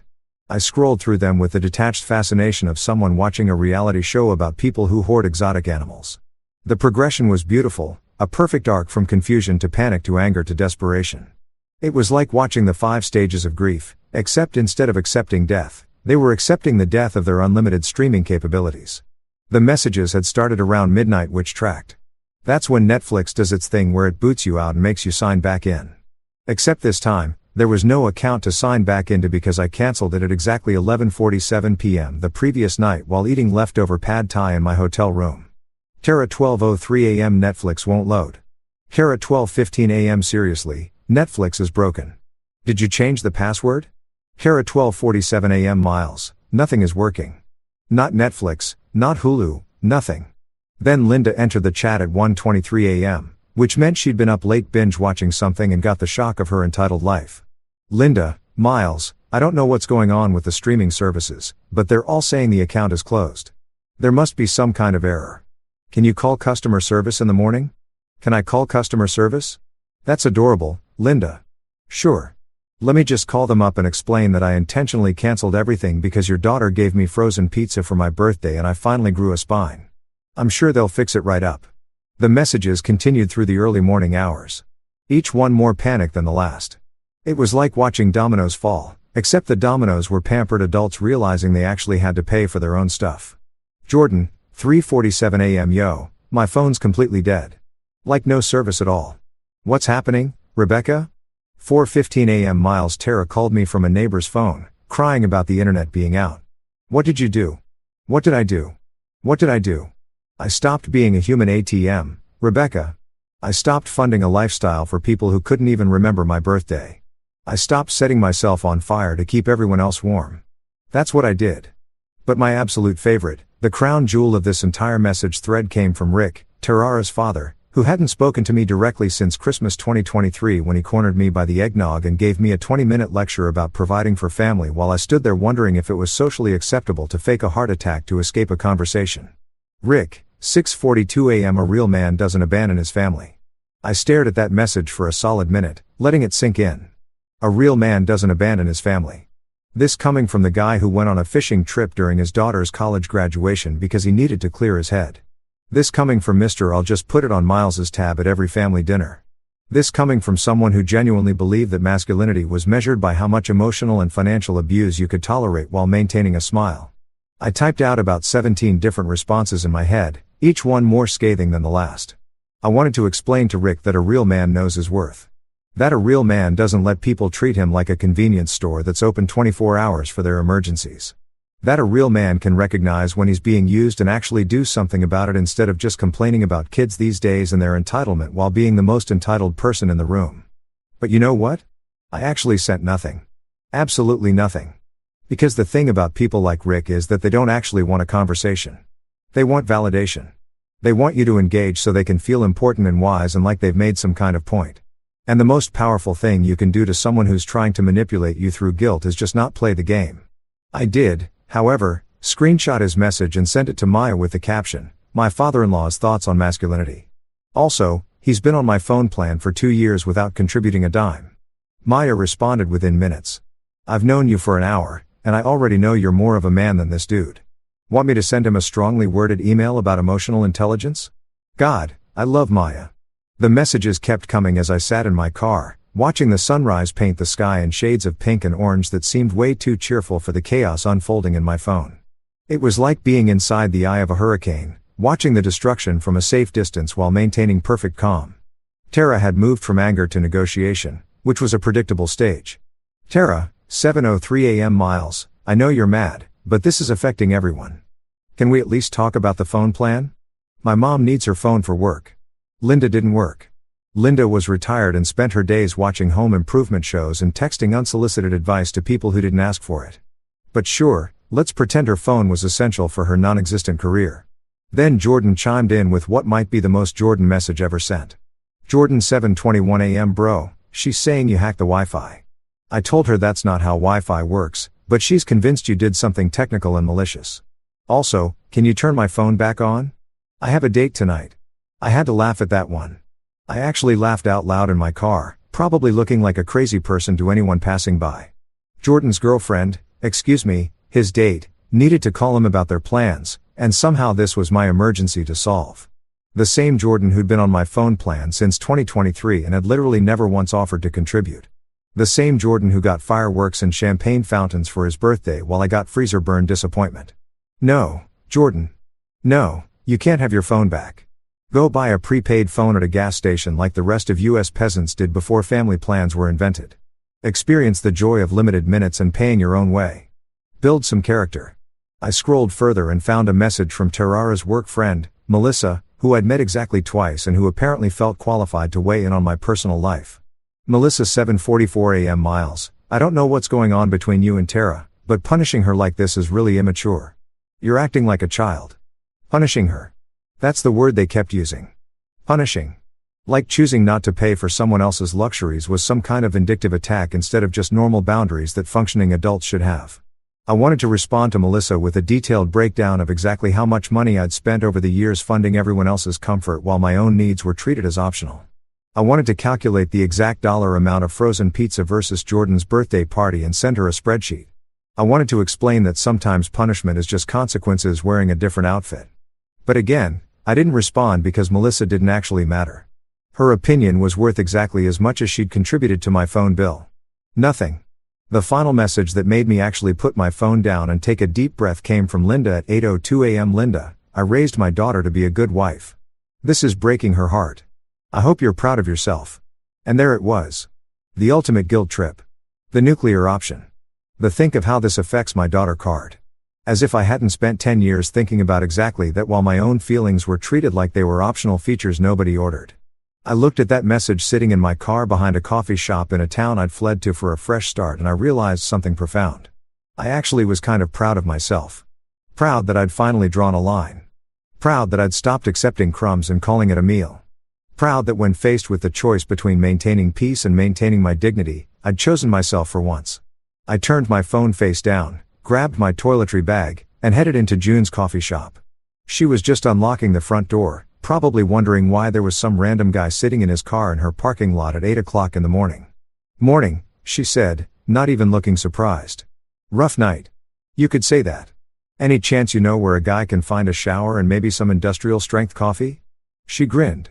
Gym's 2 blocks down. They do day passes and the industrial coffee that I can help with right now. You're a lifesaver, June. Nah, she said, flipping the lights on inside the shop. Just someone who recognizes a fellow survivor when she sees one. Saturday morning arrived with the kind of peaceful quiet that makes you think maybe the universe has decided to give you a break. I'd moved into Maya's apartment above the tutoring office 2 days earlier, and I was still in that honeymoon phase with the place where even the creaky floorboards seemed charming instead of annoying. The apartment was exactly as advertised, small, fully furnished by someone who thought throw pillows could solve any decorating problem, and absolutely perfect for a guy who needed to start over with minimal baggage. I'd spent Friday night setting up my laptop, organizing my clothes in the tiny closet, and enjoying the revolutionary concept of living in a space where nobody yelled at me for leaving a coffee mug on the counter. The previous tenant, some grad student named Bethany, according to the passive-aggressive notes she'd left about which light switches controlled which outlets, had left behind approximately 47 decorative pillows, a collection of succulents in various states of death, and a shower curtain with inspirational quotes that I'd immediately replaced with a plain blue one because I didn't need Dream Big staring at me while I shampooed. I woke up around 8, made coffee in the little single-serve maker that looked like it had been purchased during the Obama administration, and was contemplating whether I had the energy to walk to June's shop for a real breakfast when I heard footsteps on the stairs leading up to my apartment. Heavy, determined footsteps, the kind of footsteps that meant someone had driven 3 hours with a mission. Then came the knock. Not a polite hello, is anyone home knock. This was a we need to talk and I'm not leaving until we do knock. The kind of knock that makes your stomach drop even when you've been expecting it. I looked through the peephole, which was so old it made everything look like a fisheye lens from a 90s music video. And there she was, Tara, standing in the hallway of my new apartment building 3 hours away from home at 8:30 on a Saturday morning. And here's the detail that I will remember for the rest of my life. She was wearing an old hoodie that said live, laugh, love in that cursive font that's required by law to appear on at least one item in every suburban home. The irony level was off the charts. The woman who'd given me frozen pizza for my birthday was standing at my door wearing a hoodie about living and laughing and loving, and I had to bite the inside of my cheek to keep from laughing in her face through the door. I took a deep breath, checked my reflection in the mirror by the door to make sure I didn't look as emotionally destroyed as she probably hoped, and opened it. Tara, I said, keeping my voice neutral. "How'd you find me?" "Your boss, Maya," she said, not even bothering with a greeting. "I called the tutoring company, told them it was a family emergency." Of course, she did. Classic Tara move. Manipulate the situation, make herself the victim, get what she wants through whatever means necessary. I made a mental note to talk to Maya about establishing some boundaries with my personal information. "It's not an emergency," I said. "Everything's fine." "I'm fine. Are you?" She looked past me into the apartment, taking in the throw pillows and dead succulents and the general aesthetic of persons starting over in their mid-30s. "This is what you left me for?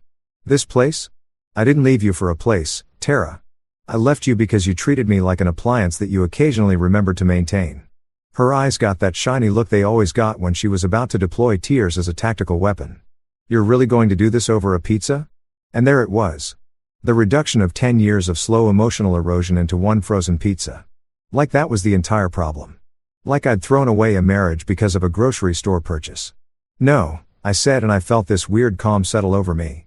Over 10 years of being the side character in my own life story. The pizza was just the moment I realized I'd been edited out of the narrative entirely. "What are you even talking about?" She crossed her arms, defensive now.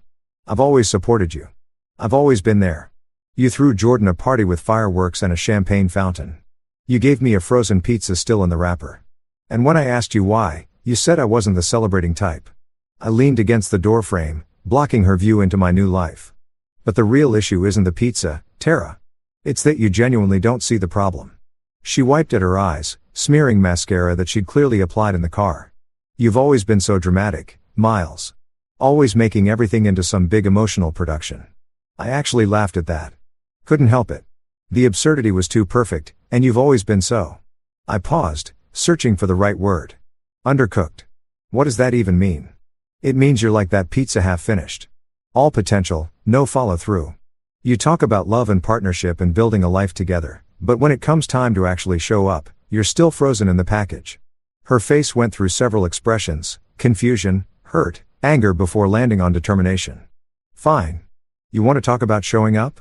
Let's talk about how you abandoned your family. How you canceled everything without even talking to me first. How you left my mother without phone service. How you're being completely selfish and childish. Your mother is 63 years old and perfectly capable of paying for her own phone. She's family. Miles, that's what family does. We help each other. Helping is reciprocal. Tara, what you're describing is me being an ATM while everyone else makes withdrawals and never deposits."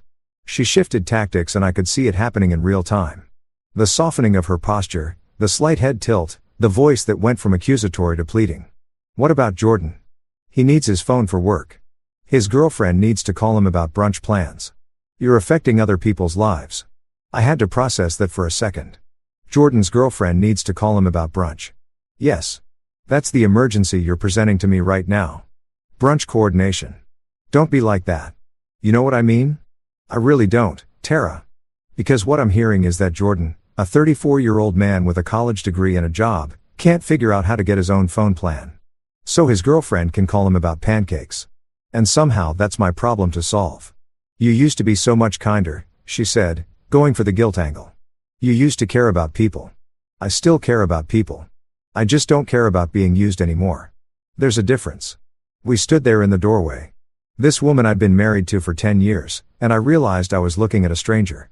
Or maybe I was finally seeing her clearly for the first time. Either way, whatever connection we'd had or thought we'd had was gone. It had probably been gone for years, and we'd both just been too comfortable or too scared to acknowledge it. "Is this really what you want?" she asked, her voice small now to throw away everything we built.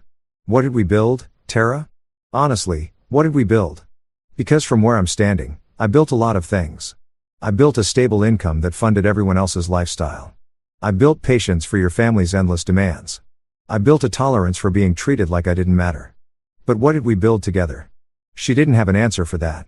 Just stood there in her live laugh hoodie, looking lost and confused like someone had suddenly changed the rules of a game. She thought she was winning. "I'm not trying to be cruel," I said, and I meant it. "But I'm also not going to set myself on fire to keep everyone else warm anymore. You want the phone plan back on? Pay for it yourself. You want streaming services? Subscribe to them. You want a husband who shows up for you? Try showing up for him first. So that's it. You're just done." "Yeah, Tara. I'm done being an afterthought. I'm done being convenient. I'm done being the guy who gets frozen pizza while everyone else gets fireworks. I could see her gearing up for another argument, another guilt trip, another manipulation tactic from the playbook she'd been using for years. But I didn't have the energy for it anymore. More importantly, I didn't have the obligation. I need to get ready for work, I said, which wasn't true. It was Saturday and I didn't start at the tutoring center until Monday. But she didn't need to know that. Drive safe going back. And then I did something that felt both incredibly simple and incredibly powerful. I closed the door. Not a slam, not an angry bang that would give her ammunition for the story she'd tell about how cruel and dramatic I was being. Just a slow, deliberate, polite closing of the door. I heard her stand there for a minute, probably debating whether to knock again. Then footsteps retreating down the stairs, the sound of the building's front door opening and closing, a car engine starting in the parking lot below. I walked to the window and watched her drive away in the SUV that I'd helped pay off 2 years earlier. She sat in the driver's seat for a solid 5 minutes before pulling out, probably texting people about what a terrible person I was. Probably calling Linda to report on the failed mission. I felt nothing, no regret, no sadness, no triumph, just a quiet sense of relief that this chapter was finally definitively closed. Revenge, but make it classy. I grabbed my keys and headed down to June's coffee shop. I needed a real breakfast and maybe some conversation with someone who actually seemed to enjoy my company. Living in a small town after spending a decade in the suburbs is like switching from a loud rock concert to a library. The silence is so profound you start hearing things you forgot existed, like birds and your own thoughts and the sound of your neighbor Mrs. Patterson walking her corgi past your window every morning at exactly 7:15 while singing what I can only assume are show tunes from the 1960s. A week had passed since Tara showed up at my door in her ironic hoodie and I'd settled into a routine that felt suspiciously like peace. Wake up. Coffee at June's. Work at the tutoring center helping high school kids understand SAT prep and why Shakespeare still mattered. More coffee at June's. Home to my apartment full of throw pillows, sleep, repeat. It was simple and boring and absolutely perfect. Maya had been incredible about the whole situation. She didn't cry, didn't ask invasive questions, just gave me space to exist, and occasionally dropped off containers of homemade soup because apparently that's what normal, emotionally healthy people do for each other. Who knew? I was sitting in my apartment on a Tuesday afternoon grading practice essays from a student who thought Romeo and Juliet was about two kids who made bad choices because of poor parental supervision when my phone rang. Maya, that was weird. She usually just texted unless it was something important. Hey, I answered. What's up? So, Maya said, and I could hear the barely contained laughter in her voice. I just got the most interesting phone call. Define interesting. Your mother-in-law called the tutoring center trying to track you down. I sat up straight, nearly knocking over my coffee. Linda called you? How did she even get this number? Apparently, she's been calling every tutoring company within a 100-mile radius. Very determined woman. She told my receptionist it was a family emergency and that she needed to speak with you immediately regarding urgent financial matters. Oh my God, it gets better, Ma said. When Jessica told her you weren't available, Linda asked for your home address because as your employer, I have a legal obligation to provide that information to family members in crisis. I had to laugh. I actually had to laugh because the audacity was impressive. What did you tell her? I told her you joined witness protection and I wasn't legally allowed to disclose your location. You didn't? I absolutely did. She sputtered for about 30 seconds and then hung up. Jessica said it was the highlight of her week. Maya paused. Should I be worried? Is this woman going to show up here with a SWAT team? No, she's just mad that I stopped funding her phone plan and now she actually has to use her retirement money on things like cell service. The horror, the absolute tragedy, Ma said. Anyway, I wanted to give you a heads up in case she escalates to skywriting or hiring a private investigator. After we hung up, I sat there marveling at the commitment it must have taken for Linda to call multiple tutoring companies trying to hunt me down. That was dedication, misguided boundary-crossing dedication, but dedication nonetheless. Out of morbid curiosity, and because apparently I enjoy emotional self-harm, I grabbed my laptop and logged into the family's shared Google Drive. We'd set it up years ago for sharing documents and photos, and I'd honestly forgotten I still had access. Nobody had bothered to remove me, probably because Tara didn't know how and was too proud to ask. The main folder had the usual suspects: tax documents, home repairs, vacation photos from 2019. But there were some new additions that made me actually snort coffee through my nose. First folder, emergency bills. I clicked it open. Inside were screenshots of every disconnection notice, every email from Netflix and Hulu about canceled subscriptions, every text from phone carriers about suspended service. They documented the entire crisis like they were building a legal case. There were even photos of Linda's phone screen showing no service, like that was evidence of my war crimes. Second folder, apology drafts. Oh, this was going to be good. Inside were at least a dozen Word documents with various attempts at crafting the perfect apology to lure me back into funding their lifestyle. I opened the first one titled Apology Version 1 Emotional Angle. Dear Miles, we realize now that we may have taken your generosity for granted. May have. The uncertainty was killing me. I opened another one. Apology Version 3. Financial Compromise. Dear Miles, what if we agreed to pay you back for half of the streaming services over the next 18 months? Half over 18 months. So essentially, they wanted to reimburse me about $6 per month for services they'd been using for years. The math wasn't made, as the kids would say. The best one, though, was titled Apology, Mom's Version, Guilt Trip. Dear Miles, Linda wanted me to tell you that she's been unable to reach her cardiologist because her phone isn't working and this could be a matter of life and death. Linda didn't have a cardiologist. Linda had the cholesterol levels of a marathon runner and bragged about it constantly. The woman ate kale for fun, but sure, let's pretend this was a medical emergency. Then I saw it, the folder that made this entire snooping expedition worthwhile. Miles being difficult. I clicked it with the enthusiasm of someone about to watch a train wreck in slow motion. And what I found was somehow worse and better than I could have imagined. It was full of memes. Memes. They'd made memes about me. There was one of that guy from the office looking annoyed with the caption, "When your husband cancels Netflix because you gave him frozen pizza." Another was the distracted boyfriend meme. Boyfriend looking at being petty. Girlfriend labeled having a mature conversation with the caption Miles choosing violence. They'd made a whole collection screenshots of my thumbs up emoji with dramatic captions.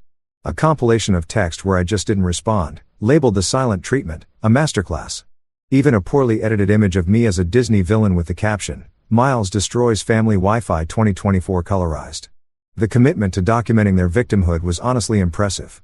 They'd put more effort into these memes than they had into remembering my birthday. I was still scrolling through this digital monument to their wounded feelings when my phone rang. Jordan. I stared at his name on the screen, debating whether to answer. We hadn't spoken since the great subscription cancellation of 2024, and I wasn't sure what to expect. Curiosity won. I answered, Miles, man, we need to talk. Jordan's voice sounded weird. Strained. Like he was hiding in a closet or something. What's up, dude? Kara's telling everyone, you've lost it. Like completely lost your mind.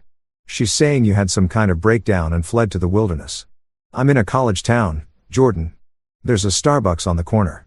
This is hardly the wilderness. Yeah, I figured. But she's going hard with the narrative. Posted on Facebook about how she's worried about your mental health and asking for prayers. She posted on Facebook. I said it flatly, not even as a question. Of course she did. Public sympathy was Tara's favorite currency. It gets worse. Linda's telling people you stole money from them and disappeared. Stole money. I stopped paying for their stuff. That's not theft. That's called having boundaries. There was a pause. And then Jordan said something that absolutely floored me. Bro, between you and me? You're kind of my hero right now. What? His voice dropped to a whisper. I'm serious. Everyone's been texting me asking if you're okay. And I've been telling them, yeah, you're fine. You just finally figured out what the rest of us are too scared to do, which is put yourself first, man. Stand up for yourself. Stop being everyone's ATM and emotional punching bag. He laughed, but it sounded bitter. Sarah, my girlfriend, she asked me why I don't have my own phone plan, and I didn't have a good answer. You know what I realized? I'm 34 years old and I've been on your family plan for 2 years because it was easier than being a grown-up. I didn't know what to say. Jordan party, Jordan fireworks, Jordan the guy who'd never met a responsibility he couldn't avoid was having an epiphany. I got my own plan yesterday.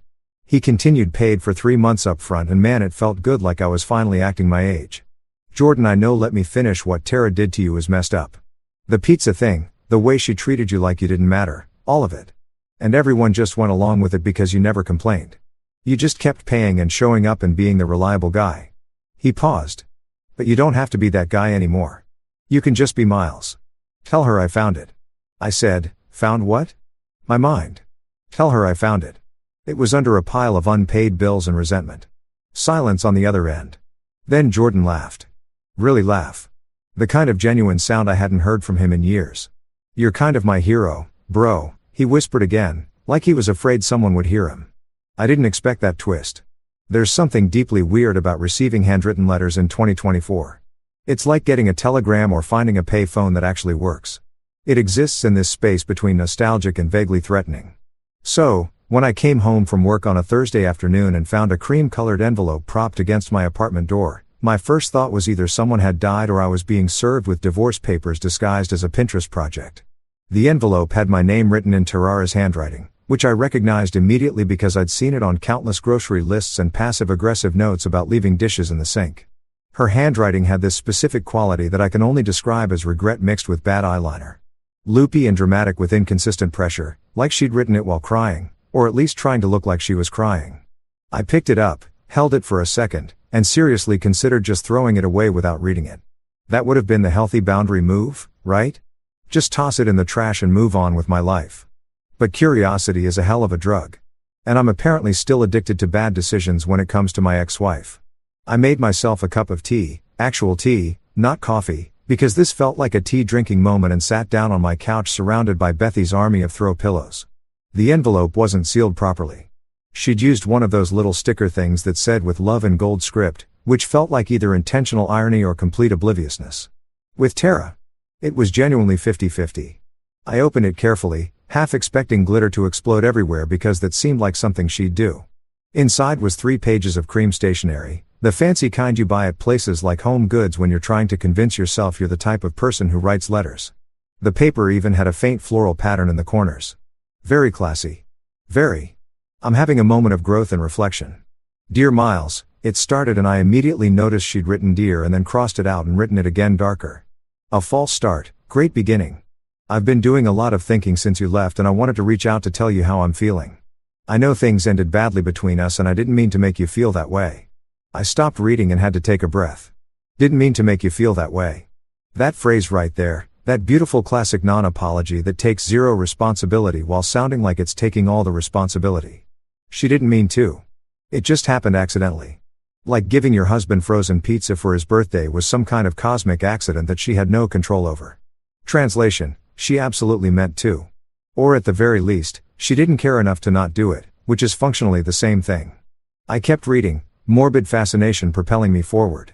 Looking back, I realized that maybe I took you for granted sometimes. You were always so reliable, so steady, and I think I started to see that as just who you were instead of recognizing all the effort you were putting in. You made everything look so easy that I forgot it was work. Okay, that was almost self-aware. Almost. Except it was still framed as I forgot instead of I chose not to acknowledge. Like my contributions to our life together were so seamless and invisible that she just couldn't help but overlook them. Poor Tara, victim of my competence. The letter continued for another page and a half, and it was fascinating in the way watching a car crash in slow motion is fascinating.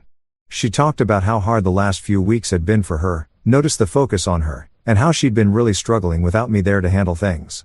She mentioned that her mom had been so stressed about the phone situation, and that Jordan had been really inconvenienced by having to get his own plan. Not once did she mention my birthday.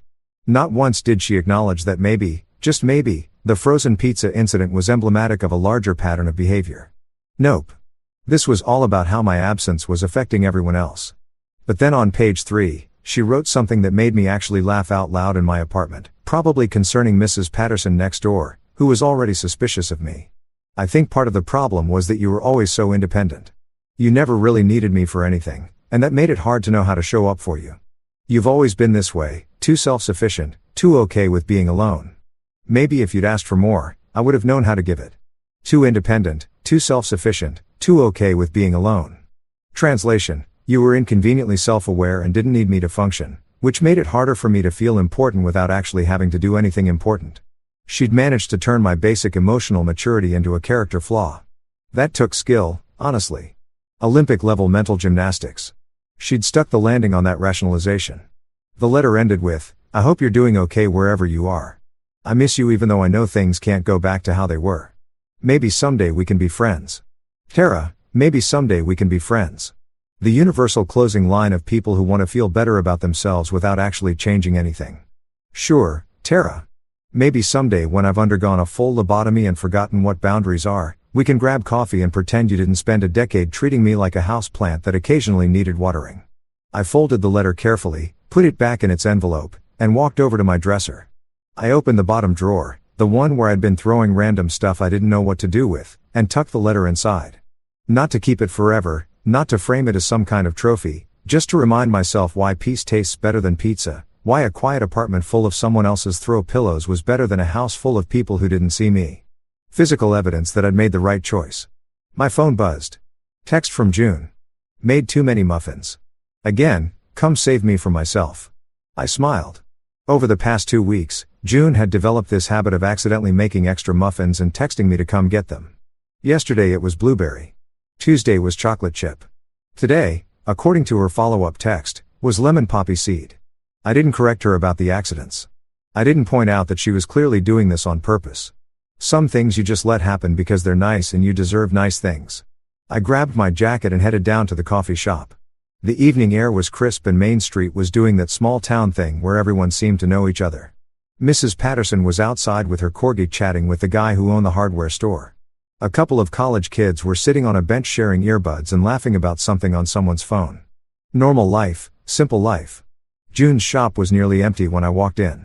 Just one guy in the corner working on a laptop and a teenage girl studying with highlighters spread across her table like she was preparing for war.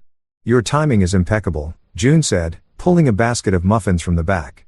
These are still warm. What a coincidence, I said, playing along.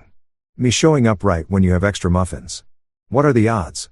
Asked astronomical, she said, grinning. Must be fate. Must be. She poured me a coffee without asking. She'd learned my order by day 3, which was either attentive or slightly concerning, and slid a plate with a muffin across the counter.